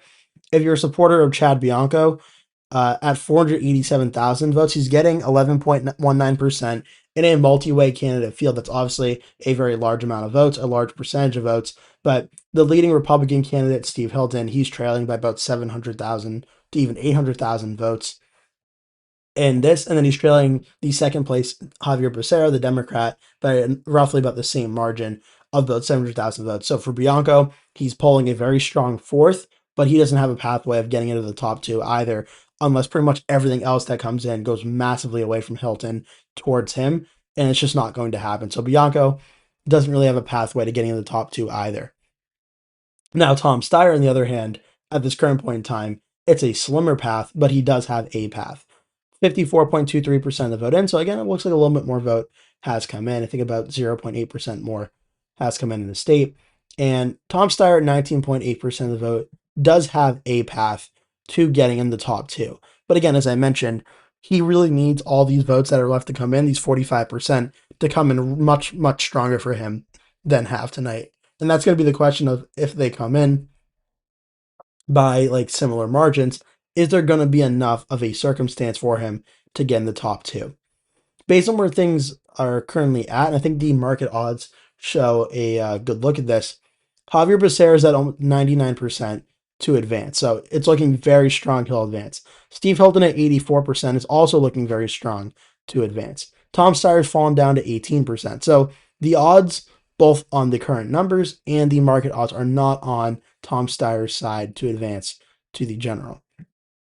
Kalshi shows a similar number. Becerra's at 99, Steve Hilton's at 85, Tom Steyer's down at 15. So it's definitely not the likeliest outcome for Tom Steyer to advance. But in terms of how he does it by sort of similar to what I've been saying over the last, like, probably about half hour now, which is he sees Los Angeles at 54.89%, and he says, okay, there's 800,000 votes to go. I'm currently trailing Becerra 29.37 to 22.55. It's overall a gap. You're looking at like 70,000 votes, maybe 60,000 votes or so in Los Angeles. How can I sharpen the gap between Becerra and myself? Because he is beating Hilton in Los Angeles. Steyer is in the most recent vote update, but Hilton has a lead over Steyer of over 300,000 votes across the state. So not only does Steyer now need to try and catch Becerra, because Becerra across the entire state is in second place. So you would say Steyer, when he needs to try and catch Becerra, but it's really county by county dependent as well. In Los Angeles, Steyer's in second, Hilton's in third. He needs to try and catch Becerra and take the lead from him, but he also needs to try and grow his lead over Hilton. You can look in somewhere like Orange County. Hilton's doing very well here. It's a county where he's consolidated a lot of the Republican vote. Tom Steyer's not going to be able to catch Steve Hilton. But can he catch Xavier Becerra, who has like a 30,000 vote lead on him? He would have to do that in that county. San Diego, Hilton's leading at 32.56. Again, Steyer will not be catching him there. Can he catch Javier Becerra in San Diego? This is the pathway for Steyer at this current point in time. This is why the odds look kind of bleak for him in this race, and why it looks like Hilton versus Becerra are the leading two candidates and will probably advance to the general. It's just a lot of math has to go Steyer's way to get back in this race. He's running a strong race in terms of getting nearly 20% of the vote in third place in this field. He's definitely running a very competitive race where at 54.24% at 1:42 a.m. on the East Coast, which is I think what 10:42 California time, so an hour and 40 minutes after the polls have been closed, the race has not been called yet. because Tom Steyer is running a very strong race, one that's blocking out Becerra and Hilton from outright being declared the winners here at like 35% for Becerra and 30% for Hilton. But the question is going to be, is there enough votes for Steyer to get into those top two vote getters? And when you look at the margins that are out right now, it's really hard to imagine, as the core area of support is the San Francisco and the Bay Area for Tom Steyer. Steyer does typically very well among the more environmental and the farther left Democratic candidates than Becerra would going into this. He's doing very well in San Francisco. He's running very competitive in Alameda County, where he's trailing Becerra by about 2%. But to actually get into the top two, Steyer would likely need not only to win San Francisco, which he's already doing, but he'll have to grow these margins by a little bit to also pad some votes here, because he's winning San Francisco by about 9%, which is obviously very good for Steyer. But you also have to look at that in the context of the state election here, where San Francisco just doesn't have as many votes as you would say Los Angeles does, or Orange County, or even in Palm Springs. Even it was San Diego, not Palm Springs. Sorry, it's San Diego, and just the margins here. He's up 11,000 votes, but he's trailing about 300,000 across the state. So you would say, okay, well, this is what you have to do here for Tom Steyer. You have to try and grow these numbers here and get as many votes as you can out of San Francisco, one of the key areas you're winning. You see neighboring Alameda. You're down here by about 5,000 votes over Becerra. And you're leading over Hilton here by like, what, 26,000? Or no, I'm sorry, 16,000. You have to try and grow your margins here as much as you can. You have to try and cut into Contra Costa, try and jump Hilton, and grow the margins there. Cut into Marin County. You're only down about half percentage point, about 100 votes. It's smaller in population. But in these vote dumps, you try and run up the margins as much as you can. You're trying to get a few thousand votes here, a few thousand votes here, a few thousand votes here. These things that on paper you would think don't really matter too much. San Mateo, you're trailing Becerra by about 4 points, 4.8%. You're trailing Hilton by about 1. These areas, you have to get, if you're Tom Steyer, a few thousand votes across all these counties and pick up the leads in these areas to try and get back in the race. Because there's still 46% of the vote to go, but you're trailing by nearly 300,000 votes in a lot of these areas, or even more than 300,000 votes, depending on where you're looking. So this is where Tom Steyer's path is to victory, is he has to basically crawl back from certain defeat at this point, because the odds are very, very clear. Xavier Becerra is advancing, and Steve Hilton's almost certainly advancing as well. But for Tom Steyer to get in, he has to crawl back from basically defeat. And the way he would do it is he looks at the Bay Area. This is where he's strongest. He has to find a way to crawl back. With the 62% vote left in Marin County, there's still another 42% in Contra Costa. There's still another 54% or so in Alameda. There's still another 50% to go in Santa Clara. And there's still another like 63% to go in San Mateo. It starts here. It starts in the strongest area of support for Tony Steyer, Tom Steyer, excuse me. If Tom Steyer can get these numbers up and maybe flip a bunch of these counties and really grow the lead, max out the amount of votes that he can in these areas, it gives him at least more of a fighting chance. If he can really max these areas out, it gets maybe Becerra up to like 25.5%, but Hilton maybe falls to like 23, and Steyer gets up to 21, 22. Well, then he's in play. He still may end up finishing in third, but it gives him a chance throughout the rest of the state. The simple fact is here, and this is where the math for Tom Steyer is so tough here, is he's trying to catch Xavier, or Xavier Becerra, excuse me, the Democrat who he's running against, that in the areas in the state that are going Democratic, most of them are going for Becerra, and they're going for him, and he's doing very well in a lot of these areas by a margin that's going to be tough for Steyer to catch. Like Los Angeles, for instance, even though the votes are there, Becerra is getting a high enough amount of the vote. Even if Steyer wins a lot of the vote that's left out there, it's not going to be really like possible for him to catch it. But Steve Hilton, for instance, he's running against Chad Bianco, one Republican, whereas Becerra and Steyer, excuse me, they're running against several Democrats on this ballot. So in terms of trying to get a lot of these vote areas consolidated behind him, it's going to be tough. Now, I will say, in terms of the overall map, Steyer's actually winning a few more counties than I thought he would. Alpine, which isn't very large in overall population, but Steyer does have a win here. He's won Humboldt County, an area that I thought would vote for for Javier Becerra. So that's good news. Steyer won there. It's also good news for him that he's winning in Mendocino County as well. But these are smaller in population, and no disrespect to these counties and the people that live there. But when you're looking at the actual numbers and trying to win this race, it's not going to make enough of a difference if you're winning there. But if you're losing in Alameda County or Contra Costa County or Los Angeles County, that's the path for Steyer. You have to get into those areas if we're going to try and mount a comeback. Now, for Steve Hilton and Javier Becerra, you're loving what you're seeing right now. You're in first and second place. You're doing very strongly. And the question is, with the amount of vote that's left, about 45 to 46% of the vote left to go here, it's all about keeping what you have, keeping the margins, if not even trying to expand the margins. Steve Hilton's, I think, is pretty strong here. He's running as the main Republican voice in this race, and he's been doing a great job. He's only lost a handful of counties that are Republican counties to his Republican rival in Chad Bianco, and the ones that he has, like Lassen County, he's only losing by about 500 votes here. He's losing Riverside County, which is larger in population, but it's also Bianco's main area of support. This is like Bianco's main base, is where he was the sheriff of, and he's losing it to him by roughly about 15,000 votes, which obviously is not great. But as I showed before, the math for Bianco is just not there. He's down about 700,000 to 800,000 votes from Steve Hilton. You don't have to worry if you're Steve Hilton about Chad Bianco catching you, so that's good news.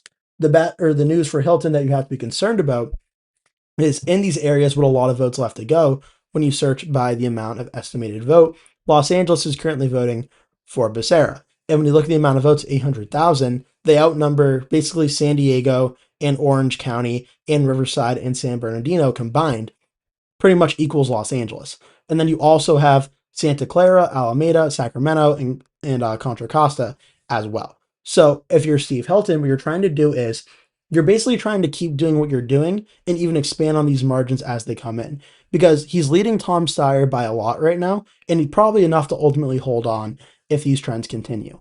But he just lost the lead in Los Angeles. Not the end of the world, but he doesn't want to lose a county where it's losing by 1,300 votes. He certainly doesn't want to fall behind here by like 50,000 votes or 60,000 votes, because if he were to do that, well, Hilton's lead over Steyer right now is like 300,000 or so, 310,000 votes. That would be a very significant cut in that area if Steyer was able to make that cut. Because right now, Hilton, even though it's a two-person race between Hilton and Becerra for first and second place right now, Hilton doesn't really need to worry about finishing first or second. He needs to worry about Tom Steyer jumping into the top two and deplacing him. Because right now, based on the amount of votes that have come in, it looks more and more likely that Javier Becerra is going to finish either in first place or just barely in second. Steve Hilton, of these two candidates, yes, Hilton's in first place, but as the Republican candidate in a state that voted for Kamala Harris by like 20 points, it's more likely than not that Hilton would be this candidate to fall out of the top two than Javier Becerra, even though he is leading right now. So Hilton has to be looking at where Tom Steyer is hoping to do well, like in Los Angeles, like in the Bay Area, and hoping, A, he continues to run up the numbers in these smaller Republican areas, which in most cases he is doing, outside of the few wins for Bianco. And then he hopes in an area like San Diego, in an area like Orange County, where he's doing very well. Basically, just keep it up. That's pretty much all Hilton has to do, is keep it up. Now, Javier Becerra, honestly, very similar. He's doing very well in a lot of key areas, including a lot of key areas that Tom Steyer needs to do well to win, like the Bay Area, like Alameda, like in Contra Costa, like Santa Clara. Going into this election, it seemed Javier Becerra would do very well among Hispanic voters and a lot of typical Democratic voters in California as the main candidate to go up against Steve Hilton in a general election. And Javier Becerra on the map is doing that.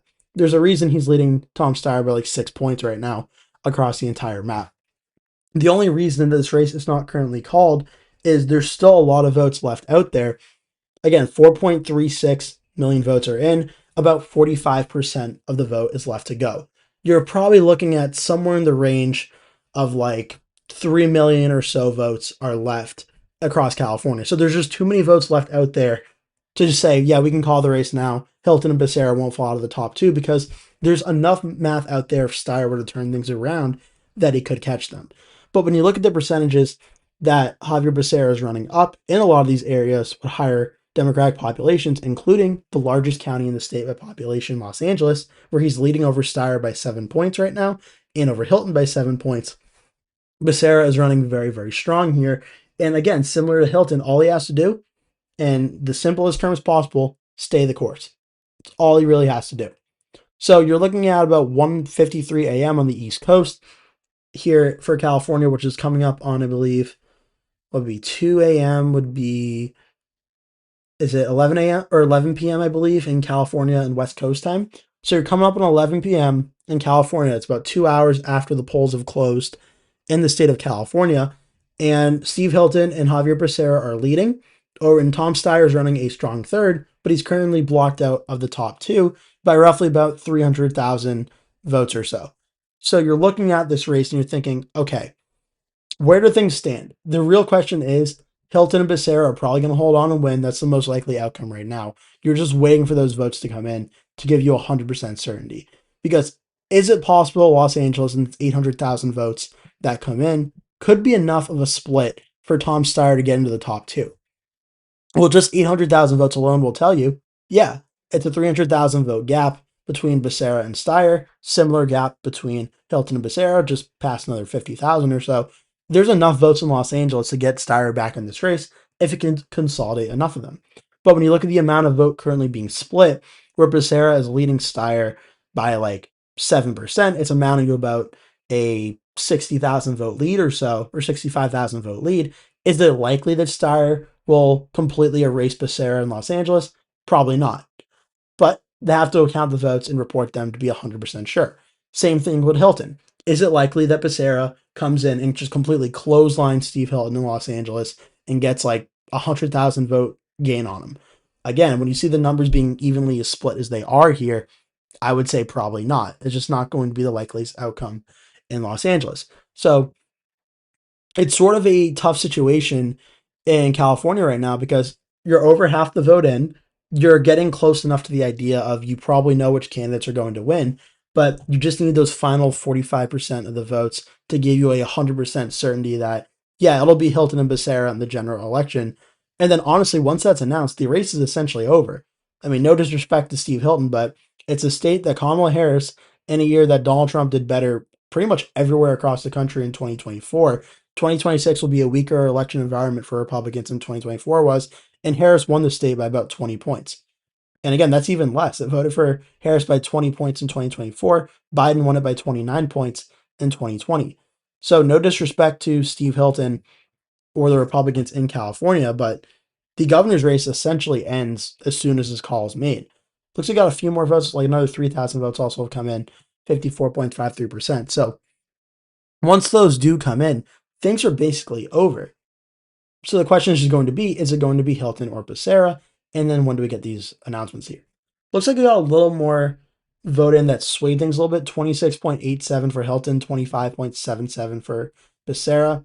Steyer went up 19.82%. So not a very large change. It looks like Steyer went up by about 0.2%. Becerra and Hilton might have changed a little bit as well. Not sure too much. A little more vote has come in. Looks like some of the vote that came in, I think, came from Los Angeles, actually. Yes, it was. Okay. So there was roughly about 800,000 votes or so left to come in out of Los Angeles, and now there's 786,000. So 14,000 votes have changed or have come in out of Los Angeles. So let's take a close look now as they have come in and see what happened. Okay. So again, this kind of proves into the point that I've been talking about for a little bit now. Becerra, after the vote has come in, 55.72% out of LA. Still, you're looking at 786,000 votes to go out of Los Angeles. So still a large amount of votes left. Doesn't change things too much. But look at the lead now. Becerra's at 290,000, Steyer's at 223,000, Hilton's at 221,000. It's now a lead of 0.2% for Steyer over Hilton, but Becerra is still up about 7 points over Steyer. So you're looking here, Steyer maybe grew his lead over Hilton in this by 500 votes? Probably. I would say that's about a 500 vote lead for Steyer over Hilton from the last vote update. I mean, it's definitely, again, it's going in the right direction for Steyer. It's not a large enough lead over Steyer and probably over, or for Steyer over Hilton and probably over Becerra as well. in this race to really move the needle a lot. Now, if it was like a maybe 2 to 3% lead of like a 10 to 20,000 vote lead, maybe that could certainly change things. But the way things are currently looking in LA, for instance, that's just not enough in a county that Becerra is leading for Steyer to try and get into the top two and dethrone Becerra or Steyer. Just not at those current numbers. So a incremental movement like that is good for Tom Steyer, but again, it's just not really enough to significantly move the needle, even with the amount of vote left to go. The only problem is that little like movement in Los Angeles there, that only accounted for like another 0.3% of the vote. In the state of California, so you still have a lot more of that to go before you can make a significant call here. But I mean, that's just kind of where it is. Like something like that, it'll help move the needle a little bit for Steyer, but he only went up 0.2%. He's not really any closer to getting into the top two where Hilton and Becerra are until a lot of the vote dumps and really significantly changes things. And right now, that's just not really the case. I will check the mayor's race, though, because I may have updated things a little bit. Okay, so the mayor's race actually has had more movement than the governor's race, it seems. Now at 53.3% of the vote in on the governor's race, there's 386,435 votes have come in Los Angeles for the mayor's race. There's still 47% of the vote to go, so about 338,565%. What we do know is that no candidate tonight will be breaking 50% of the vote, so no candidate will be automatically elected the next mayor of Los Angeles tonight, but Karen Bass, the incumbent mayor, will be advancing to the general election in November. So that we know for sure is happening. So now the question is going to be, does Spencer Pratt or Nithya Raman finish in second place? Now, kind of a similar conversation to Hilton and Becerra versus Steyer, Pratt versus Raman. Right now, Pratt has a lead over Nithya Raman of about 8% or so, about 8.4%. In terms of the overall numbers here, you're looking at 19,000 plus another 13. You're looking at like a 32,000 or so vote lead for Pratt over Raman right now. So 32,000 votes out of the estimated vote remaining of 338,565. Obviously, the 32,000 votes for Raman to jump Pratt are certainly out there, which is why you're not going to get a call anytime soon in this race for Raman jumping Pratt. Or I'm sorry, you're not going to get a call anytime soon for Pratt to advance to the runoff because Raman had the opportunity with the amount of votes left out there to jump Pratt. Based on the current numbers, though, kind of like Tom Steyer, the current numbers don't show that as the likeliest outcome, as Pratt and Bass are both leading Raman by a very considerable amount in the city of Los Angeles. But the math is technically out there, just like with the Tom Steyer and Xavier Becerra and Steve Hilton situation here. The incremental growth of a few hundred votes for Steyer in Los Angeles were helpful, but in Los Angeles, just like with Nithya Raman, is a few hundred votes here and there because she was at like 20 something percent. Now she's at 21.02. So it's moved a little bit in her direction. Is there enough out there in terms of the incremental changes for Raman to catch Pratt? We're going to have to wait and see how it all shakes out. Just to give you a look of the markets right now, this is just, I believe, the winner overall.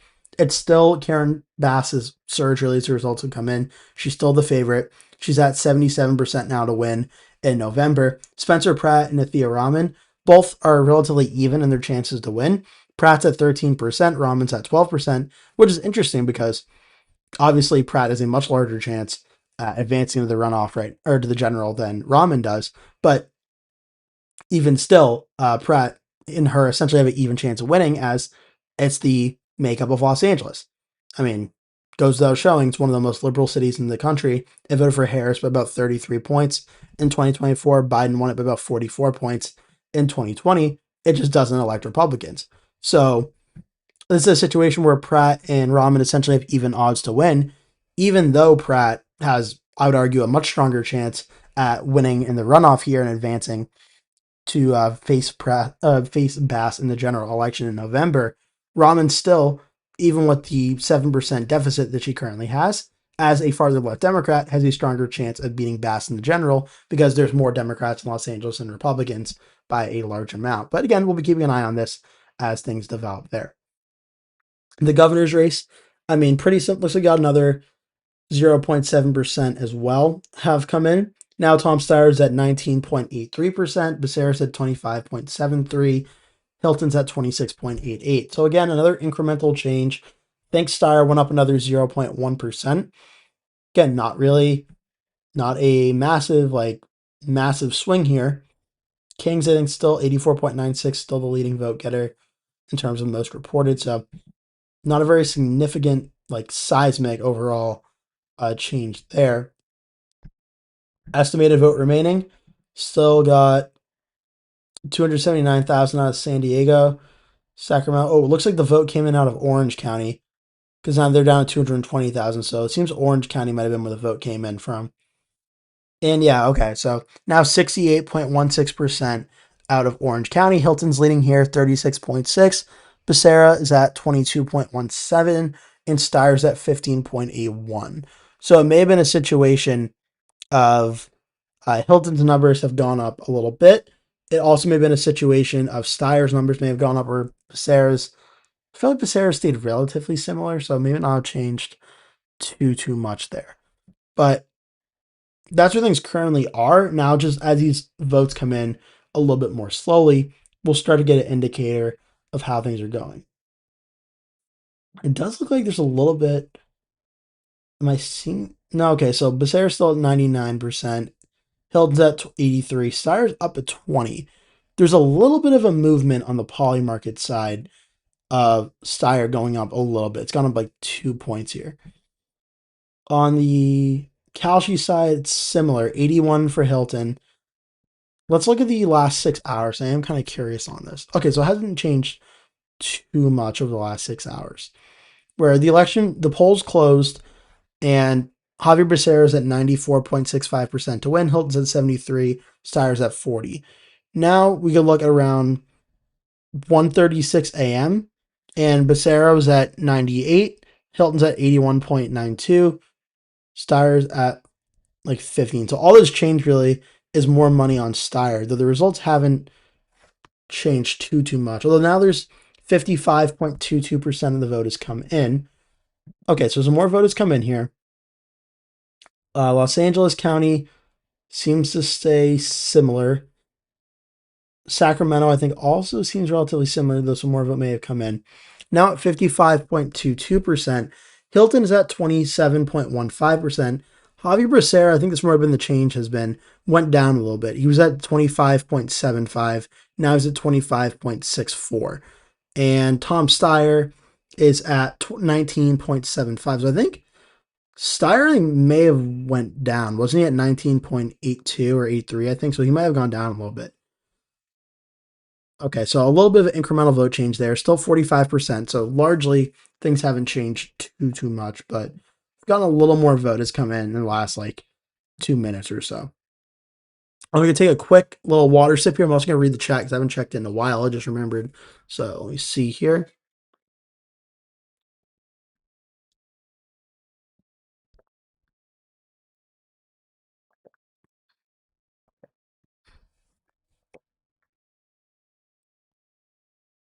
Okay, let's see.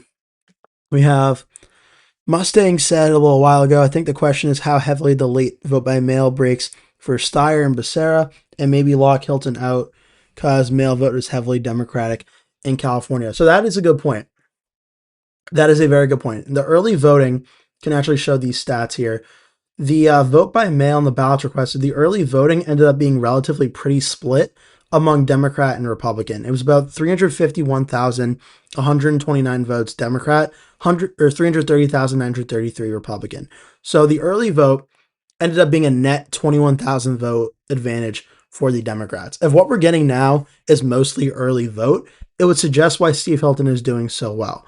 On the early, on the ballots, on the mail by vote ballots here, Democrats ended up winning 1.8 million to Republican 1.15 million. So roughly about a 7,000 or 700,000 almost exactly vote difference here of ballots returned. So that's a very important context for this race here. Of this 45% of the vote that is still out there, how much of it is vote by mail? Because you're looking at, again, 55%, you're probably looking around 3 to 3.2 or so million votes left to go. If a large chunk of that number is going to be vote by mail, well, then you would think, okay, that's going to benefit the Democrats, you would think then, because the Democrats had a 700,000 vote advantage over the Republicans in that regard. That didn't also account the independent vote in California as well, which that could vote for either Republican or Democrat. You can really swing that in either direction you want. So, in terms of, let's see here, in terms of what that means, does that mean Tom Steyer automatically is going to come back? No, because obviously Hilton has built a very large lead in the race right now. But if the remainder of the vote is vote by mail, it does make the possibility of Steyer coming back more possible. But you're gonna have to start seeing some movement over the next 20%, especially because Hilton right now is at 27.14. Becerra is at 25.64. So if the remainder vote is vote by mail and it's Democratic friendly, essentially that would lock Xavier Becerra into one of the top two spots, which I think a lot of the market odds people are kind of predicting as well. Is if there's more Democratic vote to go, Becerra's not going anywhere. But if that vote is Democratic, Steve Hilton would be the candidate that's more likely to fall out there. And that's when you look at somewhere like Los Angeles, where Steyer's now past Hilton by about 2,000 votes. That's great for Steyer, but he's got to grow in those margins to have a realistic shot of jumping into the top two. So that's a really interesting comment and question, Brandon, that you made earlier. That's a very good point. Mustang said after that. Oh no, Mustang is. I'm sorry, Mustang said the vote by mail part. So Mustang, thank you for leaving that comment. Pinion said just watch Becerra's live stream speech, inspiring. Two hands praying emoji. Very nice, very nice. Obviously, been doing this, so I'm not seeing that, but very nice. Mustang said Becerra will probably finish first. Again, if the mail-in vote goes, if the rest of the or a lot of the vote that's left is mail-in vote, I think I definitely agree. Penny said too many Dems competed, so I don't think Becerra will be first. I think Hilton will stay first, but lose very badly in primaries. Probably means the general. Surprised how low Sacramento has been voting for Becerra. It is interesting, actually. Sacramento, which is Becerra's home base, but he's only winning at 28.71 to Hilton's 28.26 and Steyer's 16.65. But we can look a little bit more here on Sacramento. It voted for Harris over Trump about 20 points, 19.7 in 2024. Biden won about 25 points. So when you look at it, it could just be a situation of the amount of vote early on. It is just like early vote. There's still 58% of the vote to go there. And it could just be a situation of Steyer's getting 16 points, but maybe this is a rare county where Katie Porter and Matt Mahan are both doing very well here as well. And maybe Chad Bianco's taking some votes away from Steve Hilton, but not as much as some of the other counties. It could be a situation like that. Look at this. Also, about 4,444,685 votes are in. So 4 4s in a row. I don't know. That could be lucky. Make a wish or something. Make a wish on that. Wish for more votes out of California. See, I said that and more votes came in. Okay, that's crazy. 4,445,331 now. A little bit of movement here. I don't know if it's a drastic amount, but 27.17 for Hilton, 25.63 for Xavier Becerra, and Tom Steyer's at 19.74. Let's see in the chat. Brian says, "Hey, I'm back. Glad you're still alive." Yep, still here. Still here. Welcome back. I honestly, I'm not gonna lie, Brian. When you left, not even what was it, an hour ago or half hour ago, I wasn't totally sure if I would still be on, but 2:11 a.m. Eastern Time, still here.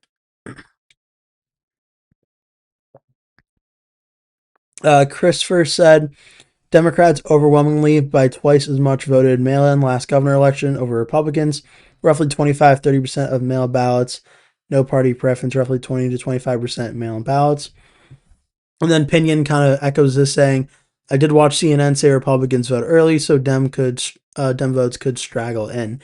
Yeah, so if that is the case, where the amount of vote that's left, the 45%, if a large chunk of that is vote by mail, that honestly feeds into the question of why we can't say Hilton and Becerra are sure going to advance to the general yet, because then obviously, we don't, if there's going to be a lot of Democratic vote by mail left, it's possible Becerra coalesces a lot of that and Steyer still ultimately falls short, that's certainly possible. But if it's mostly Democrats voting by mail, well, depending on how Steyer does, there could be enough votes out there for sure for Steyer to potentially jump Hilton. I don't think it'd be by a huge amount, maybe like a few thousands of votes, given the amount of lead that Hilton has right now.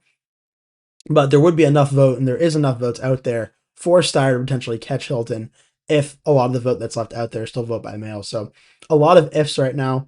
We've looked at the results where they're currently at, and it's just really waiting for the next 45% that come in or so. What do they ultimately decide to do? Will ultimately make or break this race in terms of whether Hilton and Becerra advance or Steyer can find a way to force out Hilton, because I don't think Becerra at this point is really going anywhere. I think that at this current point in time, things are kind of the way they are, and that Hilton and Steyer are probably going to be arguing for that second spot, and Becerra will probably end up being in first place once everything is said and done. More of those votes come in because, again, you still have nearly 800,000 votes out of LA. You still have another 280 out of San Diego, 230 out of Sacramento. A lot of these counties that have a lot of these votes left in terms of the numbers are more Democratic friendly areas. And if Becerra continues to do well here or Steyer continues to do well, there may be enough to catch Steve Hilton. I think it's a lot of hypotheticals. I still think right now Hilton has the lead, and I think he's more likely than not going to advance. But I even think that's why when you look at these odds here and you see Hilton at 84 but Steyer at 20, there's a reason why Hilton's not at 99 and Steyer's at 1, because there's still enough vote left out there for sure at this current point in time that it's possible Steyer has a pathway to victory. They're just like very hesitant because they don't know if the votes are going to come in the next 45%, if they do move the needle at all towards Steyer, and if they do, by how much. So I think that's why it's still a little bit hesitant, but the math is definitely out there for Steyer to catch up to Becerra or Hilton. Probably more likely Hilton if the more vote that's left is Democratic, but again, it's wait and see at this moment in time. Brian said a few minutes ago it was 112 in his area. Lucky. You got an hour on me. Lucky. All right.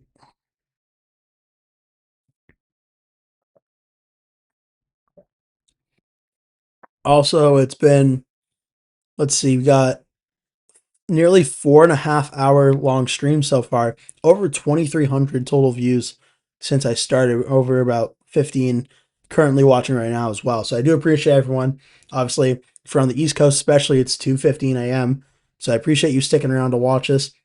I know Central, it's what? It's 1 a.m. or 1:15 a.m. and then Pacific time, it's also over 11 now. It's 11:15 a.m. as well, or p.m. as well. So I appreciate everyone sticking around to watch as these results have started to come in or coming in. So I do really appreciate that. In terms of Los Angeles mayor as well, nothing really too changed here other than from a few minutes ago that Bass is going to a general election against either Pratt or Raman. From some of the earlier races throughout the night, 95% is now in. Out South Dakota, still a few more votes to come in, but Toby Doden and Larry Roden, the incumbent governor, and Toby Doden, the challenger, are advancing to a runoff. Dusty Johnson and John Hanson do fall short of making that. In Iowa, honestly, what became the shock of the night is the Republican Zach Lane defeats the Republican Randy Feenstra, who was endorsed by President Trump to be the governor nominee in Iowa.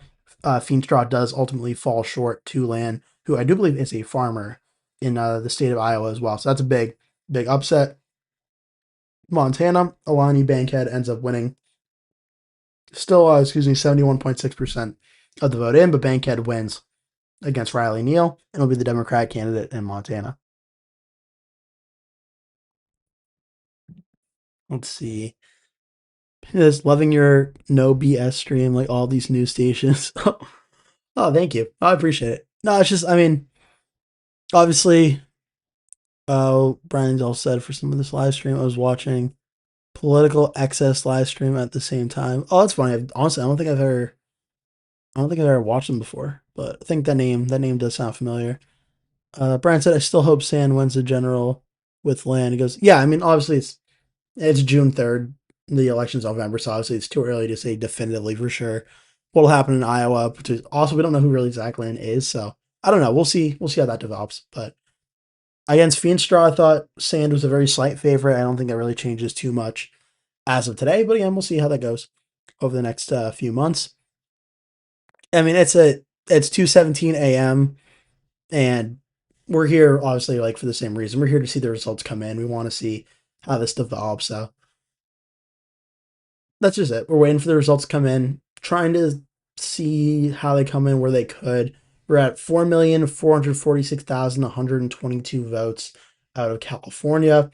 So still about 45% to go. But if we do start getting these votes that are a lot of them vote by mail, things can change very quickly. So I don't really want to go anywhere until we start getting like definitive, like we're not getting them now because it's 2:18 a.m., but still it's 11:18 p.m. California time. These, like, if these can come in like quickly here, it could really change the race. If we get a big vote dump out of LA or out of like San Diego or something, that could really change the race in like a second. So I do want to be here for it, but let's see. Brian said Sands odds on Calgie was the meme number 6-7% winning the general. I know what it is now. Man, that it's just it follows me everywhere in the live streams. It's just the way the 6-7 number. But I have noticed that the Democrats on Calgie are doing very strong in a lot of the governor and Senate races as well. I have noticed that. I think I could. No, I have the House map pulled up on 270 to win, but I could do another update video in the next few days, maybe on like the Calshi numbers for the updated results. I do have some videos coming out the next few days about my updated predictions for June for not president, for Senate, governor. I haven't filmed the House one yet, but I do want to get that done as well. I do think the House one, I did it before this, so I thought Feenstra would be the Republican candidate. So he's not now, but I don't think I may just leave it as is because I don't want to. I already filmed it. It's like over like half an hour. I don't want to really go back through and have to re-upload all that. So I'll probably just leave it. But I don't think the odds for now really change too much having it be Lan instead of having it be Feenstra. But so yeah, a little sneak peek on an upcoming video there. Let's see. Okay, nothing too new in the chat. The mic stand's still holding up pretty good. I hope the audio quality tonight also. I know Brian, you've been here a while, so you may know more. I hope the audio quality's been good. I did change the audio settings of the mic in my settings on my computer, so hopefully the audio's been pretty clear. It hasn't been too quiet. It hasn't been. I know because the first few streams I did, it was a little quiet, so I'm hoping it's better now. It's not hopefully too bad. Yeah. So just trying to, which each of these streams, I think I've done a few now. I think I've done 5 or 6 of them. Just trying to like incrementally improve them as they go on, but yeah. We've reached the 4.5 hour mark of the stream, so this is where I start talking about my microphone quality, I guess. 55.61% of the vote in, 4.46 million votes cast in California. It's going to be interesting to see how things develop with the next little bit here. Brian says, despite how red Texas has voted in the century and Talarico's odds going down a little bit, I still hope Talarico manages to go up to close to Paxton or lead Paxton, Calci, or Poly Market. Yeah, Texas Senate race is going to be interesting. It's going to be interesting because, like, I honestly really can see the argument for both sides, both the Democrat and Republican side for Texas because, I mean, Ken Paxton's obviously scandals certainly hurt him. It's 2018 when it was Ted Cruz versus Beto O'Rourke, only about like a 3-point win for Cruz. And you could argue Ken Paxton's definitely a worse candidate than even Ted Cruz once, and even unpopular than Ted Cruz. I don't know if James Talarico is going to have the same type of like national, like almost like movement around him from the media that Beto O'Rourke did, because Beto O'Rourke, his name was everywhere, like all the time. I don't know if Talarico is going to have that the same way, but it's possible he could. Yeah, so Texas Senate race is going to be interesting. It could definitely go red, could definitely go blue. I still have it as lean red right now, which is under 5. And I'm probably going to leave it there for a little bit because for Talarico, it's honestly kind of going a little bit under the radar how big of a deal that is. Like Texas electing a Democratic senator, even if the Republican candidate is bad, is like a very, very big deal. As Texas voted for Trump by 13.7% in 2024. It did vote for Trump by 5.6% in 2020, so it was competitive, but that'd still be a massive, massive swing of like a what 13.8% swing from the 2024 election to the 2026 Senate race. So it'd be a very big deal. It's almost a case of like, I don't know if I would do it until I see it happen, but the election environment in 2026 is right for it. I mean, President Trump's approval ratings down negative 17 points on the average in the decision desk HQ. So the numbers are there. The generic ballot lead for the Democrats are there. Definitely could be the case. Yes, I heard you well throughout the stream. Perfect, perfect. Good. All right. So I'll definitely roll these settings then for the next live streams I do as well. Which the next live stream, I mean, I think it's next week. There's the South Carolina governor primary. I think it could be that one. If not, I mean, if depending on how long these results go in California, I mean, maybe I have to do another one of these in the next few days if the results don't come in. But hopefully they start coming in relatively soon. But yeah, so yeah, we're just really waiting to get an update on where things stand. We could, because it's been a little bit since we got some more votes, we could go through really quickly and just look at some of the other races that have been going on in California, like the House ones, and just do a quick little update on where things stand, because we should have gotten a lot of updates by now. In the House district in the 17th, Ro Khanna, the Democrat congressman, won there. In terms of the candidate that's going to advance with him to the general, it's still too close to call between two Republicans in Ritesh Tandon and Jenny Fan, though Ro Khanna will win re-election probably very, very handedly in the general. Let's see. I heard if the national environment goes 8+ points for the Democrats, which is likely to happen, Talrico could win the general. Well, that's the thing. That's why I think it's tough, because that's why I think it is such a close Senate race in Texas. Is it definitely could do that. And this Senate map, it's a little tough just to do like a blanket 8-point swing for the Democrats in Texas to flip, because it really depends. Because Greg Abbott in the governor's race is probably going to win by a solid amount. But then also, there are going to be a lot of Republicans and even independents that just don't like Ken Paxton and want to vote for him. So I heard of LTE who may have biases, but could be true. Yeah, I don't know, because I mean, I know it definitely LTE definitely swings a little left on the biases, but I know I do watch a lot of his videos sometimes. He definitely has a lot of intelligent points that he makes. So I'm assuming like that what he said is true. I don't think he just made that up out of nowhere. I'm sure he's cited that from somewhere, but it's tough because it's a little bit of a blanket 8-point swing where it's kind of like a case by case basis. I'm usually a little bit careful in going like case by case on certain states like Texas, where but I could tell you for sure if I don't know if I did a 2020 prediction or not, but if I did, I definitely wouldn't have had Georgia flipping just because I thought it would have been very close, and or for the presidential race specifically, because I would be like very cautious of it. So that could just be me maybe being a little bit cautious on that, but I think the vote could be 8 across the country, and Texas could be. I think Texas will be very close. I just don't know if it's ultimately going to flip, just because for Texas to elect a Democrat as a senator, a lot would have to go wrong. And Ken Paxton is certainly like, for all his faults, will definitely get a lot of rural Republicans, very dedicated MAGA Republicans out to vote for him, no doubt.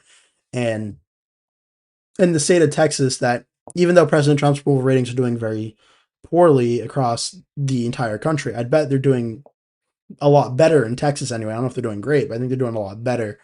And depending on the election in November, because obviously we're in June now, if the election took place today, I mean, Talrico may very well beat Ken Paxton if the election took place today with gas at like $4.20, or I think near me. So if that were to be the case, I mean, sure, but I don't know. We'll have to wait and see for November if things rebound, if they get better, if they get worse. I mean, maybe Talrico becomes more likely to win, but also, I just realized I totally forgot about doing the house races.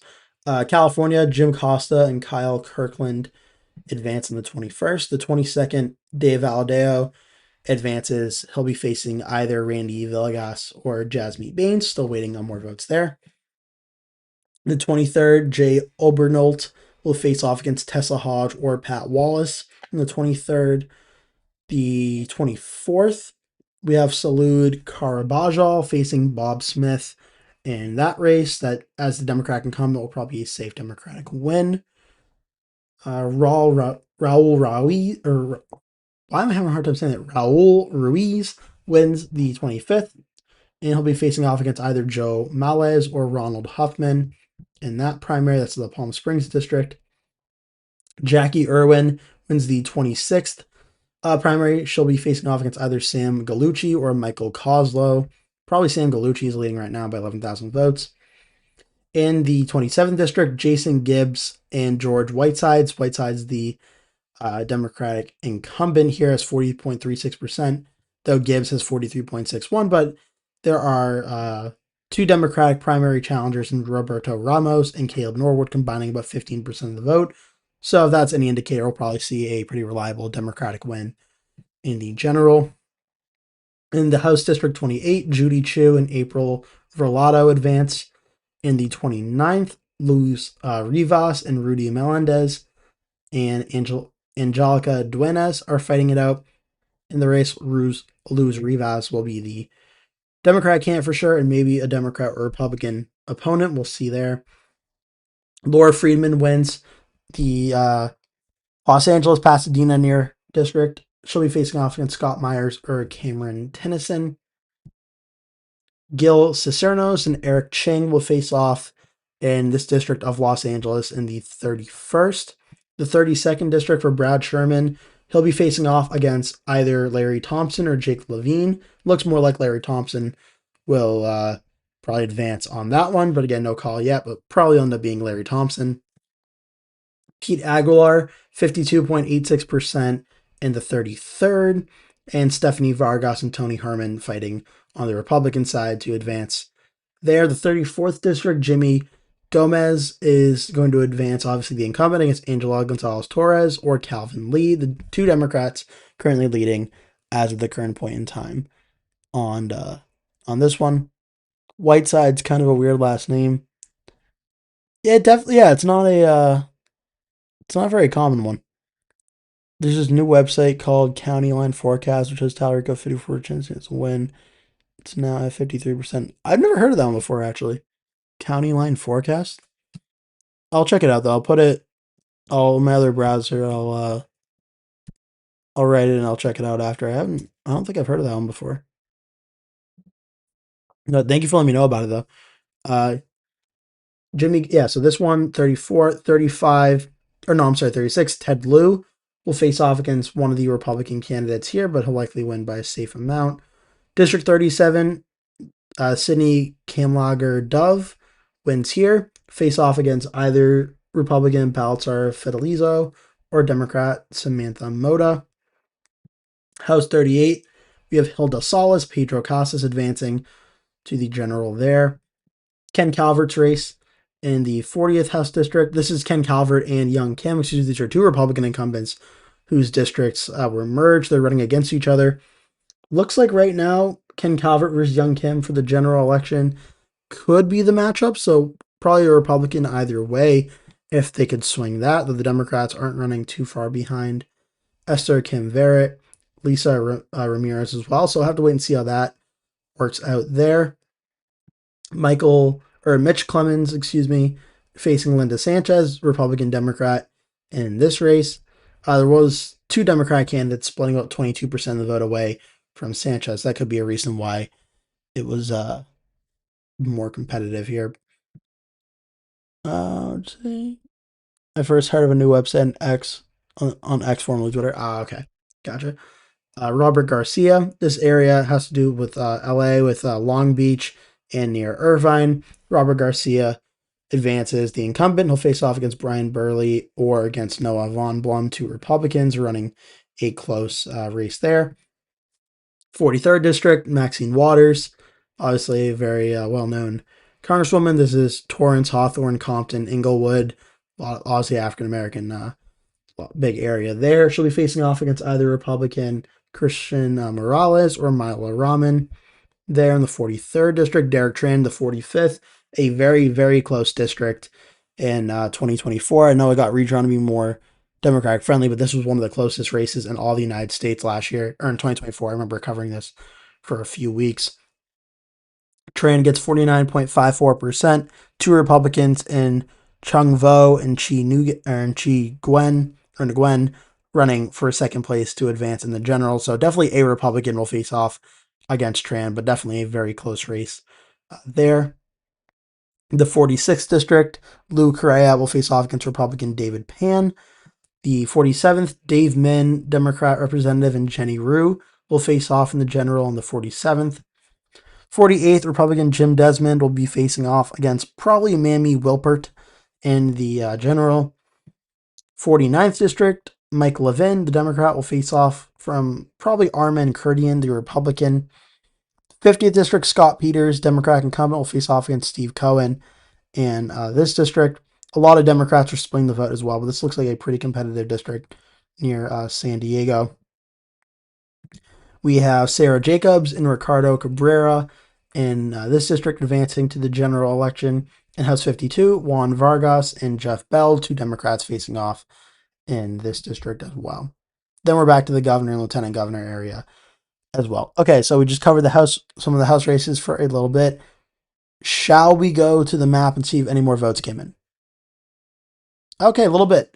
57.09% of the vote has come in. And not too much movement in terms of the overall results. It looks like the vote might have come out of Los Angeles, actually. Hilton's at 27.45%. Becerra's at 25.56%. Tom Steyer is at 19.68% of the vote. And it does look like a little bit of that vote did come out of Los Angeles. We can zoom in here. Yeah, so a little bit of the vote came in. Becerra is now up to 307,112 votes out of LA. Steyer is now up to 234,092 votes. Hilton's at 231,603. So Steyer, it appears to me Steyer is now leading in Hilton in LA by about 2,400 votes or so out of Los Angeles. So he may have grew his vote by another like few hundred votes in Los Angeles' lead over Hilton. He was up about 0.2%. Now he's up about 0.24% in Los Angeles. So not a very large lead for Steyer growing over Hilton in Los Angeles. But again, for Steyer, every vote counts. He does break 902,000 votes in third place. Becerra's 172,000, and Hilton's at 1,258,000. Looks like he got a little more vote again, up to 57.11%. Just got some of that more vote in now. Let's see. It changes things a little bit statewide. It adds Steyer, I think, another 0.1%. He's now at 19.69%, so give him an extra little few votes there. I don't think it tells you where specifically that vote came in. I don't think no, it did not. Okay. In terms of the estimated vote remaining, LA still seems unchanged. San Diego and Orange, it's possible it may have come from Orange County again. I don't know for sure. It doesn't look like it, but it's possible it might have. San Diego, Steyer's now at 18.16%, so it's possible he may have gained a little bit of a margin there as well. Okay, so only difference like 1%, so clearly we got not a lot of movement here.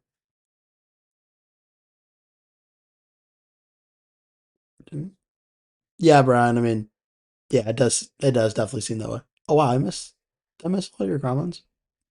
Oh no, that's all from, yeah, it's from earlier. Okay, no, I didn't miss them. It's just piling up. Yeah. I mean, also, Brian, it's like 2:37 a.m. Eastern time, so people probably just watching, probably just a little bit tired. Which don't blame them. 2:37 a.m. 57% of the vote in, 57.11%. So now we're at 43% of the vote to go, and still including About 735,000 votes to go out of yeah, so another 735,000 out of Los Angeles. Starry, hi, thank you for commenting. New viewer, well, first of all, thank you for watching. Hope you're enjoying it. Also, if you want to hit like and subscribe as well, certainly would appreciate that as well. Uh, am I wrong to think that a 200,000 vote gap in a state as big as California is closable? No, I don't think you're wrong at all. I think, yeah, that's why I think things aren't called right now. Still 43% of the vote to go. And 200,000 vote lead with the estimated vote that's out there. We're nearly at 4.6 million votes in. We probably still have like another 3 million votes out there, maybe like a little bit under that now, maybe like 2.9 million. So, no, definitely not. That 200,000 vote lead that Becerra and Steyer have, and even Hilton and Steyer have, certainly, I think that's a closable gap as well. That's why they haven't called it. So, no, I don't think you're wrong at all by thinking that. Especially the question is, and I don't know if you're here for this part of the stream. I think it was like 10 minutes ago now. We're talking about what kind of votes are left out there? Are they early in person votes? Are they mail in votes?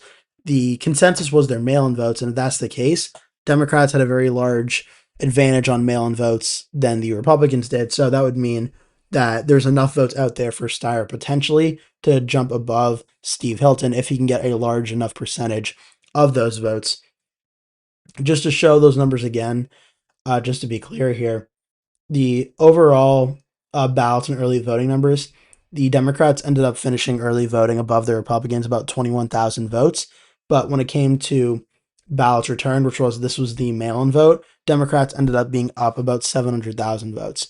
So the 200,000 vote lead right now, that is up for Steyer and Becerra and Hilton, while there was 700,000 overall advantage between Democrats and Republicans among ballots returned. So that alone was already like what 4 times that number, if not even more. So there's definitely, I would say, definitely enough there.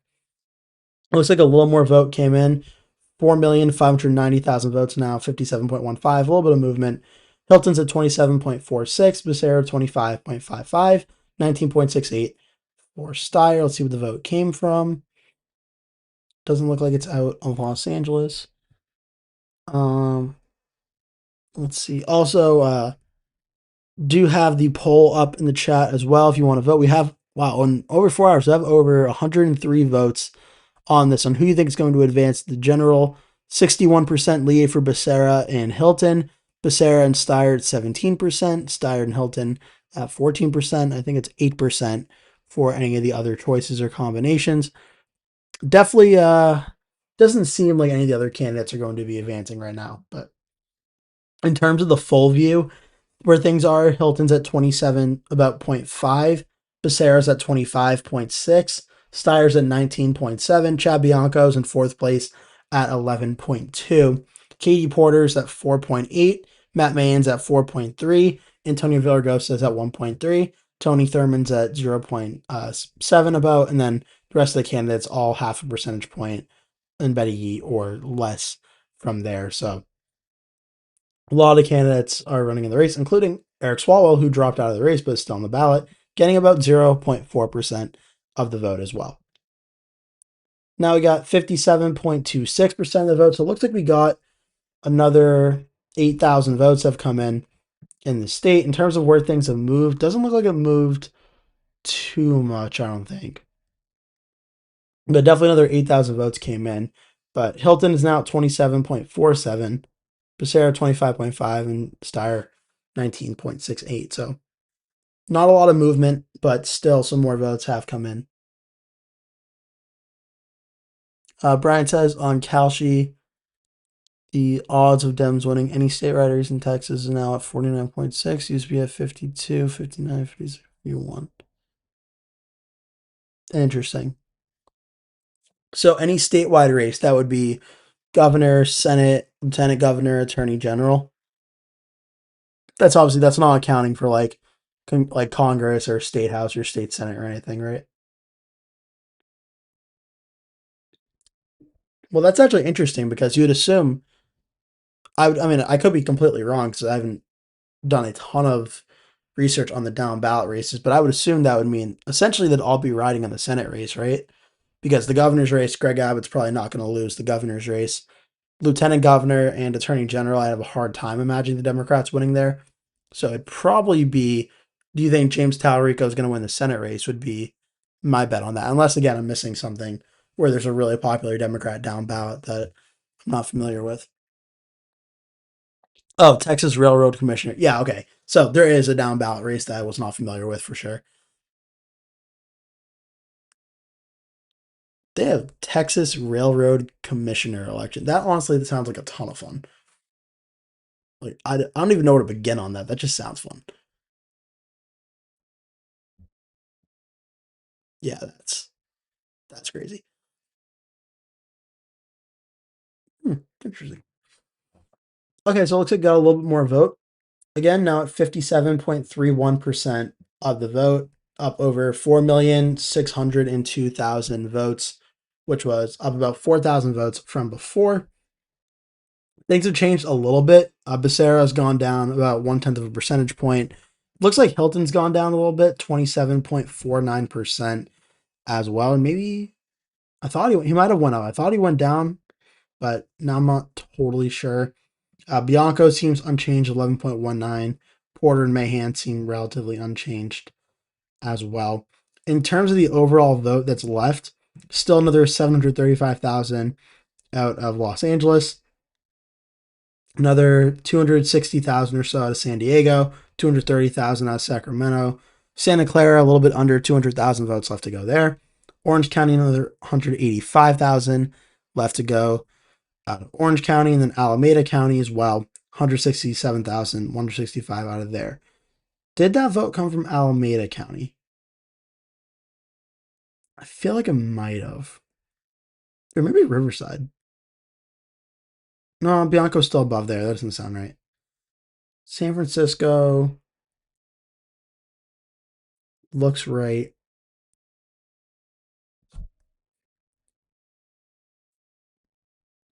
Hmm. I don't think it was Alameda. No. It's so tough because I've been staring at these results for like, what? What time was 11 p.m. Eastern? Yeah, 11 p.m. Eastern time. So now 12, 1, 2. We're coming up in like 4 hours staring at these results. And a lot of them haven't changed in the last like half hour to an hour. So I'm like trying to remember what the percentages were. I don't think Los Angeles has changed too much in terms of the percentages. I don't think San Francisco has changed too much on the percentages either. San Mateo looks similar. Alameda looks similar. Santa Clara, maybe Santa Clara changed 51%. Sacramento, Sacramento looks the same because it's still very close. Sonoma may have changed 31.5 to 22.7 for Becerra versus Steyer. That might have been where the numbers ultimately changed. But just trying to get a little bit more votes to come in here. Oh, let's see. Brian said for the Texas Railroad Commissioner, the GOP candidate has a low name ID and no Wikipedia page, and the Dem candidate has a Wikipedia page and not much name ID. And then Starry says you're saying Democrats could still make down ballot House gains in Texas under the new map, even if Paxton wins. The candidates are Beau French GOP and John Rosenthal Dem, 26 Texas Railroad Commissioner election.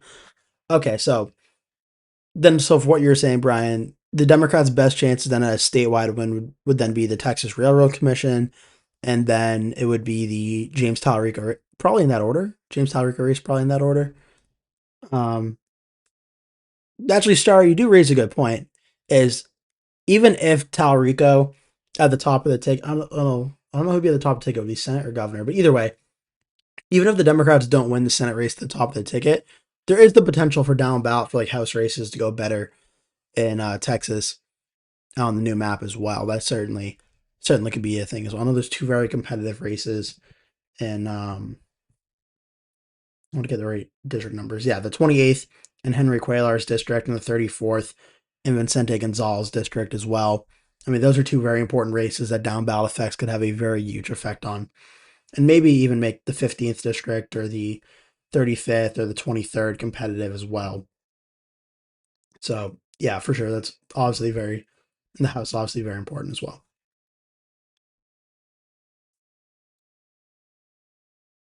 Okay, I swear I looked away for a second and the vote numbers went up to 57.61%. I don't know if my eyes are playing tricks on me now or if I actually looked away and now there's more votes. I'm going to read them again anyway, just to be safe. Steve Hilton's at 27.51% of the vote. Javier Becerra is at 25.5% of the vote, so about a 2.1%, or no, 2.01% lead across the state of California for Steve Hilton over Becerra. From Becerra to third place, Tom Steyer is in third at 19.64%, 908,828 votes. I don't think the vote numbers changed now that I realize it, but that's where things currently sit on the top three governor's race.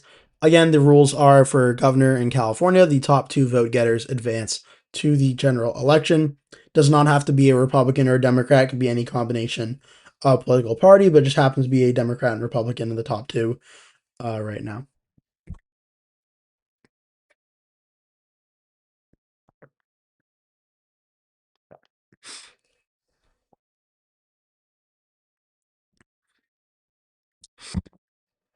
Brian said those two Texas statewide races, I think are the Dems' best chances this year from what I hear and see. Gotcha. Sorry said in a minute, could you check on Kylie's district? I think it's 6. I'm curious if an independent can win a district that was made more favorable for the Democrats. Yeah, no problem. California 6. Okay. So right now, still uncalled for the top two vote getters. 53.63% of the vote in, so still another like 46.37 left to go. But Kylie is in first place right now at 27.07% across the entire district. In Placer County, he's winning 34.62%. In Sacramento, Pan is leading 25.26, Stansfield 22.66, and Kylie at 20.61. And then in Yolo County, Pan, Stansfield, and Guerrero are the leading three candidates in that one. So here, it is a very close race. Of the 102,526 votes, so in terms of what's left out there, I mean, 102,000 is like 53%. You're probably looking at another like 95 to 98,000 votes or so left out there. Kind of a wide range, but like 95 to 98,000, roughly more votes to go. And Kylie's only leading by about 5,000 votes over his closest Republican challenger, and only about 6,000 votes over his closely Democratic challenger. So, in terms of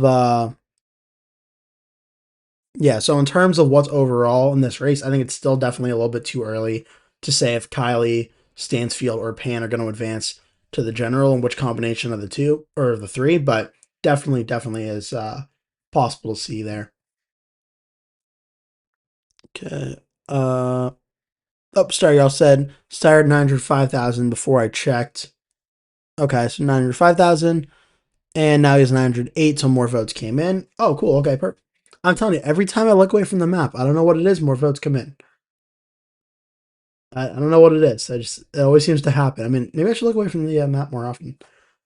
Now at 57.64%, so I think another 0.3% of the overall statewide vote came in.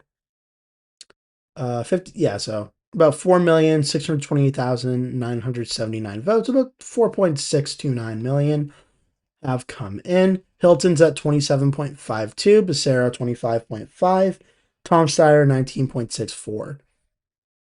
Okay, so to me, based on these numbers, now it's up to 0.65 as well. I feel like Steyer's gone down about 0.4%. I thought he was at 19.68, and Hilton was at 27.5, so I think he went up another 0.2. Bianco's at 11.27, so Bianco may have... Was this Riverside? No, okay, not there. Lassen? No, it looks the same too. It looks like Bianco's numbers went up a little bit. Hilton's went up a little, and Steyer's went down a little. So it makes me think it's more of a Republican area that dropped some votes in recently. Let's see. LA looks unchanged. San Diego looks unchanged. Sacramento, Santa Clara, Orange look unchanged. Yeah, I'm thinking a smaller population Republican type county drops some votes. Is what I'm thinking. Kings and Amador, the top two, still look unchanged. Modoc County being at 78.75 might have been it. Placer County. It sucks because there's like a bunch of the counties that are very heavily Republican in the top five for closest to being done counting, which honestly was expected heading into tonight. I did have that in my election night prediction. I did think that was going to be the case, but I'm not sure where those votes came from, but I feel like it's a smaller Republican county, would be my guess. Still a ton of votes to come in, though, from LA, San Diego, Sacramento, and Santa Clara, Orange County, Alameda County. All of these combined, still a lot of votes to go. I mean, what's this? You got 1, 2, 3, 4, 5, 6, 7, 8, 9, 10, 11. Still have 11 counties with over 100,000 votes to go. And Sonoma County still has 95, so you just barely missed that that cutoff. So still a ton of counties left with several more tens of thousands of votes to go. Let's see. Brian said a week ago the Texas GOP nominated Pat Beings the GOP ticket for Senate, Attorney General, and Railroad Commissioner. Ken Paxton do his bag into controversies. Uh, what's this? YTB97 says this is great coverage. Thank you for this. Oh, thank you. Thank you for watching. I mean, honestly, like if nobody, I would probably wouldn't be doing this. I wouldn't be up at nearly 3 a.m. doing this if like you weren't here watching, if people weren't here watching. So thank you. Thank you for being here. Brian said Mays Middleton once asked a question that sounded prejudice that was regarding to Texas Dem state back. Urging Wu. Oh, wow, that's rough. Yeah, that's not great. Hmm. And Bo French's answer was both.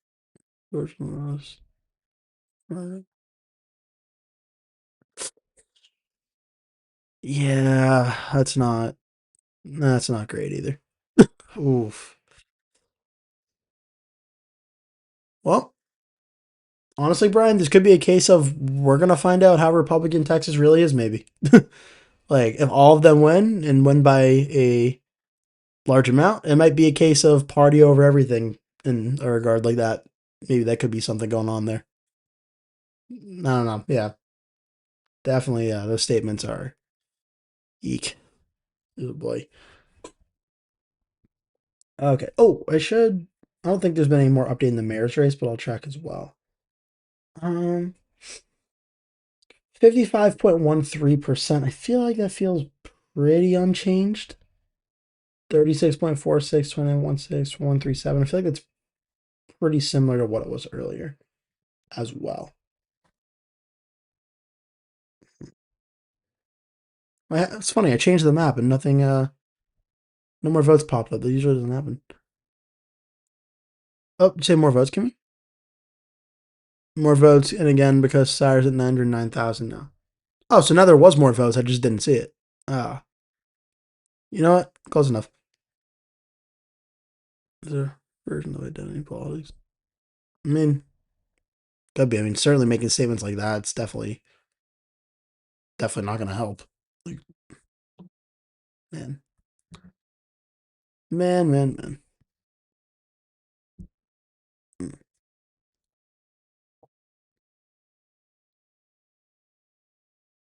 Okay, so let's see. Any of these seem different? I don't think so. It is kind of crazy that it's like 3 a.m. and not one county's like at 95% in yet. I know it's California and like their election law, and they have, I think it's like, what? They have the mail in ballots come in, they can postmark them. Or is it postmarked by election day? And they have like a week until after election day to come in or something. So I know it can like take a while, but like I would have thought at least one of the like smaller Republican counties would have been in by now, like 100%. But yeah, I don't know. Also, we passed over 5 hours on the stream since we started, which that was funny because when I went live earlier, which now feels like forever ago, I was kind of like rushing to get everything in, like get the description done, get the like thumbnail done, make sure everything looked good, make sure the audio was good, which I know I was talking about earlier. And I was like, I want to make sure everything's good, but I also don't want to like rush and like start too late and make sure everything's not like rushed and stuff. But I mean, 5 hours later, I feel like doesn't seem too bad. Oh, Starry said, "What are your thoughts on the Nebraska Senate race where an independent is running against a Republican? Do you think Osborne has a chance to win even if Democrats fall short in states that Trump won? Any chance Starry will be in the top two? Okay, so I'll do the I'll do the governor's race one first, just because I have it pulled up, and then I'll talk about the Nebraska Senate one. In terms of can Steyer make it to the top two? So mathematically, he can, and this is why things I think are still ongoing right now. Is just the raw math right now. There's about 4.3 million votes in at about 57.67 or 65%. I said the thing of the votes in. So if you're looking at doubling that vote total, which obviously is not what it would be, it would bring you to like what would that be? About 9.2 million. So you could take from that number, you're probably looking somewhere around three, like 3 to 3.2 or so million votes left up for grabs across all the state of California, which that would bring you, say, around 7.7 million votes total. Let's just go with that number for now. That would mean of that 3.3 million, there's still a ton of votes left out there. The current gap for Tom Steyer and Javier Becerra and Tom Steyer and Steve Hilton is honestly right around like 300,000 votes or less. I think Hilton's leading over Steyer by, I want to say about, what's that, about 74 minus 9. You're looking at like a 264,000 or 65,000 vote lead for Hilton and Becerra, or Hilton and Steyer. Becerra and Steyer, you're looking at like a 200,000 and 271,000 vote lead. So there's still, I think, about 3 million votes left out there, and you're only leading by 271,000 votes. Now, obviously, that number sounds very daunting, but in a state that has a ton of people in it, certainly that's enough. So the math for Steyer to come back is definitely there, and I think that's why the race hasn't been called yet, because Steyer does have a mathematical path to be there.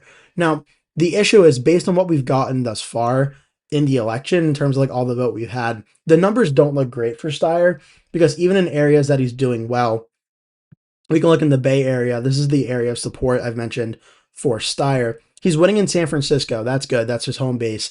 He's winning here by about 9 points over Becerra, but he's only winning here by about 11,000 votes because it's not as large an overall population compared to like Los Angeles or San Diego. But then Alameda County is also in the Bay Area. This is a very key area for Steyer if he's going to win this race. He has to win here. He's only trailing by like 3,600 votes or so, or 3,700 votes, but he needs these wins, but he needs to expand on these margins, because once all the votes are in, I would say it's almost 100% certain that Javier Becerra will probably finish in first place. He's the main Democratic candidate in the race. He's consolidating a lot of the Democratic vote. And just for reference, the state voted for Kamala Harris by 20%, getting 58% of the vote in 2024. It voted for Joe Biden by 63.48% in 2020. And in the governor's race, Gavin Newsom in 2022, in a Democratic president midterm, Newsom got 59%. In 2018, the last Trump midterm, Newsom got almost 62% of the vote in there. So the point that I'm making there is that there's a lot of Democratic vote out there. And just going off those trends of somewhere between 62 to like 57% of the vote or so, Becerra is getting about 25.5% of that. So it's a big chunk of it, without a doubt. Steyer is getting about 19.64%. And the amount of vote that's left outstanding, we have pretty good reason to believe, is a lot of vote that didn't happen today that was mail-in vote. It's not early voting or in-person election day voting. It's vote by mail. And based on the numbers that we have from the Decision Desk HQ numbers about mail-in ballots and the ballots that have been returned, Democrats ended up with about a 700,000 net lead over the Republicans in terms of vote by mail. And that's not accounting for the no party voters. Those could be voters that go Republican or Democrat. Now, in a state like California, I'd have to imagine that over half of them are probably Democrats, given how democratic of a state it is. It's like 60-40 to 65-35, somewhere in between there, usually Democrat to Republican. So what that means is I'm anticipating a lot of the vote that we have yet to come in here is probably going to end up being more Democratic than Republican. The question is going to be, once these results break down county by county and the areas that are left, is there enough vote for Tom Steyer to jump Steve Hilton? Because I'm anticipating over the next 43% here, we either see Xavier Becerra jump ahead of Steve Hilton or just barely fall short of doing so. And I think Tom Steyer's real pathway to victory, if he has one, is going to be Becerra finishes first, Steyer falls to second, and Tom Steyer finds a way to just barely jump Steve Hilton. I think even though Hilton's leading right now over Becerra by like nearly 100,000 votes, I think the pathway to victory for Becerra and Steyer is the most likely one for Steyer getting in. So, is there enough votes out there to do it? I would say yes, there is. Is it the most likely outcome right now? I would still probably say not. And the market odds, I think, are a good indicator of this as well. Hilton's at 78% to win. Steyer's at 24, though this has gone up a little bit. It was, I think, like 81 half an hour ago. Steyer was down to about 18. That's on Polymarket. On Kalshi, we're at 98% for Becerra, 78% for Hilton, 29% for Steyer. So even the market odds think Hilton's more favored, but Steyer's odds are not zero. And that's because the amount of vote that's left out there is a large enough number for Steyer to come back. And where the vote is coming from in terms of the type of vote that it is would signify more of a Democratic friendly vote. Overall, though, it's still going to be tough for Steyer because of all the Republican vote that's left out there, Hilton is really just basically splitting it with Chad Bianco, and he's winning it almost 3-1 over Bianco. So a lot of that Republican vote will still consolidate behind him. So it's going to be a case of can the amount of votes that Steyer is going to pick up, because Steyer is going to pick up, in my view, a decent amount of votes here. We're just over 57%, and Becerra has almost 1.2 million. Steyer's just a little bit short of a million. He's going to pick up probably 100,000 or so votes, if not more. The question will be, does Hilton pick up enough votes as well to keep moving that down the line and stop Steyer from reaching him? And that's where the question is going to be. I think probably Hilton will end up getting that and getting enough to hold on. But until we have those votes come in for sure, I can't be 100% certain on that. And sorry, I didn't forget your comment. I know you were asking about the Nebraska Senate race for Osborne versus Pete Ricketts.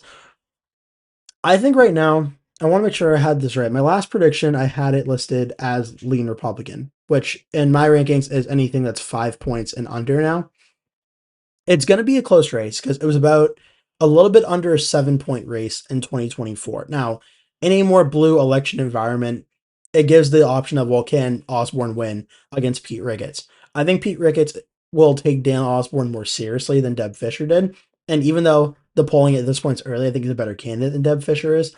But there is, I think, more of a better chance of Osborne winning here because it's going to be a better election environment for the Democrats. There's going to be a House race in the 2nd District in Omaha that I think the Democrats are very likely to flip as well. So there might be some like combined effort by the Democrats to try and take out as many Republicans as possible in that election, both the House election, maybe in the Senate race as well.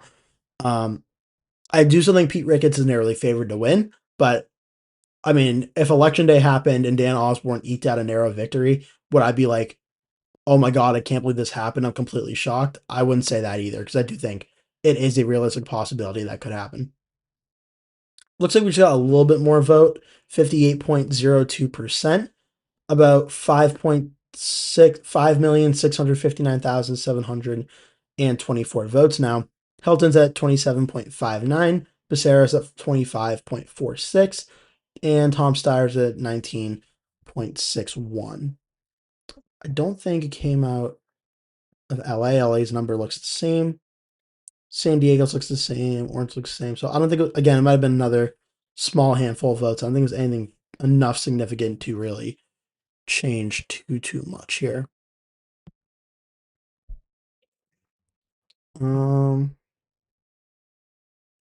Brian said, and for Texas, I put it at toss up instead of tilt R, lean R, tilt D, and lean D. Okay, so wait. And for Texas, I put it at toss up instead of tilt R. Right. Lean R, tilt D, and lean D for the Senate. Is that, are you talking about for, I know you said the Texas Senate race, you put it at toss up.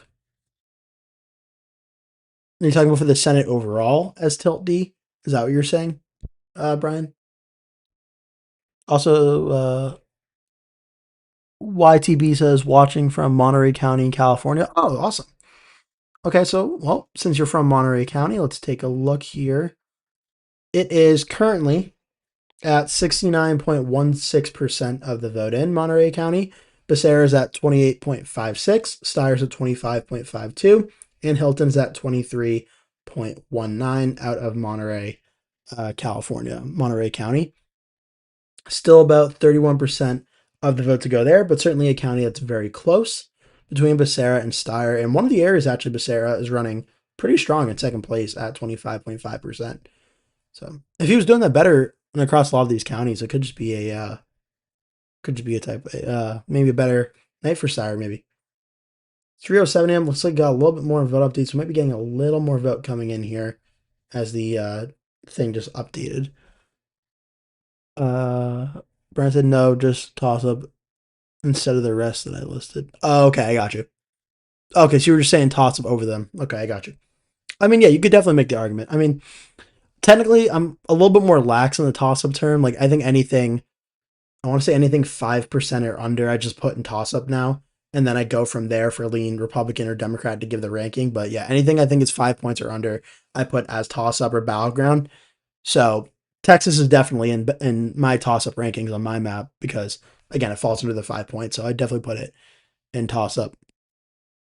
I know it's not really the same as a lot of other people do, but that's just, that's how I do it. You're welcome, YTB. You're welcome.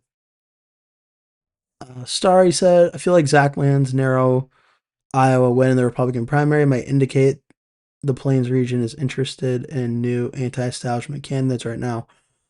It's honestly, it's a good point, and certainly could be. I mean, he won tonight, so I certainly can't disprove that. I mean, that I honestly like. I know for those of you who have been here for a while, you've heard me say this. For those who are new, you probably haven't, but that was the shock of the night for me. Was Randy Feenstra losing the primary to Zach Lance, because I don't believe there's really not much background on him. I don't believe. I think it just says that he's a farmer. Yeah, there's no prior. He's an American businessman, farmer, and political candidate. That's all there really is on him. There isn't like a ton of background info on him. And he defeated a state representative, a former state representative, a former director of the Iowa Department of Administrative Services, and the U.S. representative of the Iowa 4th District, a safe Republican district, who had the endorsement of the President of the United States, the former governor of the state of Iowa, the U.S. Senator of Iowa, and Joni Ernst, and a U.S. representative of the 1st District. And he blew it out of the water. Now, he did have the endorsement of former Representative Steve King and individual Rob Schneider, but I mean, that doesn't come anywhere close to the endorsement of President Trump. So seeing him win this primary, I think certainly, without a doubt, was the shock of the night. And now the race is on in Iowa to see what happens in that general election. So it's going to be very interesting to see, for sure, how that all goes. But yeah, no, that was definitely very interesting. And like you said, it could be anti-establishment candidates coming up. Brian said, for Texas governor, I put it at likely R. I hope that'll be Abbott's last term, and I hope he doesn't run for a 5th term for 2030. It's funny. I would have said, just reading that, I'm like, oh, he won't run for a 5th term. Then I'm like, well, I didn't think he was going to run for a 4th term either. So, I mean, can't rule it out, but I think likely R is a good place for it. I know my likely is in between 15% and 5%. So I think it definitely falls in between that. I don't think he wins by more than 15 points. I think Gina Hinojosa keeps it under 15. I don't think it falls under 5 either, though, because I do think as a entrenched long-term incumbent, I think he wins by more than 5 points. And that governor's race, so I agree with you, Brian. I think likely the Republican's a good place for it. I agree with you on that.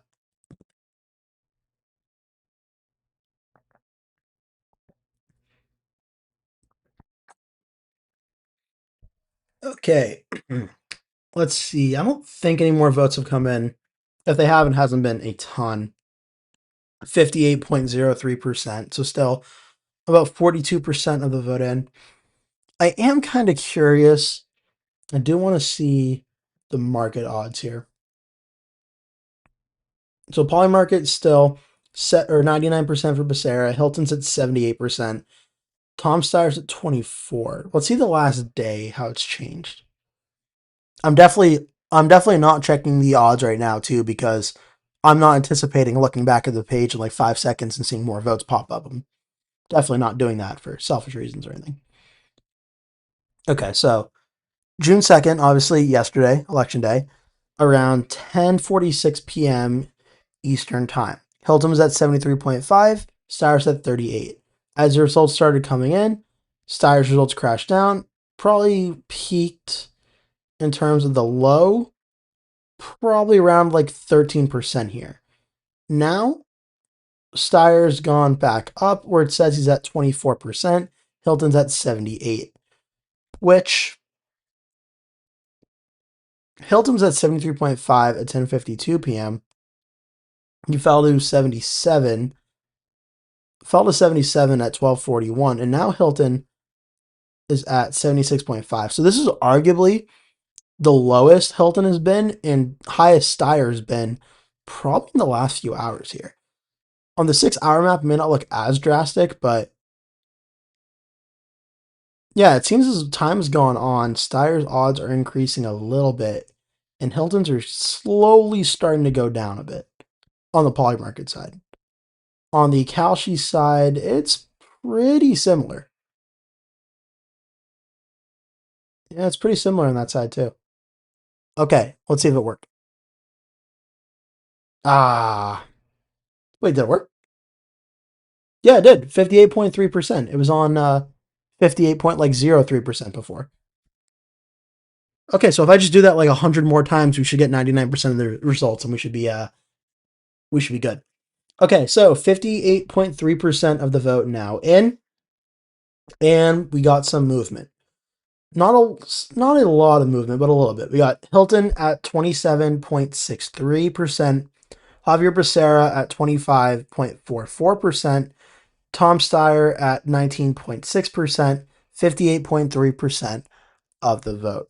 Let's look down ballot. Chad Bianco went up. He was at 11.27. He's now at 11.33.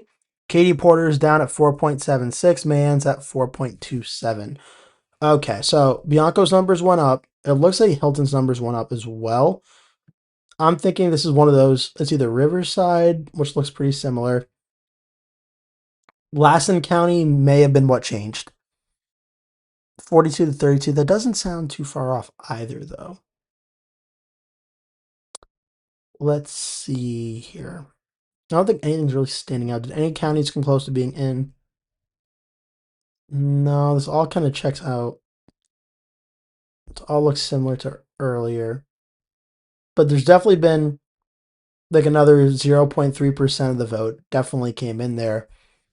And they came in, looks like pretty strongly for Steve Hilton and Chad Bianco. Now Becerra's down to 25.44, Steyer's down to 19.6. So the two Democrat candidates lost like a little bit of the vote. And the two Republican candidates, the main ones, went up a little bit. So definitely think a lot of that vote came in for the out of a Republican county for the Republican candidates. Let's see, Brian says if Abbott declines a fifth term, then I do wonder how much of a chance it would give for Dems.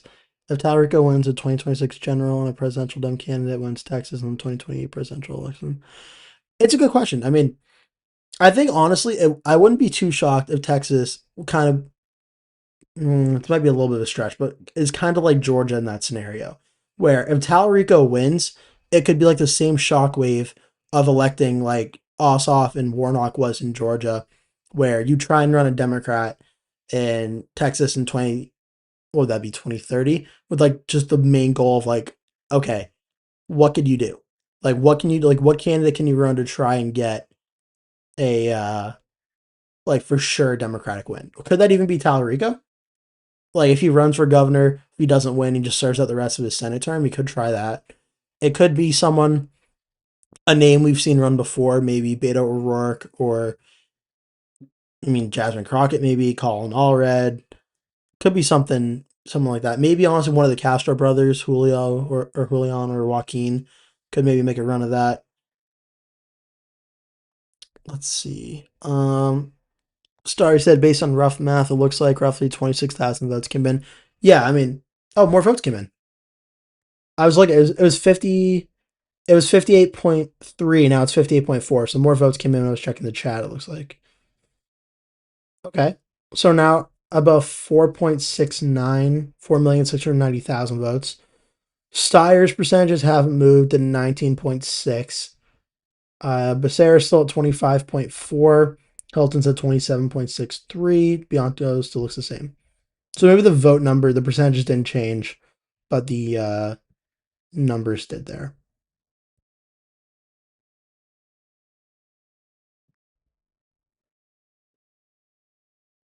That might have just been what it was there. Um,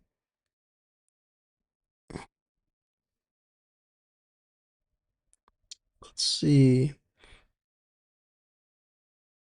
The Paxton jump in the prediction market sounds like a late markets. Looks like a long lasting.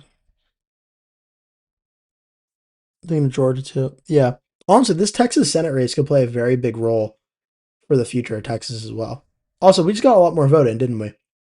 59.10% of the vote in, and I can tell immediately a lot of that vote came out of Los Angeles because it's now 679,000 votes left to go when it was like 765,000, I think it was. So almost 100,000 votes came in out of LA.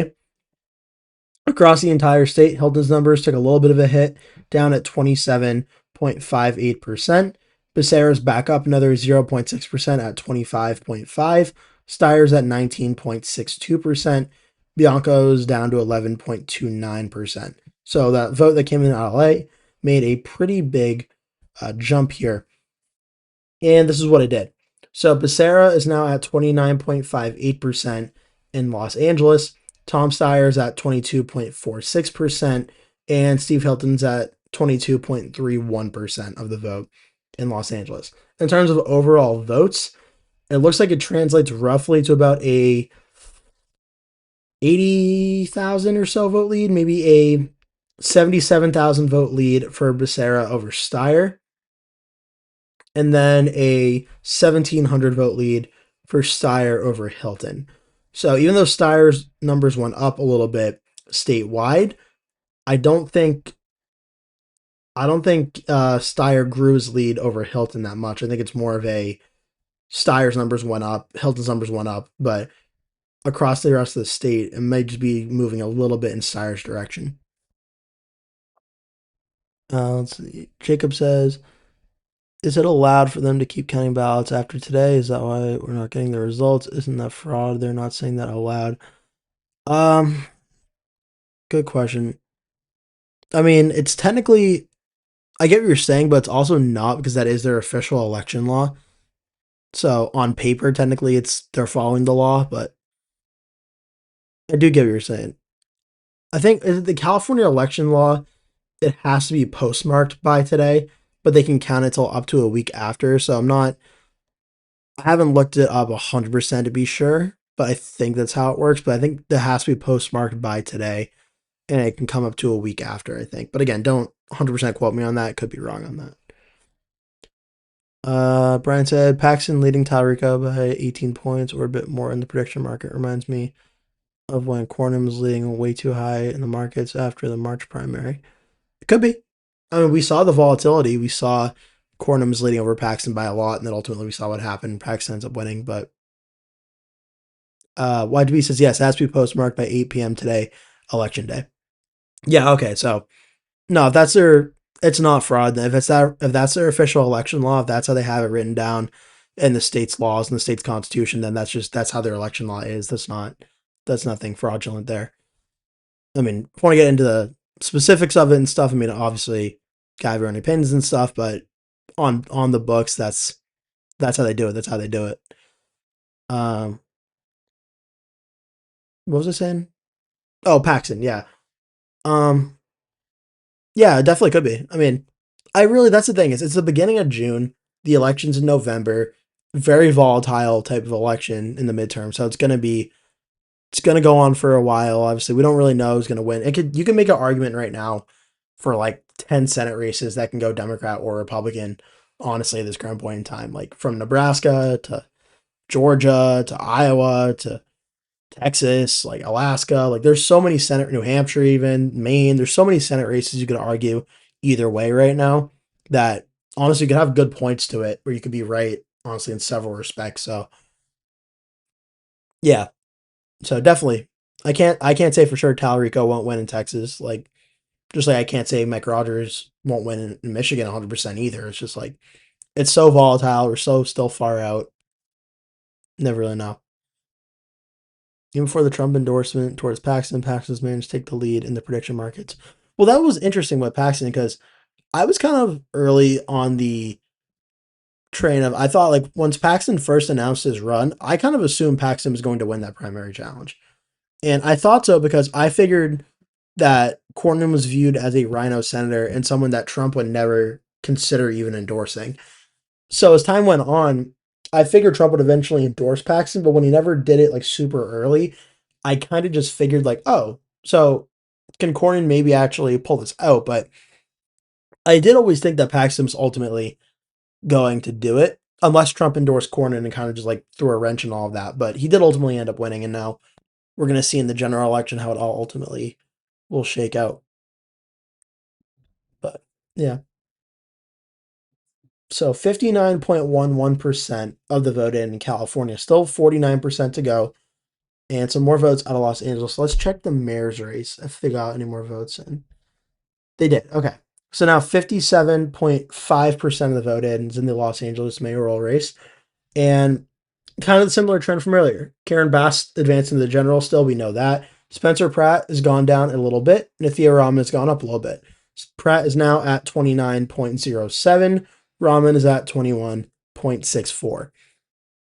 And honestly, not to toot my own horn here, this is kind of going exactly how I thought it would in the election night. I thought Bass would finish first.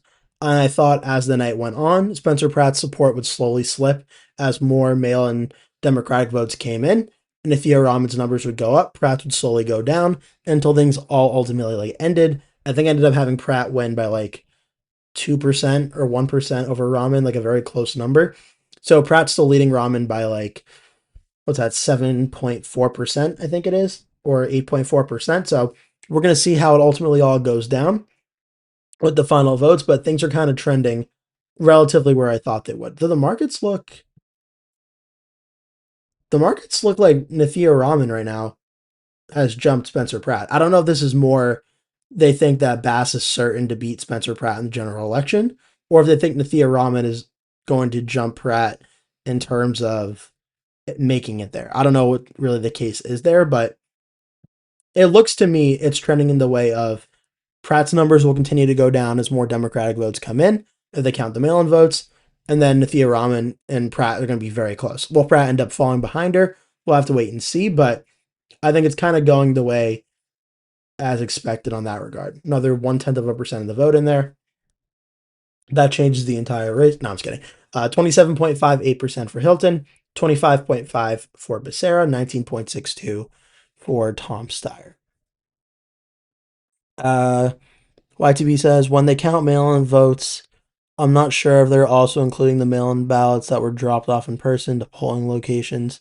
I had a mail-in ballot, but I took it to a polling place and dropped it off there with the poll workers instead of mailing it back. Yeah, I'm not totally sure on that either. YTB, I'd assume they would count all the mail-in ballots as one, but I'm not totally sure.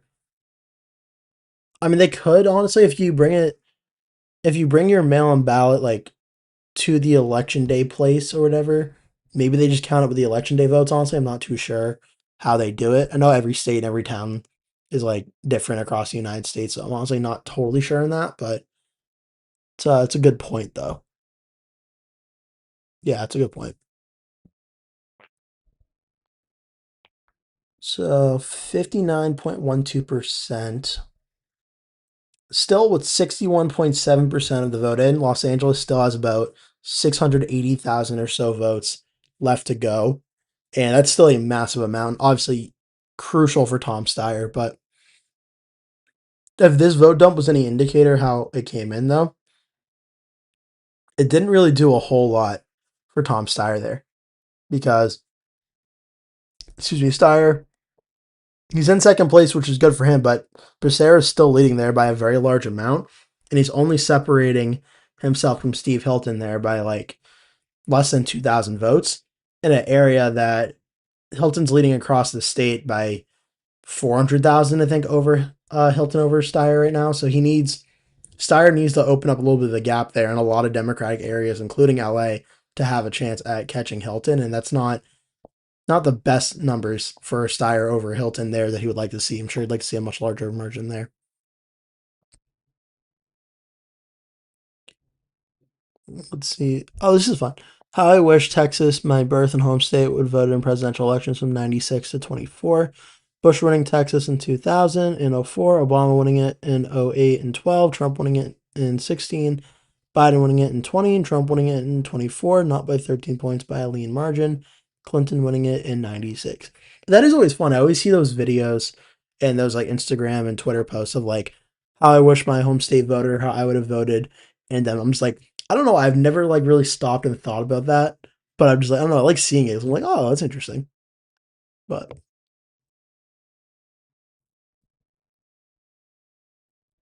I'll probably check the poll as well. 109 votes. Becerra Hilton 62%. Becerra Steyer 17%. Steyer Hilton 14%. I mean, I still think as of right now, the likeliest outcome is still Hilton Becerra advance to the general, and that's where things go. But that 17% saying Becerra and Steyer, they're not out of it. They're not 100% out of it. I still think there's enough of a vote separating gap between Hilton and Steyer right now. If that LA vote indicator or vote LA vote dump was any indicator, but it's not impossible.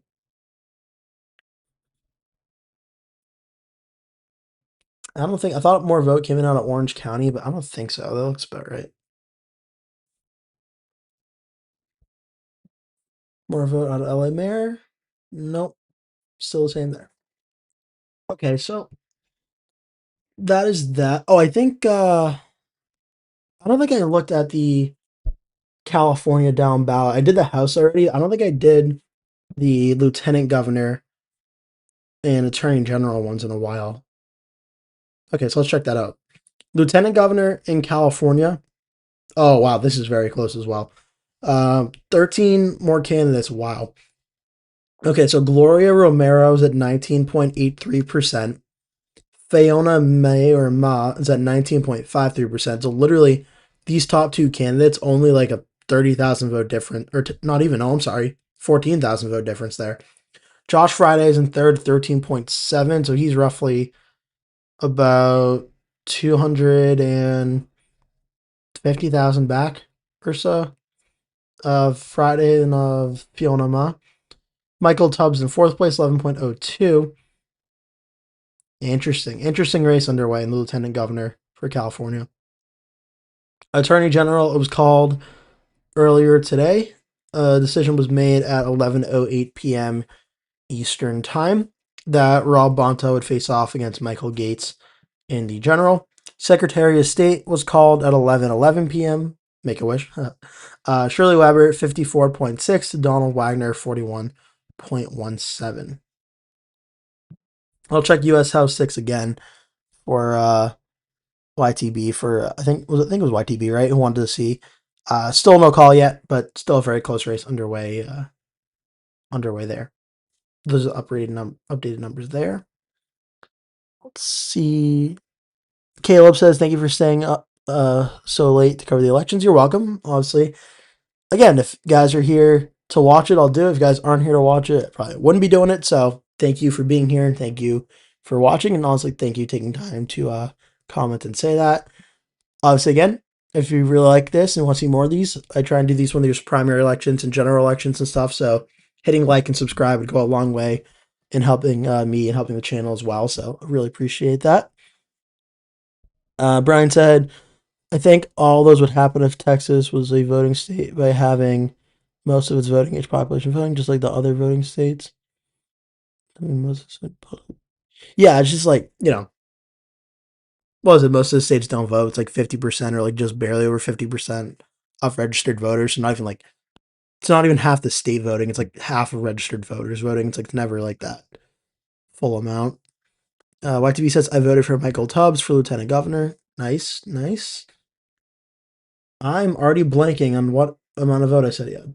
He had 11.02%. Okay, so, I mean, he's definitely in fourth place. He's out of the top two right now, but he's down about, yeah, he's down about 380,000, so he might be a little far outside right now, but, you know, as more votes come in, you never know if things could change. You never know.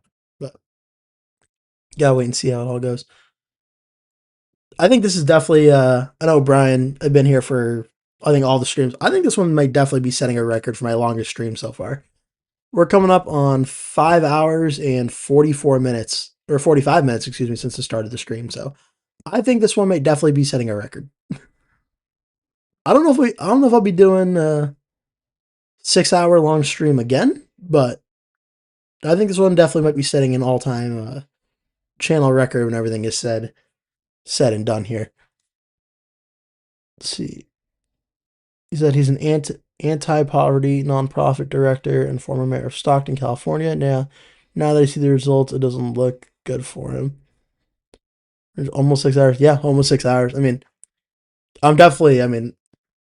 3:34 a.m. I'm definitely going above 6 hours. I mean, we've already made it this far. I'm definitely going above that. No doubt now. I also know, we got a little bit more vote, 59.14 or 15%. I know, what have I done now? 5 live streams, 6 live streams. I know how this works. We don't get any vote for a little bit. I end the live stream, and the next thing you know, like 30% of the vote dumps out of nowhere. The results come in, and I'm like, okay, I can't jump back on, but I can do like a recap video. It's just,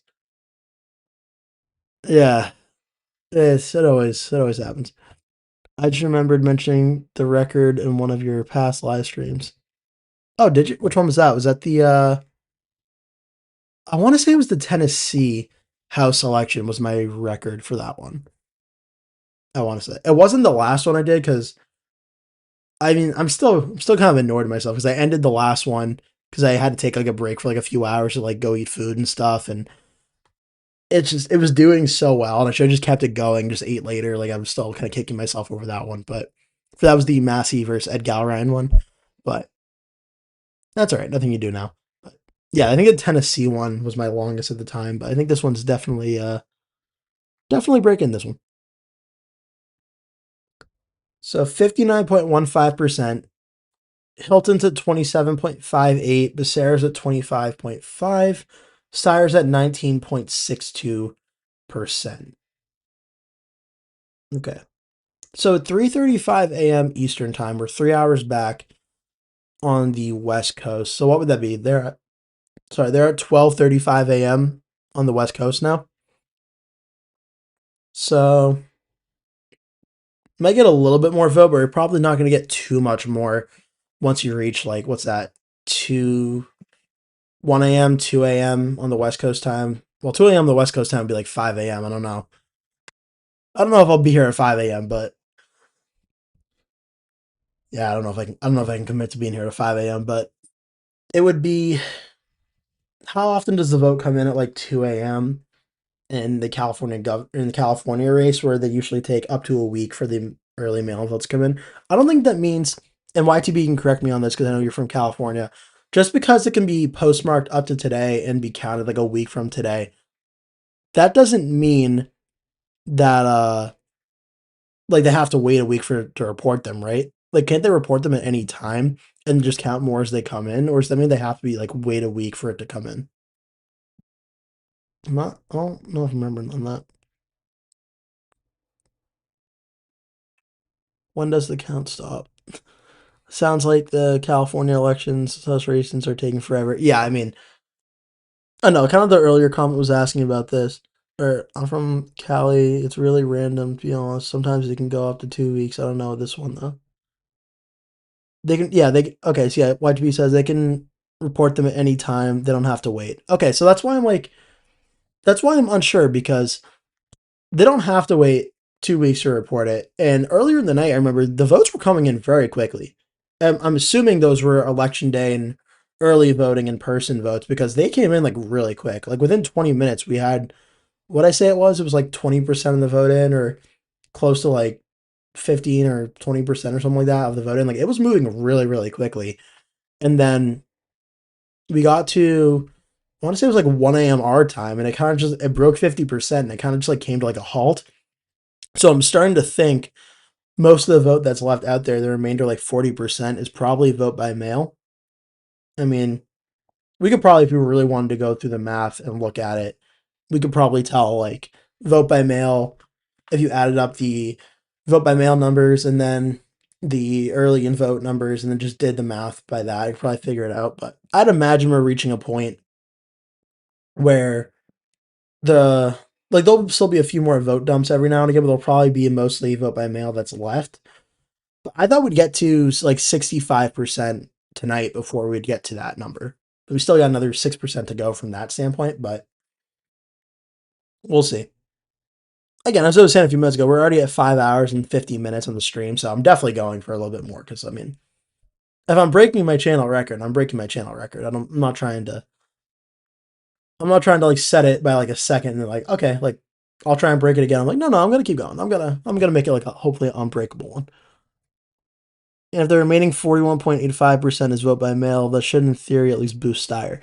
Yeah, exactly. And that's another thing is that's why I'm conscious to want to like end the stream. I know I mentioned a little bit earlier that that's a mistake I made for the Massey and Ed Galrine one is I don't want to end the stream while like I know there's more vote to come in because at 59.15%, there's still 49% of the vote left. Or I'm sorry, 41% of the vote left. And in California, no disrespect to some of the like, other states, but like 41% of the vote in California, that's like close to 3 million votes.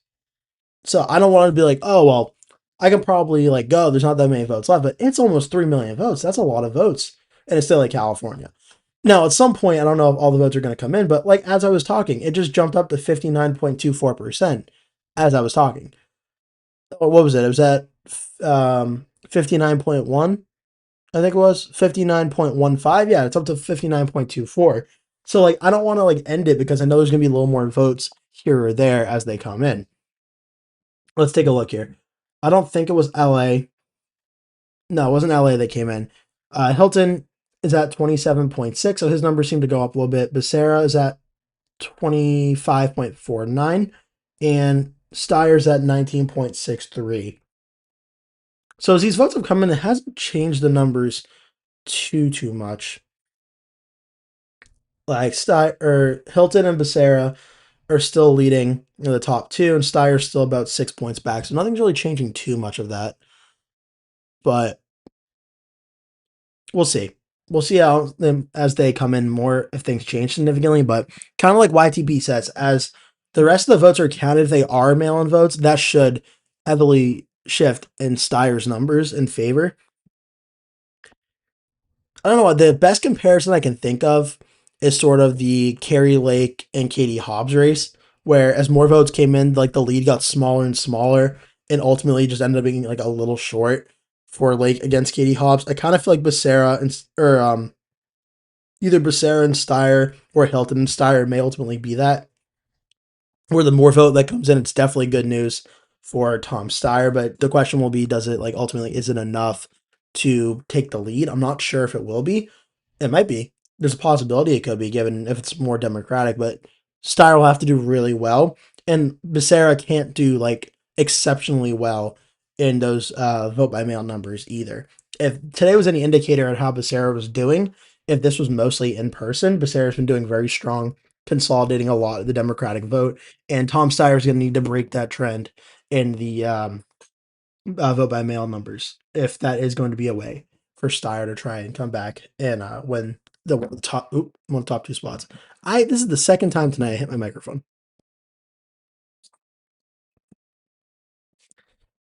Next live stream, my goal is not to like break my microphone sound thing. That's too bad. I'll have to fix that later.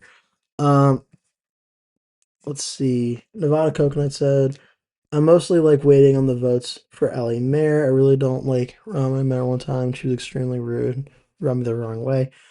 Uh got one more vote. I'll check it in one moment. 56.35% of the vote. Steyer goes down another 0.2. Hilton goes up 0.1.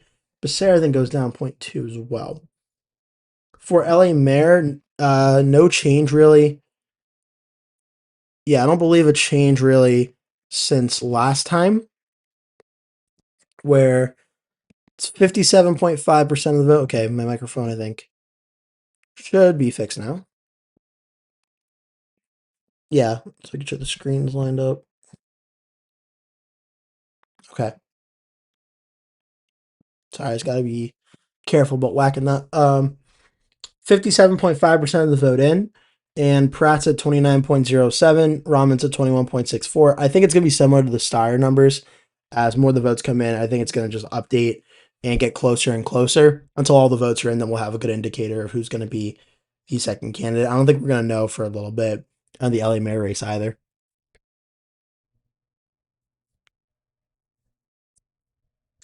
Let's see. Did Bianco's numbers go up, I wonder? Bianco's numbers went back up to 11.31, so I'm wondering, did a Bianco County numbers maybe come in?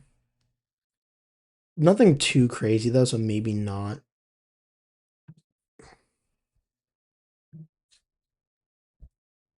Let's see. Check chat here. Brian said, "Oh no, I missed Nevada's first comment too. I remember when we tried recalling Newsom. It took like one day to do it, but for like the 2018 blue wave, it took up to 3 weeks. I wonder what that is. Was Newsom's recall like mostly? Was it mostly in person vote or something? Like, I wonder why that. I don't know. I wonder why that took so much less time. Um, First heard of Spencer Pratt Entertainment Tonight on my TV not too long ago. And then yeah, Nevada's comment about waiting for votes for LA Mayor. Don't really like Raman. Brian said, even though I endorse Raman, sorry about your experience. Yeah, I'm the complete opposite. I was working on the Adam Miller campaign, but we kind of all knew this wasn't going anywhere. Sadly. Oh, interesting. Oh, you worked on one of the campaigns. Interesting. Interesting. So you had some on the ground experience then of all this. So did you all like kind of see like Pratt's rise like out of nowhere, like in real time, or did you kind of think all along that was going to be something that happened? Because I'd imagine, like, I mean, a few months, like before the first, maybe only debate, but before the debate, it was probably a case of like, I, like, who knew Pratt was going to really like skyrocket out of nowhere, kind of. But yeah. Caleb said, if Katie Porter had dropped out, who do you think would have received most of her votes, Steyer or Becerra? Good question.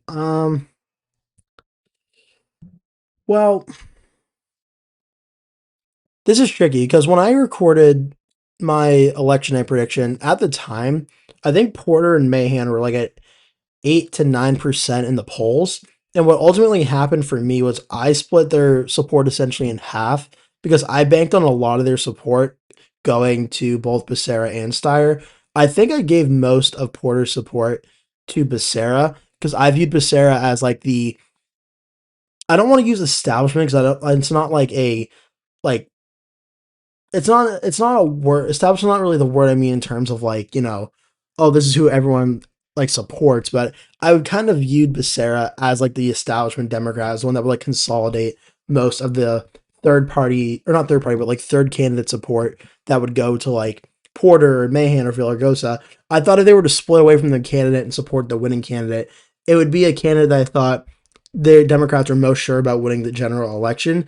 And to me, I viewed that candidate as Becerra. So for my election night simulation that I did the video of, I had Becerra getting most of those votes.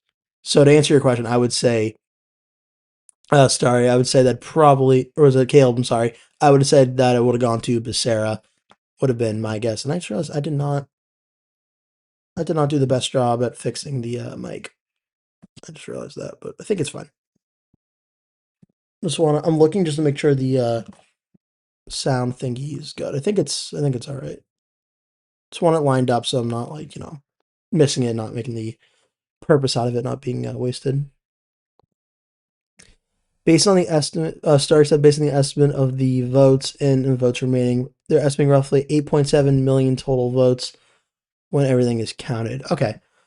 So 8.7 million. So you're still looking at a little bit under 4 million votes left to go then.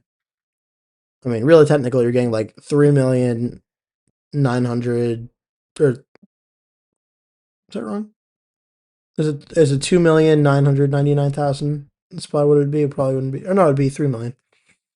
Yeah. All right. No, Nevada said we kind of thought that we could take some of Pratt and Bass's votes, but Raman kind of blinded us as we didn't not have that spice that Pratt had. A lot of Miller guys are jumping to his campaign. Interesting, interesting. Yeah, I remember I worked in a campaign where something kind of similar happened, where it was just like it became like a two-person race at one point. So it was, well, there was a bunch of candidates race, but it came like very quickly a two-person race where kind of just like struggled to like keep up and get into that same level of like enthusiasm behind. But and it had nothing to do with like the candidate or the campaign. It was just like that was the way the primary voters and the attention was swinging. Was the top two candidates were just consolidating the support, and like our candidate just couldn't. It just couldn't like translate for us. But yeah, and no fault to the candidate or the campaign or nothing. It's just the way it played out. Um,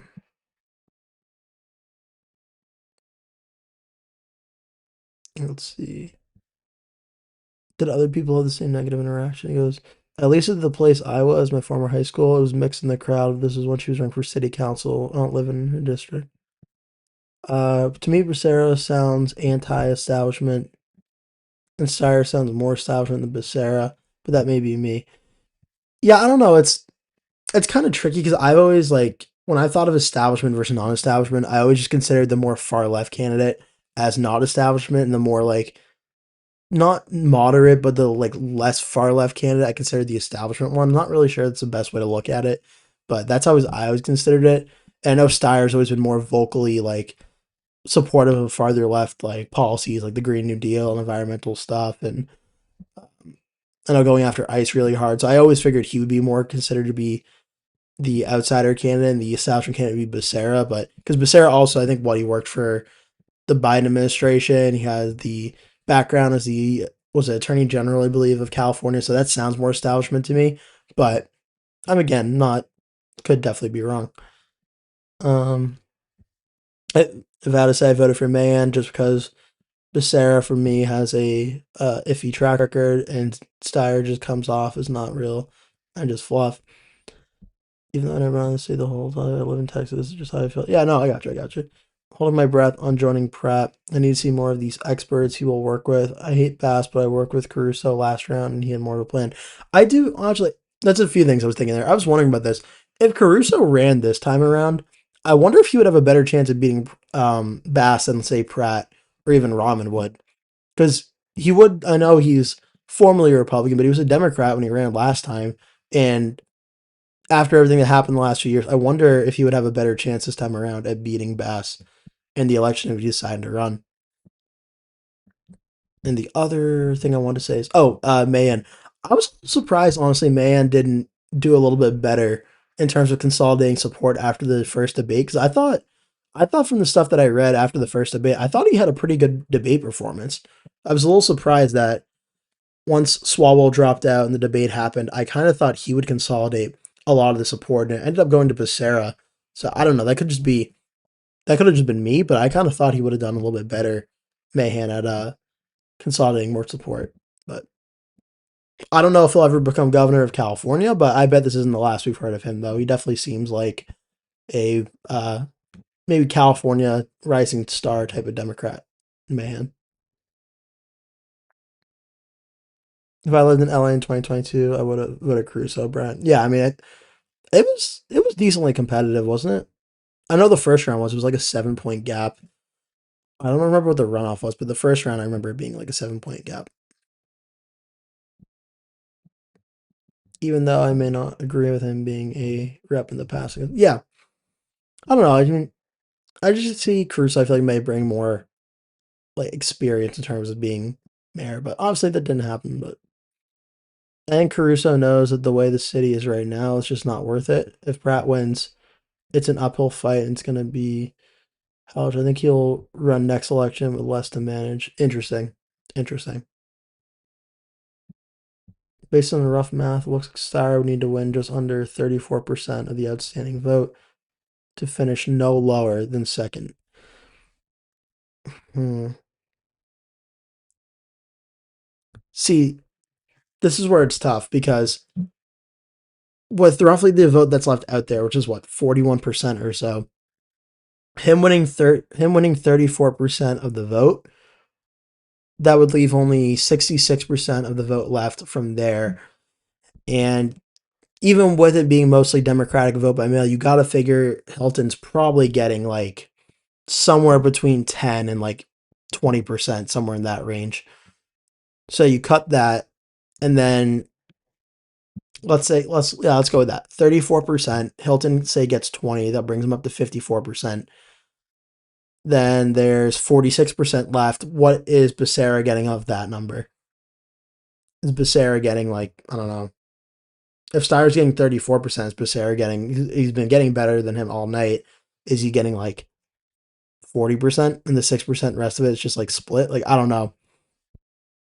I definitely think as more vote comes in, Steyer's numbers will shrink a little bit, or the lead that Hilton has over Steyer, excuse me, I mean, will shrink a little bit. I don't know if the vote necessarily is totally out there for Steyer to make up and catch Hilton, especially if he's getting some amount of that vote.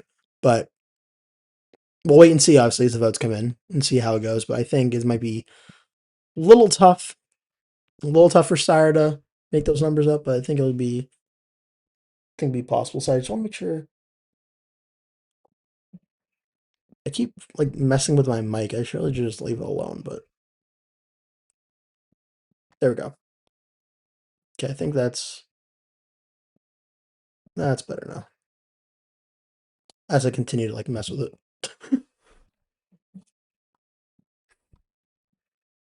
Yeah. Okay. Mm, I remember when 2010 pop star Katy Perry got backlash for her IG post of her voting for Caruso due to his past Republican GOP affiliation. That's so funny because I feel like Katy Perry, like every election, is one of the first Democrats to like do an event for like a like Democratic presidential candidate or whatever. And now like she got backlash back then for supporting Caruso. That's funny. Let's see. Uh, Nevada said, my family knows Caruso and his campaign was the first I ever worked on. Caruso almost convinced my dad to run for council and even mayor. But I think Caruso was joking. Oh, oh, that's funny. That's a funny story. Sorry, said, but 34% if everything left is mail in votes. It isn't impossible at this time. No, it's not impossible. But, I mean, think if you were to double the amount of votes, I know these are mostly in person early election day votes, but if you were to double them for Steyer, that would get him to about 38%. So 34%, you're nearly doubling his current vote totals minus about 34 or minus about 4%. It's not impossible. It's definitely not. I don't know if it's super likely. I think that's why I mean Steyer's not the like favorite to come back right now. I think Hilton's still a favorite for a reason, but it's not impossible. I don't know it's going to happen for sure, but it's not impossible. I stand with Perry on that, even though I may not like most of her music. That is one thing I always find kind of funny about Katy Perry. I feel like the conversation always comes up of like either you like her politics or you don't, but a lot of people don't like her music. I feel like her music's fine. Like I don't think there's anything like terrible about her music. Like I don't know, it's catchy. I feel like her like I don't know what she's doing now. I feel like her older music from like the early like 2010s and early 2000s, I feel like was better stuff, but I don't know. And she did the Super Bowl with the Dancing Sharks or whatever. I always remember that. I don't know, just because the Dancing Sharks, that was funny. I don't know. I do have to say that the thing that ironically Caruso was the fact that Bass found out he was against abortion. A lot of LA voters kind of felt for that weak argument. I even had a friend who voted Bass as Caruso was against abortion, and this is a mayor race. Yeah, I mean, also it was what year was that? That was 22. Yeah, so the 22 election, right, and like Roe v. Wade being overturned time, and at that point being anti-abortion at that time, definitely that was not. I mean, that was an electoral like just yeah, that wasn't gonna help. Yeah, no, for sure, I get it. Oh, it's just funny, like even a lot of these like mayor elections and like local election stuff, like national issues like that, like abortion, like even like whether you're pro-Trump or anti-Trump, and a lot of these local like elections, like that plays like a very big effect on how a lot of these races end up turning out. I think it was overturned like a few months or even a few weeks before the election. I can't remember. Yeah, it's I want to say the Supreme Court decision. I think was like in May. I think because I know I was still in school at the time, or was it the fall? Maybe the fall time. I know for sure I was still in school for it, so it makes me think it was the springtime. But yeah, your least favorite for its corny. Interesting, Brian. Interesting.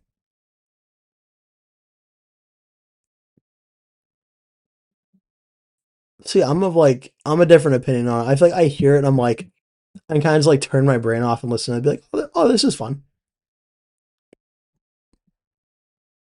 Like I think the 2010s like pop music, obviously like I wouldn't say it's like the best of all time or nothing, but like I think it's like fun and like catchy and like I just turn the brain off and listen to it.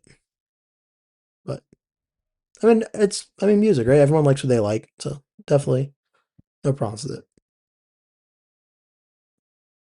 Also, it's 6 hours and 10 minutes. This has got to be my longest stream by now, right? Definitely, definitely got to be my longest one by now. Let's see, 59.35% of the vote. So doing some math here, it's about 3:59. So it's about 4 a.m. Eastern time. That would put us around 1 a.m. Yeah, about 1 a.m. California time. When do you think we stop? Oh, never mind. They answered my question. I was about to say, when do we stop getting vote out of California for tonight? But just got a little more vote. 60.07%. Nah, 3007 technically. 60.07% of the vote in. Hilton's at 27.65. Becerra's at 25.5 or 0.47. And Steyer's at 19.61 of the vote in California. I don't think it might have come out of LA actually. 621,992 votes. It did. Okay, some of the vote came out of Los Angeles actually. Becerra's at 29.32%. This is going to be rough news for Tom Steyer, though. Steve Hilton does get a little bit of a vote boost here, up to 22.74%. Steyer is at 23.3 or 22.3%. Overall votes, Becerra's at 338,092. Hilton's at 262,273. And Steyer's at 257,141. So in terms of overall votes here, Steve Hilton netted a few votes out of Los Angeles in this one. So yeah, Hilton now leads over Steyer by about 5,000 votes in Los Angeles, and before that, Steyer was up. I want to say about a little bit under 2,000. He was up about 1,700. So I mean, yeah, that's not great news for Tom Steyer. He needs these votes that come in. He needs these vote dumps to be good for him to have a chance at coming back. And if they keep going like that, I mean, obviously it's not the end of the world. It's only went up like less than even half a percentage point across the entire state, but obviously not great news for Steyer that Hilton actually gained based on that. Let's see. Oh, I missed a few here. Um, Nevada said, I finally going to college as I think I might just intern at my congressperson's campaign. She's a freshman congresswoman, but she's done more work than 90% of the chamber next election. Oh, excellent. Good. Good for you. Good for you. I know I enjoyed it very much. Enjoyed being in college. I think you will too. And especially I never interned for I know much I worked in the campaign. I never interned for a congressman or congresswoman, but I think you'll obviously enjoy it. I think it'll be a good experience, especially if you're interested in politics. I mean, if you're on the East Coast, you're up at 4 a.m. If you're in California, you're up at 1 a.m. So if you're up this late watching the election results come in, definitely, clearly you like politics. So I think you'll definitely enjoy doing it. I think it'll be a great experience for you. It's in 2016, 2019 trap soundboard or SoundCloud rap era of mainstream music is a horror show to me. I also kind of forget the trap SoundCloud stuff was kind of a thing. I mean, there were some trap songs, I'm not gonna lie, I did really like. Like it was so cringy, but the little Einstein's one I kind of liked. I'm not gonna lie, but yeah, I don't know. Um, let's see here. Nevada said, I heard a rumor the voting tallies end at 3 a.m.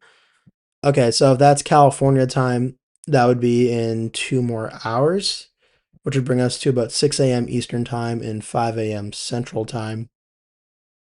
Yes, Brian, like Brian said, good luck on your internship. Thanks. I took a gap year because I wanted to join the military, but I got rejected from medical. So, I'm sorry. Sorry, I got rejected. 1 a.m. here in LA, where I am. The city has a lot of issues. The crime on the metros. One, the crime on the metro is one of the biggest. Yeah, I mean, definitely. Well, you're doing honestly the right thing, though. You're concerned about your city and the safety of your city. You're getting involved. You're voting. You worked on a campaign. You're an intern for a congressperson. Like you're doing good. You're doing good, trying to make it better. Right said, but Kendrick Lamar is the exception in trap music. He's the only one in the subgenres that I like and I listen to. I will say, like, I won't lie. I'll be honest about it. There's a lot of Drake songs that I do really like, but Kendrick Lamar had some really great songs in the 2010s, especially the Black Panther song. Was that All the Stars? I think All the Stars is like one of my favorite like rap songs like ever. It's so good. So definitely with you on that. Let's see. 60.09% of the vote. I don't think it's changed since the LA numbers come in, but those LA numbers, oh, here we go. 60.13% of the vote now in. So a little bit more vote is in. Hilton's at 27.66. Becerra's at 25.46. Steyer's at 19.6. So the last like 2 hours, the percentages haven't really changed too much. LA mayor may have. Let me go check that. Looks like we did get a few more votes out of LA mayor. Now, 60.2% of the vote reported for the Los Angeles mayor's race. Obviously, Bass still advancing to the runoff or to the general election at 35.99. Pratt is at 29.4. Raman is at 21.78. Mm, Raman's percentages, I think, have gone up a little bit. I'm not sure if Pratt's have gone down, though. He's at 29.4. I feel like these are around pretty similar earlier to that. So, in terms of where it stands there, 4:04 a.m. Yeah, still 288,000 votes to go in the LA mayor's race. Not totally sure if a gap was made on that one. I could, again, correct me if I'm wrong, but I don't think a lot has changed on that. Let's see.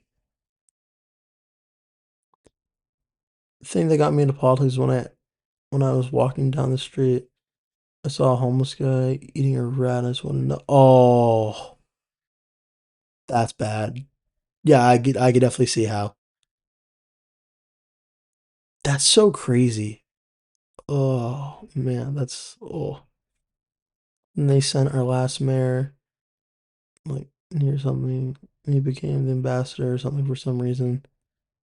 Was that was Villargosa, right? The last mayor? Isn't he running for mayor again? Or was there a mayor in between Bass and Villargosa, maybe? I'm not too sure.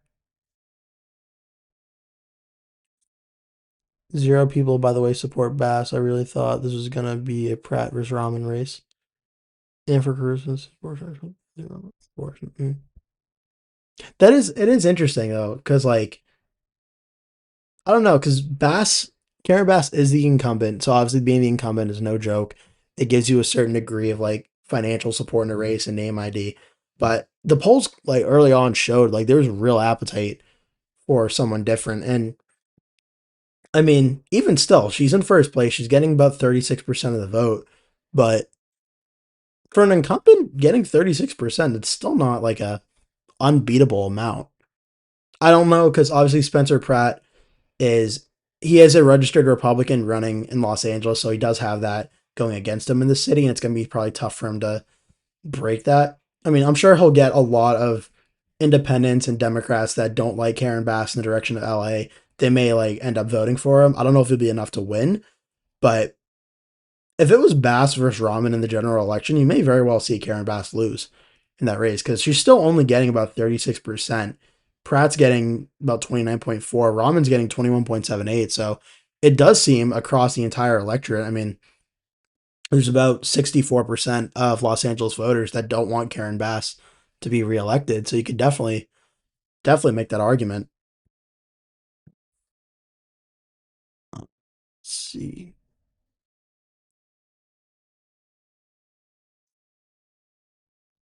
Oh, it was Garcetti. Oh, that's right.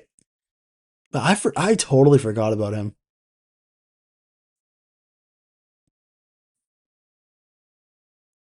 My dad's independent and he's voting for Pratt. Yeah, I think there's going to be a lot of. I mean, obviously Republicans will vote for Pratt for sure if he advances to the general. I think there's going to be a lot of independents and even maybe some Democrats that may vote for Pratt. I don't know if it'll be enough, obviously, to win because it's Los Angeles. It's very heavily Democratic, but I mean, I think it'll be a semi-competitive race at least. Like, I don't know if Bass will probably win. I don't know if it's going to be by like 40 points or something, but it'll probably be under like 20 points, maybe even fall under 15 even. But because the appetite for change definitely seems to be there. If almost 2/3 of the voters aren't supporting the incumbent mayor in the primary, that definitely sounds like there's an appetite for change. The only thing is, if Nithya Raman's voters are voting for someone that's farther left than Karen Bass, are there a lot of those voters? Are they going to say I'm going to vote for Bass because she's a Democrat because they don't want to vote for the Republican, or are they willing to give Pratt the Republican a different chance because she's not Karen Bass? So I don't know. It's going to be interesting to see how that plays out. Looks like we got another 0.3%. Hilton's at 27.66. Becerra's 15.46. Steyer's down to 19.59.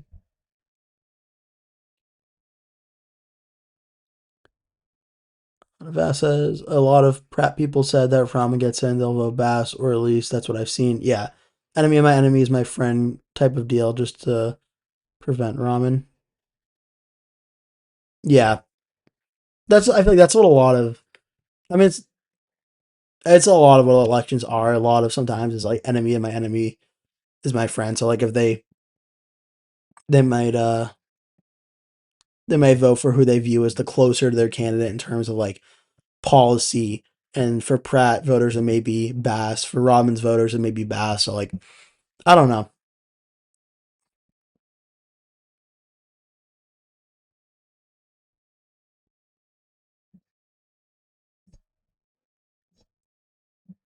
Interesting.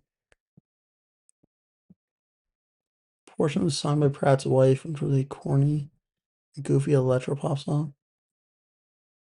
I've honestly never heard that. I don't. I don't know if I will, but oh, excuse me. Sorry, I had to sneeze there. Um, that's it. It's my father says, I know Karen Bass sucks, but the worst kind of thing. I personally don't like either. I'd rather hear someone I agree with. Yeah, no, I understand that. Yeah, that's true. It's like one is bad, but the other is like I don't want to take the chance on it. Like the other one being like even worse. Like I get that. That's what's funny is that same logic about voting for like Bass instead of Ramen could be arguably made by a lot of Ramen's voters about voting for Bass instead of Pratt. Would be like I know Bass is terrible, but I don't want to take the chance of something worse. In that case, it being Spencer Pratt. Like I'm sure that conversation somewhere like a ramen election night party or something that's happening right now. So it's kind of funny. Politics like that. It's kind of funny how that all goes.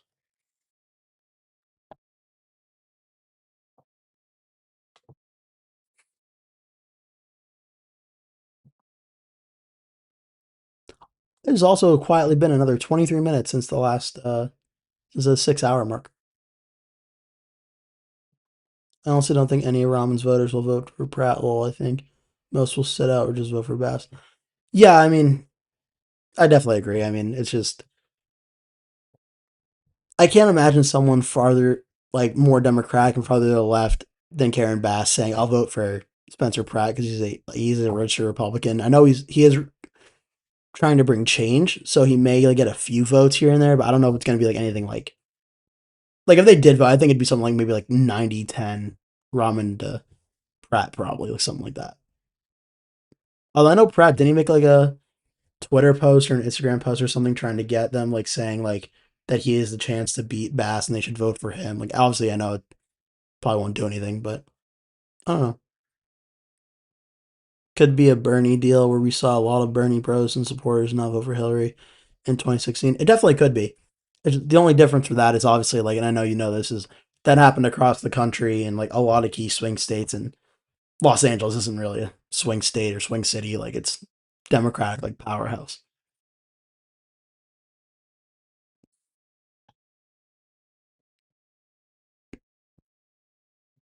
But due to how that song by Pratt's wife sounded, it's a reason why I don't support Pratt. I mean, I think you can do both. I think you can differentiate the song from the policies, but I mean, I'm not going to tell you who to support or who not to support, but I don't know. I also have not heard the song, so I don't know how bad it is. But something tells me the way you're talking about it, I don't know if I want to hear the song either.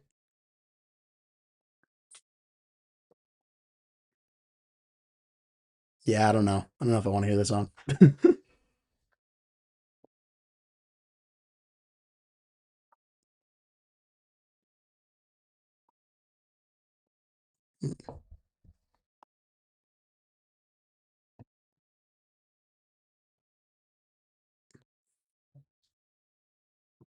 Hmm.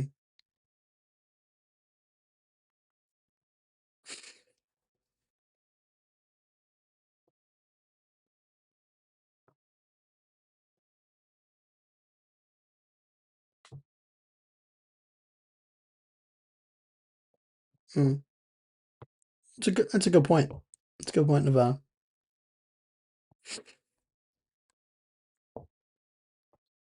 And that's the thing. I mean, according to this, there's nearly 5.9 million registered. What would that be? Los Angelinos, I think it is, and going to be about 1.77 million across the entire county. And the LA mayor's race, they're forecasting about like 770,000. Like a lot of registered voters didn't vote in the primaries. But I mean, it's not. I wouldn't say it's a unique LA issue. Like a lot of voters just don't go out and vote, but it's what it is.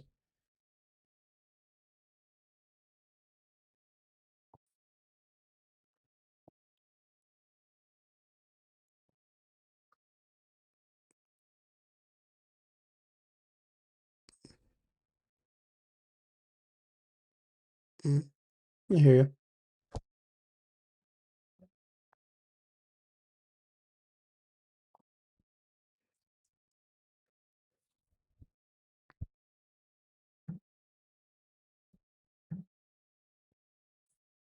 So I got a little more vote, up to 60.17%. Right, 60.17.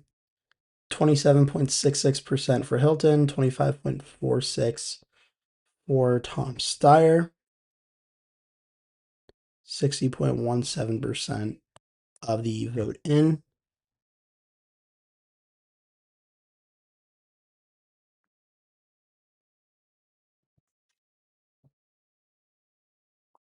Oh yeah, the Kylie race, right?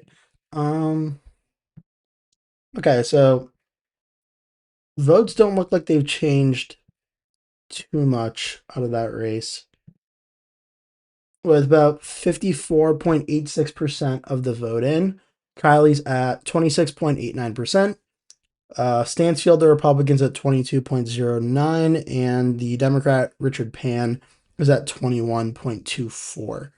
So, difference again about 6,000 votes in the race. So, I definitely think still too close to call for sure. But Kylie's still in first place, still surviving.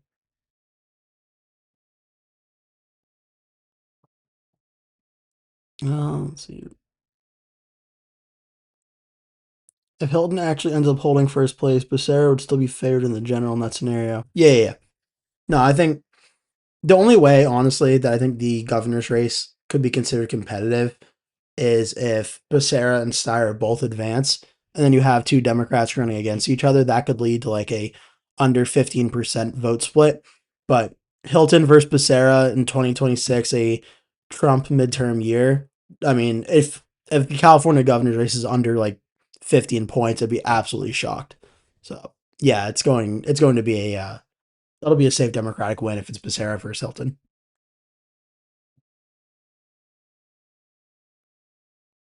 Becerra might go to jail. I'm kind of worried that he won't even make it. And since Trump will push the whole Becerra funding controversy. I mean, obviously, I don't know too much about the uh the case or the details of it, but I'd imagine he'd probably be fine. Like, even if he did, he could even play it up in a campaign and say that like Trump is going after him for political purposes, and that may even get more Democrats out to vote for him. Like, I don't know. I think he'd probably be fine. Again, I don't know the full details of the case, so maybe I'm wrong on that, but I think he'll probably be all right.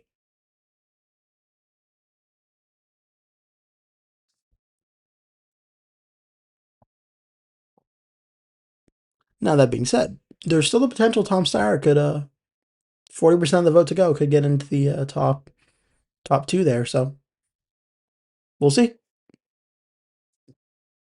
Let's do a quick odds check as well. Just because I said that, now I'm curious. Uh, Hilton is back up to 84, and Steyer is ironically up to 25. Wait, did he go down or up? Because it looks like he went. He did go up, now he went down. Okay, so I'm confused on that.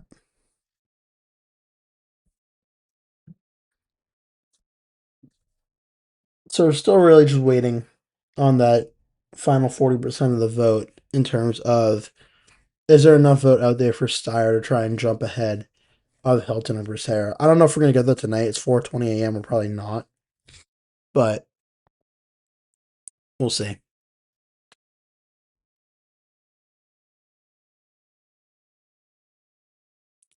Brents, I wish a strong, better, and objectively favorable Democrat was leading instead of Newsom, Harris, AOC, and Pritzker. Oh, for 2028? Yeah. Um, I don't know. I mean, 2028, like it's 2026. The midterms haven't even happened yet. Like it is still kind of early in the process. So you can never know what's going to play out. I know right now, Harris and Newsom and AOC, I would say are the top three. Buttigieg, I'd say you could put up there, but um, I mean, Bashir and Josh Shapiro, I think would do very well in the general election. I'm just not sure they're going to be able to get through as the presidential candidates. I think vice presidential, maybe, though Bashir maybe would be a cabinet position. Yeah, I don't know. Let's see. Federal prosecutors revealed the top aides, including Sean McCluskey and Dana Williamson, siphoned campaign funds to subsidize McCluskey's also living expenses. I think Newsom's aide went to prison, and Becerra's aide, who allegedly learned it from Newsom's claims that Becerra knew about it and actually proved it. Okay, that definitely doesn't sound good. Um, hmm. Well, I guess it would be about can they would have to sue to legally prove if Becerra knew about it, right? I mean, do they have concrete evidence that Newsom knew about? If they had concrete evidence that Newsom and Becerra knew about it, then yeah, I mean, yeah, it's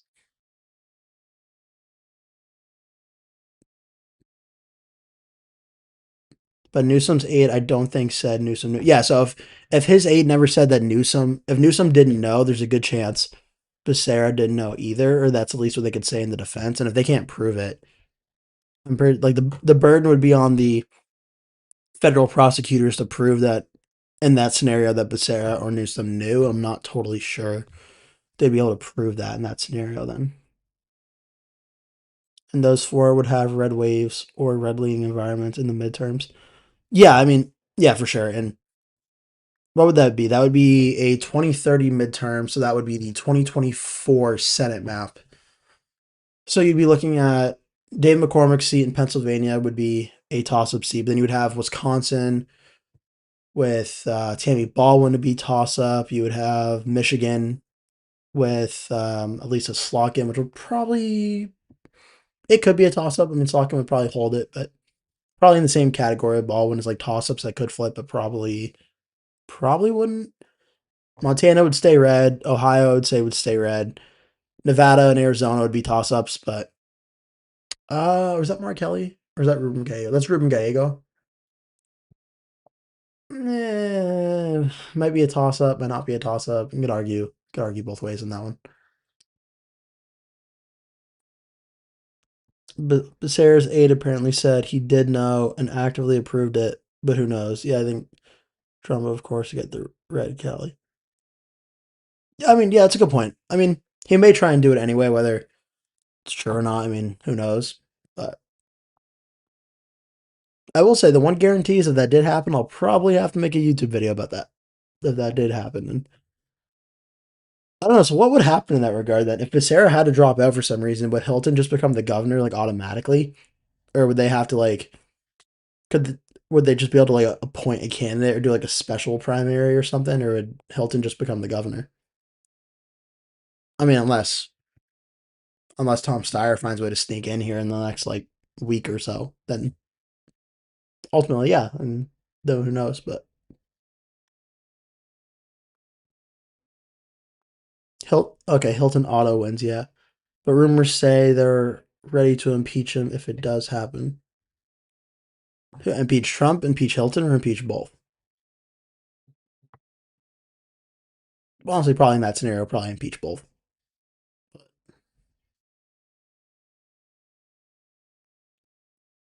Oh, okay, I got you. Hilton, yeah, yeah. I mean, isn't that like a little on the nose? Like the candidate you endorse, your federal prosecutors go after their opponent to like try and get him out of the race. Doesn't that sound a little like too on the nose? I mean, I don't know if like the courts or Supreme Court could do anything about that, but like could just be like, yeah, that's clearly part like political reasons, and like no, I don't know. We'll see. Let's see if that happens. When's the 2020 election? 2030 becomes the first midterm when the national environment favors president's party. Uh, yeah, I see what you're saying, Brian. First one since '02. Yeah, it's tough. It's so baked. It's so like baked into how our elections go now. The opposite party does very well in the midterms, and it's just what is it like three times out of the last like about 100 years that's happened. And I mean, 2002 was mostly because of 9/11 too that happened. So like, I mean, if it wasn't for 9/11, we probably would have saw the Republicans do honestly very bad in the 2002 midterms too, probably. So like, it just doesn't seem to happen. No, I don't know why, but I don't know. I'm not sure. Again, I mean, I'm assuming in 2028 the Democrat wins. I mean, it's possible that even maybe Vance or Rubio wins, and then 2030 it's a Democratic blowout. I don't know if it's the likeliest scenario, but it's possible. Then you could probably have all the Senate wins and governor wins you want in 2030 if that happened. Also, looks like got some more votes. 60.23% of the vote in, about 4.8 million votes across the state. Steyer's gone down a little bit, 19.59. Becerra's at 25.45. Hilton's at 27.67.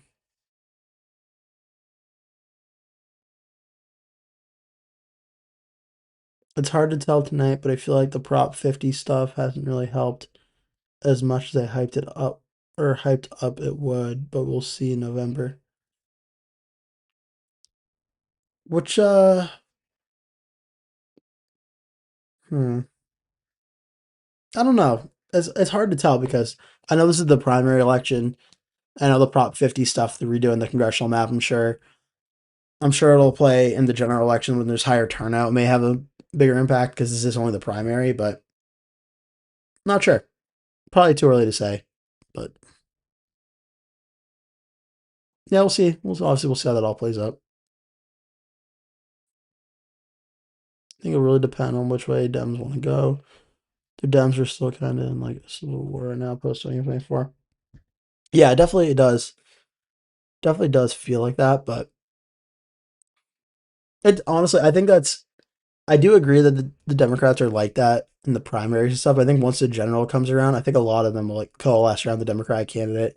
If the alternative, especially, is in a Democrat Republican race, usually they consolidate and they go with that. Especially in the new California like redrawn map, I bet that'll happen. But that'll happen a lot.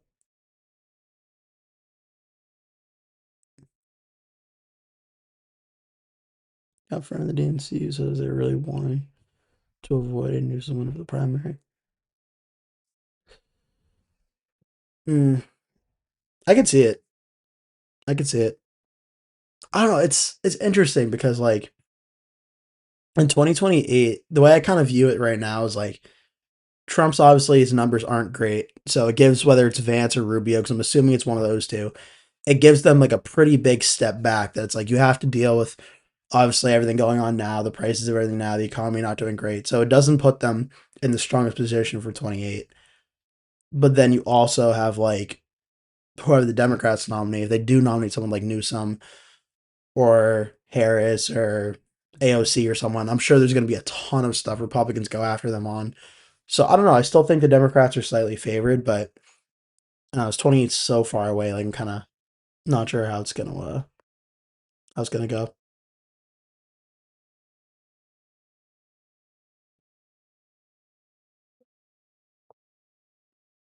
In 2024, California voters voted to end 2008 California brought the ban same-sex marriage. That happened in 2024. I never heard about that one. Hmm. That's so funny. Is the redistricting one got so much media attention, and yet Brian, you saying this is the first I've literally ever heard of this. But hmm,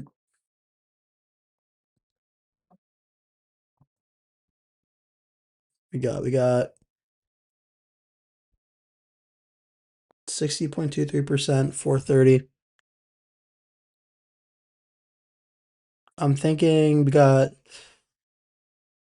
Let's see here. We're on 6 hours and 41 minutes of the stream. I think I want to go to at least till around like hit the 7 hour mark, another like 19 minutes, and then maybe start to wrap there. See if any more late votes come in, because then once we get past there, it'll be like 450 ish here, so that'll be 150 their time. I don't know if California will have any more votes come in at that point.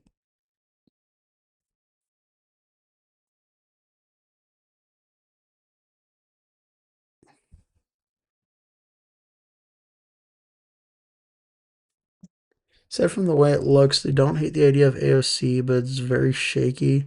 Apparently, they want to move with a JB Pritzker or Mark Kelly, someone kind of stable. Hmm, interesting. It's so funny because like I know obviously it's a DNC, and so they have like their own opinions of who they want to be the candidates. But I always just assumed like kind of like in 2016, it's like they could want people, but then like the voters ultimately do have to vote for them. And like Pritzker or Kelly, I can't see them getting more votes in a primary than like Harris or AOC or Newsom or even Buttigieg candidates that just like have the name ID, have the momentum.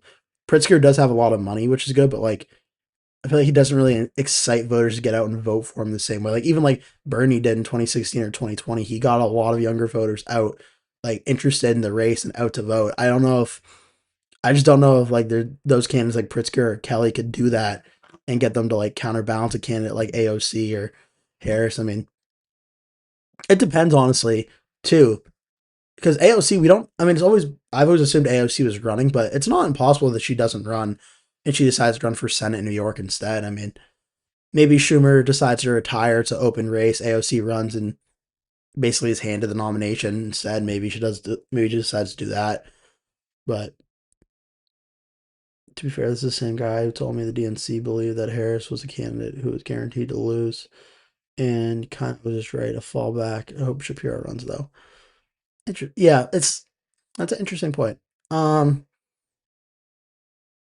Again, I still think Shapiro and Andy Bashir are two Democrats that, to me, I think it's very unlikely they win the nomination, just because I think a large part of their party and the farther left wing of the party wouldn't be motivated to get out and vote for them. I mean, Shapiro, unfortunately, especially. I think that if they were the nominees, I think they're almost like guaranteed to win the general. And I think any Republican running against them would probably not have a very fun time with that. But I don't think they would win the general, though. Or I don't think they would win the primary to get to the general, though. Is what I mean there. I had another point I wanted to make, but I'm totally blanking. Oh yeah, it could be a case of 2028 where like AOC decides not to run Andy Bashir, and they said that he said they're kind of not really well known outside of their state when it comes to policy. Yeah, yeah, no, I can definitely see that. I mean, I think this is an unfair comparison. I think Andy Bashir is more a name ID than him, but it's kind of like Steve Bullock and the Democrats from 2020 and even Doug Burgum 2024 for the Republicans. Like, it's just someone that's maybe outside their state, not super well known. Now, I think Bashir, I think, is a more well known, even probably more polished and better, probably speaker than those candidates. But I think Bashir strikes me as someone that would be either a vice president or like a secretary of state or secretary of a department that becomes more well known nationally that way. And then in the next administration becomes a candidate for the president, has a better chance of winning that way, would be my guess. I mean, it's going to be, I just think the reality is it's going to be rough if Newsom and Kamala Harris or one of the two of them run. And then you have maybe AOC or Pete Buttigieg. It's just going to be tough to go after these candidates who have a ton of name ID if you're Andy Bashir to try and get more of these votes. I just don't know if they're going to do it.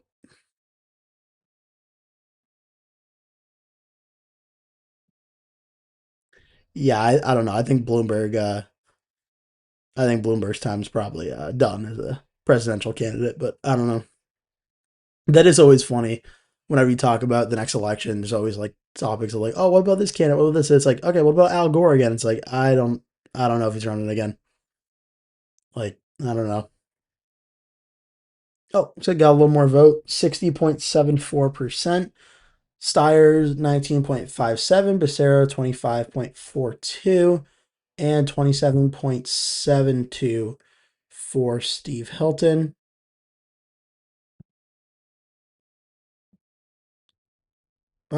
We might have gotten a little more vote out of Los Angeles, actually, is where the vote looks like it came from.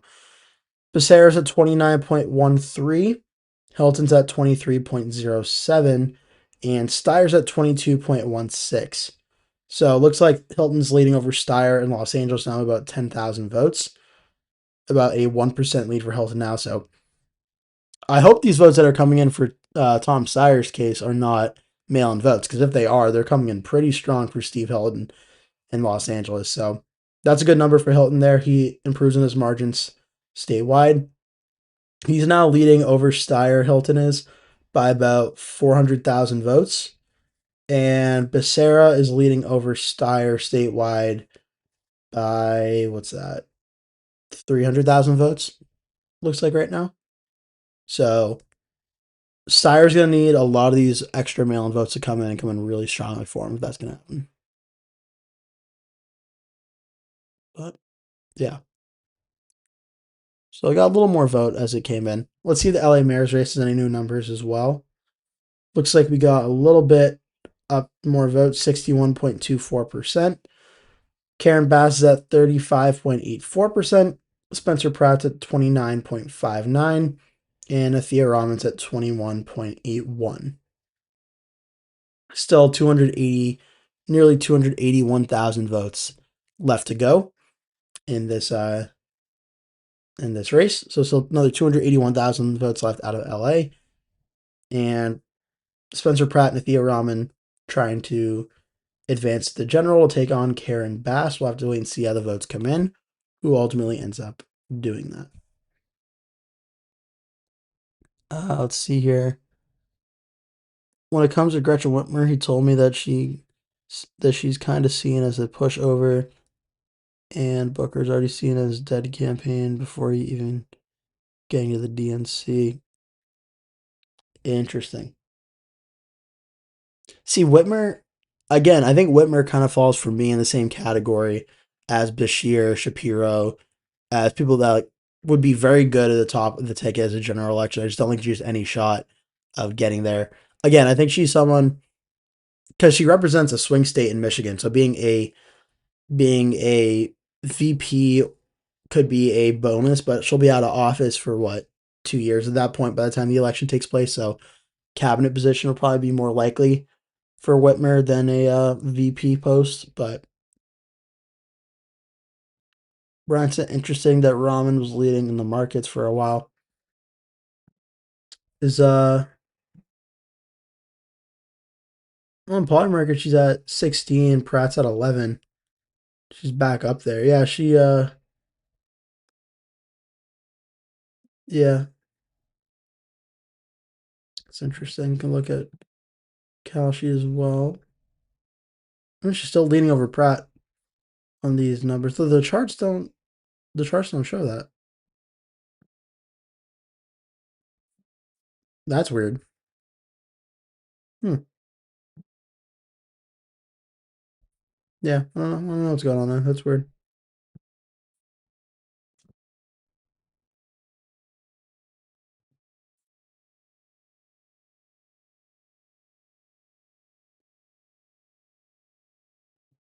Seeing Chuck Grassley was the saddest and scariest thing in the world.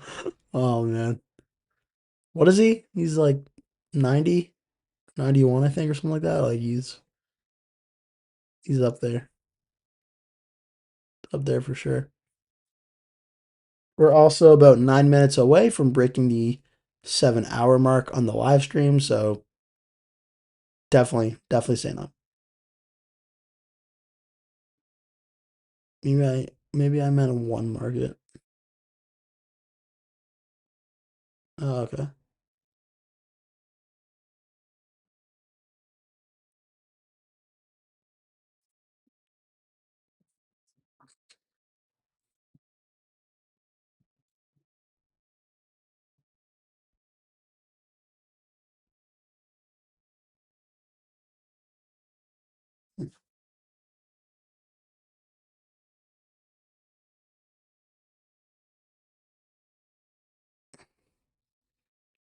92 years old. Wow. I told him that to hold his breath because Brandon Harrah's gonna appear, and that'll be worse. Brandon Harrah. The name sounds familiar. I'm blanking on where, but I know that name sounds really, really familiar. I don't know. Maybe it's almost 5 a.m. My brain's getting like scrambled, but I'm like, I know that name. That name definitely sounds familiar.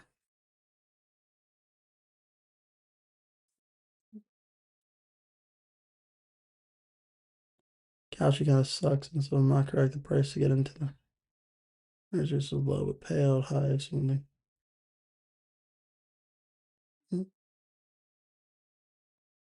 Yeah, it's kind of funny. I don't know.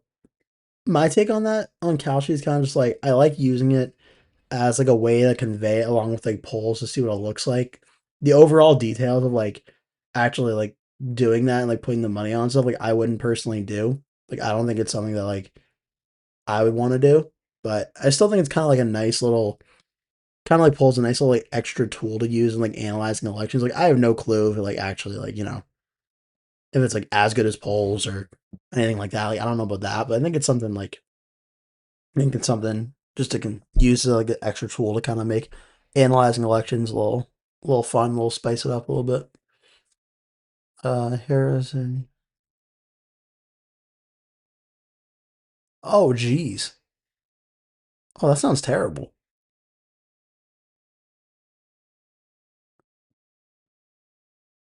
Wait, YouTube allows that? When they like demonetize them or take them off for that? Hmm. Oh wow. Okay, so a little more vote. 60.76% of the vote there has come in. Hmm. Okay, so we're about 6 minutes until the 7 hour mark. What I might do here is I might go through some of the top races that took place tonight and like a quick little recap video because I do want to have just a little update for tomorrow because I don't know if we're going to get any more vote, like a substantial amount of vote in the next like 24 hours or so. So I might do a quick little recap here so I can put it out for tomorrow at 3 p.m. Obviously, I'll still be here and be doing it, obviously, so I'll do that and then I'll come read the chat after. But I might just do that, have that set, and then I'll come back and do that. But hopefully, I think I can do that, right? I might have to just do a. I might have to do a screen record to do that. I think I should. Yeah, I don't think I've ever screen recorded a live stream record before. This is kind of new, but yeah. So I might just do that just to have that done, and then obviously I'll still be here, but I'm just gonna do that just to have that done. So okay, so let's take a look at some of the top races here that have gone through tonight on election night on Tuesday, June 2nd. So obviously we're watching the results come in from the 2026 governor's race. We have, as of right now, the time I'm recording this video. Ooh, is my thing still working? Is everything okay? I just saw a buffering thing. Is everything all right?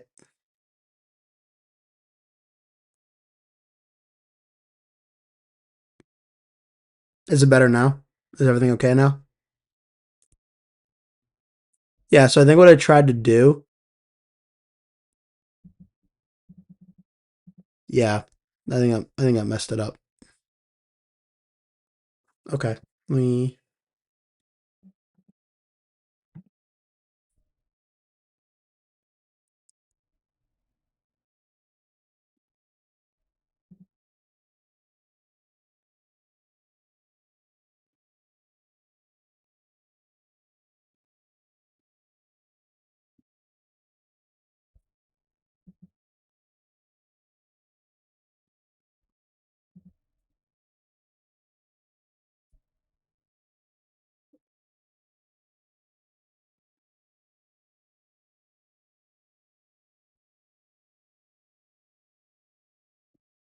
Can you guys hear me? I think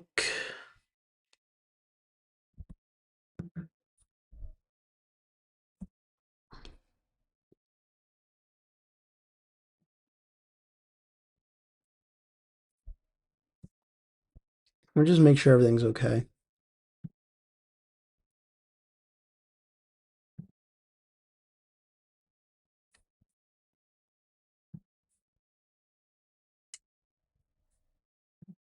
I think we should be okay.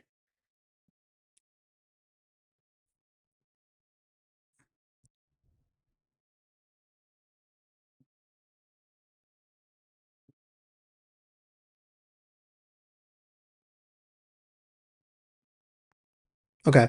Can you guys hear me now?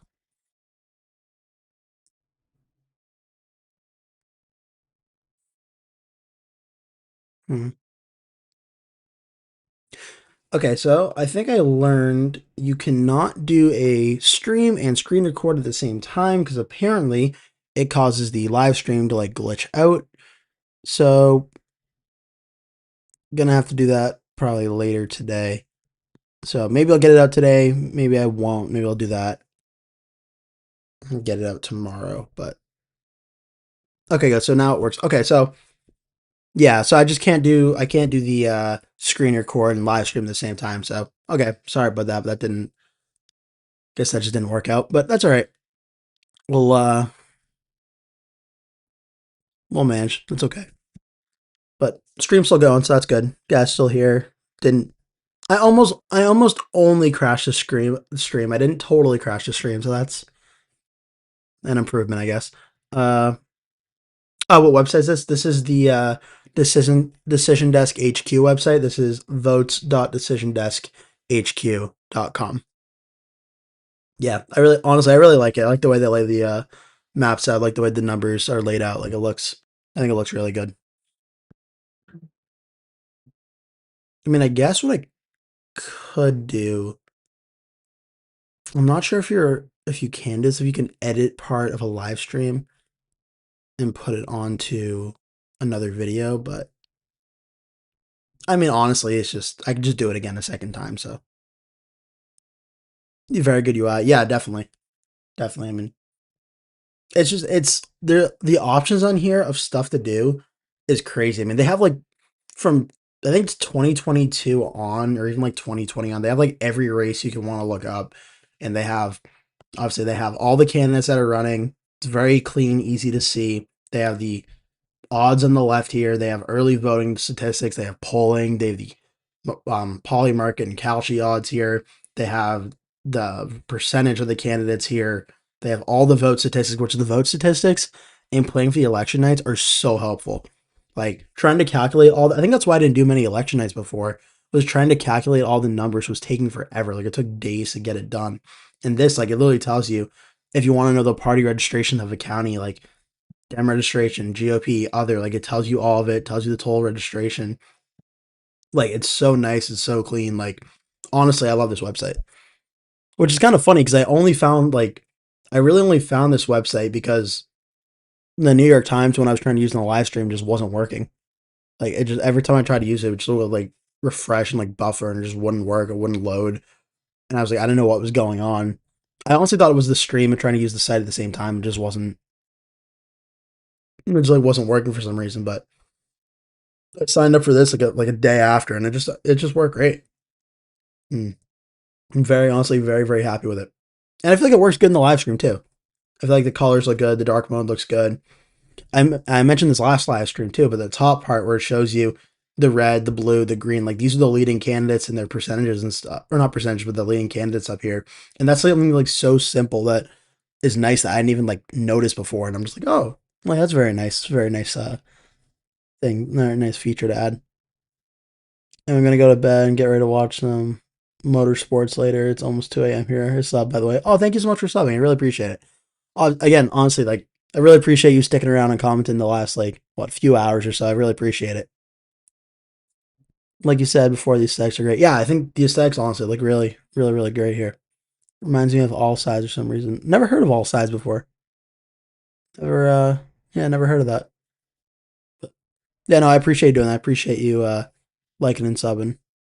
It also has the it does have the precinct map. That's fine because I know someone asked me about that earlier about the precinct map, but I usually just go with the county, just because I mean that's just honestly how I like it. But I didn't know it has a precinct map on here. Oh my dude, wait a minute. Oh my god, it's in the top right of the screen. It says precinct map. Oh my god. That's so sad. I literally looked for like 2 minutes earlier, like in the back of my mind, like, wait, where's the precinct map he's talking about? And it's literally precinct map at the top of the screen. That is very, very, very sad. But yeah, that's sad. I've got, let's see here. Oh, so we already passed the 7 hour mark. We're at 7 hour and 3 minutes. I mean, 60.83%. We could probably start to wrap it up, honestly, because I might do a quick little record anyway to get the up to date numbers here that we have out for tomorrow. And then we could also a do a video from like some of the races from tonight as well if I really wanted to. So I might do that.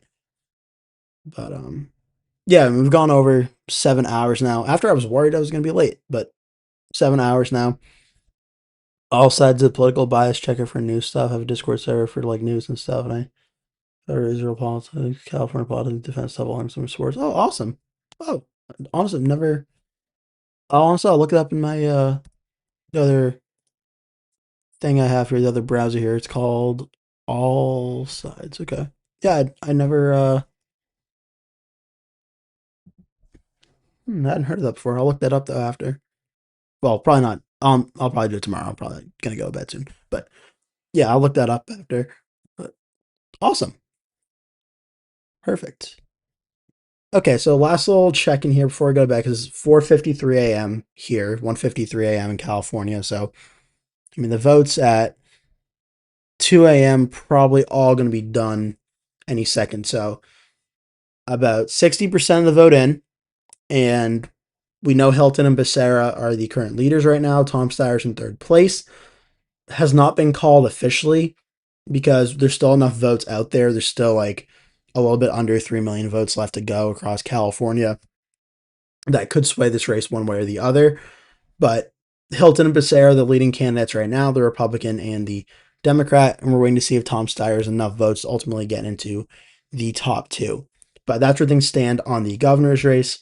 On the Los Angeles mayor's race, with 61.24% of the vote in there, Karen Bass has officially advanced to the general election. Spencer Pratt and Nithya Raman are fighting for second place. Also would advance to the general election. There'll be no candidate breaking 50% of the vote tonight, so that will not be taking place. So there will go to the general. Some other races that I thought really interesting tonight. Toby Doden and Larry Roden in the South Dakota governor's race. Been a very competitive race. Each candidate got above 20% of the vote, and Doden and Roden will advance to a runoff election for this race, where I bet President Trump will probably make an endorsement in this race now that it is settled. But both Dusty Johnson and John Hanson run strong races, but fall short of making it. In Iowa, a definite political shock as farmer Zach Land ends up defeating Trump-backed Republican Congressman Randy Feenstra 37.9 to 37.01. Adam Steen, the other candidate, gets 14.54. And then in Montana, Democrat Eleni Bankhead ends up winning this race and against Riley Neal and will become the Democratic Senate candidate in Montana. Other down ballot races, there's a ton of House races across the state of California to look at. There's the Iowa U.S. Senate race as well, where both Ashley Hinton wins her primary easily, and the Democratic Senate side, Josh Turek, wins his Senate primary against Zach Waltz easily as well. First District, Casino Bohannon wins here, and lots of other races down ballot as well. In New Mexico, the governor's primary is all set, I do believe, as well, where Deb Haaland defeated Sam Bregman 72.27 to 27.73. So that is all set. And I'll be doing more of an in-depth recap as well, probably tomorrow. So that's the updated on the elections that took place tonight. Quick final check at the chat here. Also do British politics, some Australian stuff. I prefer covering as what politics looks like. Then others Party might lose since it's merged with the far right moderate right. Oh, interesting. Which is bad for coalition. Zach Land is such an Iowa name. It really is. Like, honestly, Zach Land, a name I've literally not heard of before today. And it being an Iowa name is kind of, it's crazy, but it's honestly a very, like, it's a very Iowa name for sure. Let's see here. The only primaries I found interesting were New Jersey, California, and LA mayoral elections. Yeah. New Jersey, New Jersey, what? They're the House races were going on there? Because the Senate one were Cory Booker. I mean, like, no offense, but that race, we know Cory Booker's winning there by a safe margin, so that's not really. U.S. Senate, Justin Murphy, the Republican, did end up winning in that. Lieutenant Governor in New Mexico was not really competitive on the Democratic side, Republican side, a little bit, but David Gallegos one's big there. New Jersey, I mean, what's it? The Tom Keene district is it's the 7th with Rebecca Bennett. That one's pretty important because that could have big general election ramifications as well. Defeating Tina Shaw and Brian Varela, so that was pretty big in that race that Rebecca Bennett won there.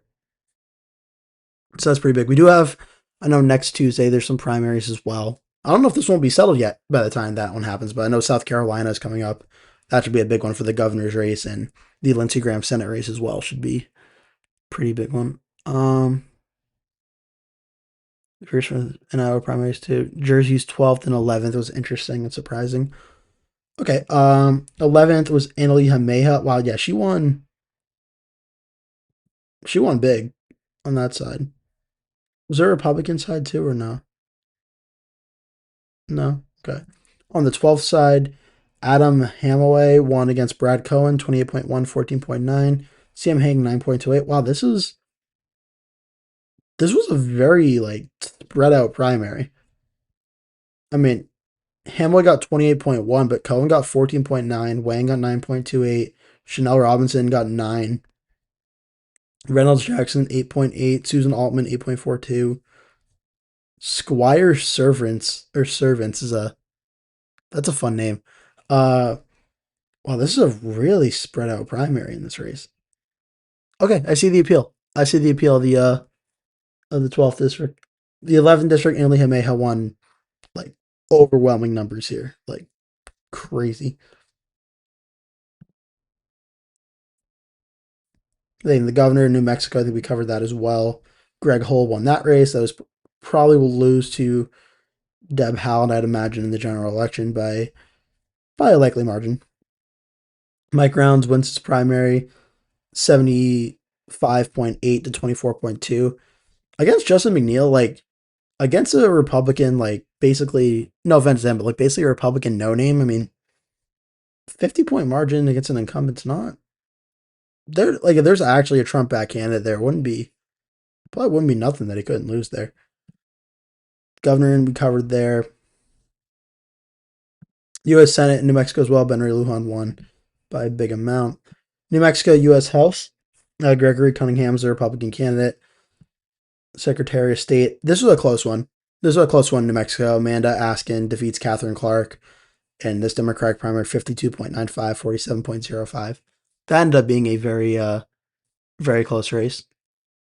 Both are progressive, or very progressive from what I heard, and Hemingway's squad backed and Mayha considers herself a progressive populist, if I'm correct. Oh, okay, yeah, so it's about, that makes sense why they won then, right? For the left candidates getting out to vote, more motivated to vote, that makes sense. Yeah, Askin, that was a close race in New Mexico. Lieutenant Governor, Gallegos, I think we saw that one already. Lieutenant Governor, not very close there. I think that's about it for New Mexico. New Jersey kind of covered those. Montana, House District 1 in Montana is still too close to call, actually, funny enough. Sam Forstag, now Forstag's leading, 37.3. Ryan, was it Bussey? Is at 32.73. Russell Cleveland's at 21.82. That's about a 5% gap for Forstag versus Bussey in this race. So this is an interesting one. This is a close one for sure. So we have the California race heading in tomorrow. We also have the Montana U.S. House District 1 as well. It's too close to call. No surprise though, Kurt Almy wins his Senate primary by a large amount. And then Lonnie Bankhead wins the Montana Senate primary. And that race against Riley Neal, that was definitely a shocker of the night for me. No doubt there. Aaron Flint wins the 1st district in Montana U.S. House Republican primary. 2nd district, Brian Miller wins against Sam Lux and Jonathan Boy. That one. U.S. Iowa Senate, obviously, Ashley Hinton wins there. Governor Zach Land wins in that one, 37.79, 37.01 against Randy Feenstra. Again, definitely big surprise in that. Lindsey James wins Iowa House 2. Iowa House 4, Dave Dawson. Iowa House 2 on the Republican side, Joe Mitchell defeats Charlie McClintock. 1st District, Marinette Miller Meeks wins that, and then Christina Bohannon wins on the House 1 side of things. Josh Streck wins 62.63 to 37.37 in the Iowa House race. And then all the California House ones, which would take way too long. Anyway, good night. See ya. Good night, Nevada. Thank you for stopping by. Wouldn't be surprised if Hilton was in first, seeing as a lot of Bianco supporters kind of jumped to Hilton after Steyer was pulling really good. Kind of rally behind the popular thing. Definitely could be. Definitely could be. Yeah. I know Hilton made a play to try and get a lot of Bianco supporters as well, and definitely seemed to do him doing some good. 60.85% in the race here in the California governor's race. Yeah, I think we're at 7 hours 14 minutes now, past 5 a.m. Eastern time on the East Coast. Got about 2 a.m. in California on the West Coast. I think that's probably going to be it for tonight. I mean, I don't think it can go much longer now. Yeah, so 7 hours, about 14 minutes or so on the stream. I appreciate everybody for stopping by and taking time to watch. And if you watch the whole time, really, really thank you. Like, thank you for doing that. Obviously, you stopped in and out and watched it. I really appreciate you doing so as well. I hope you enjoyed. Hope you hit like and subscribe. And I hope to see you in a future video.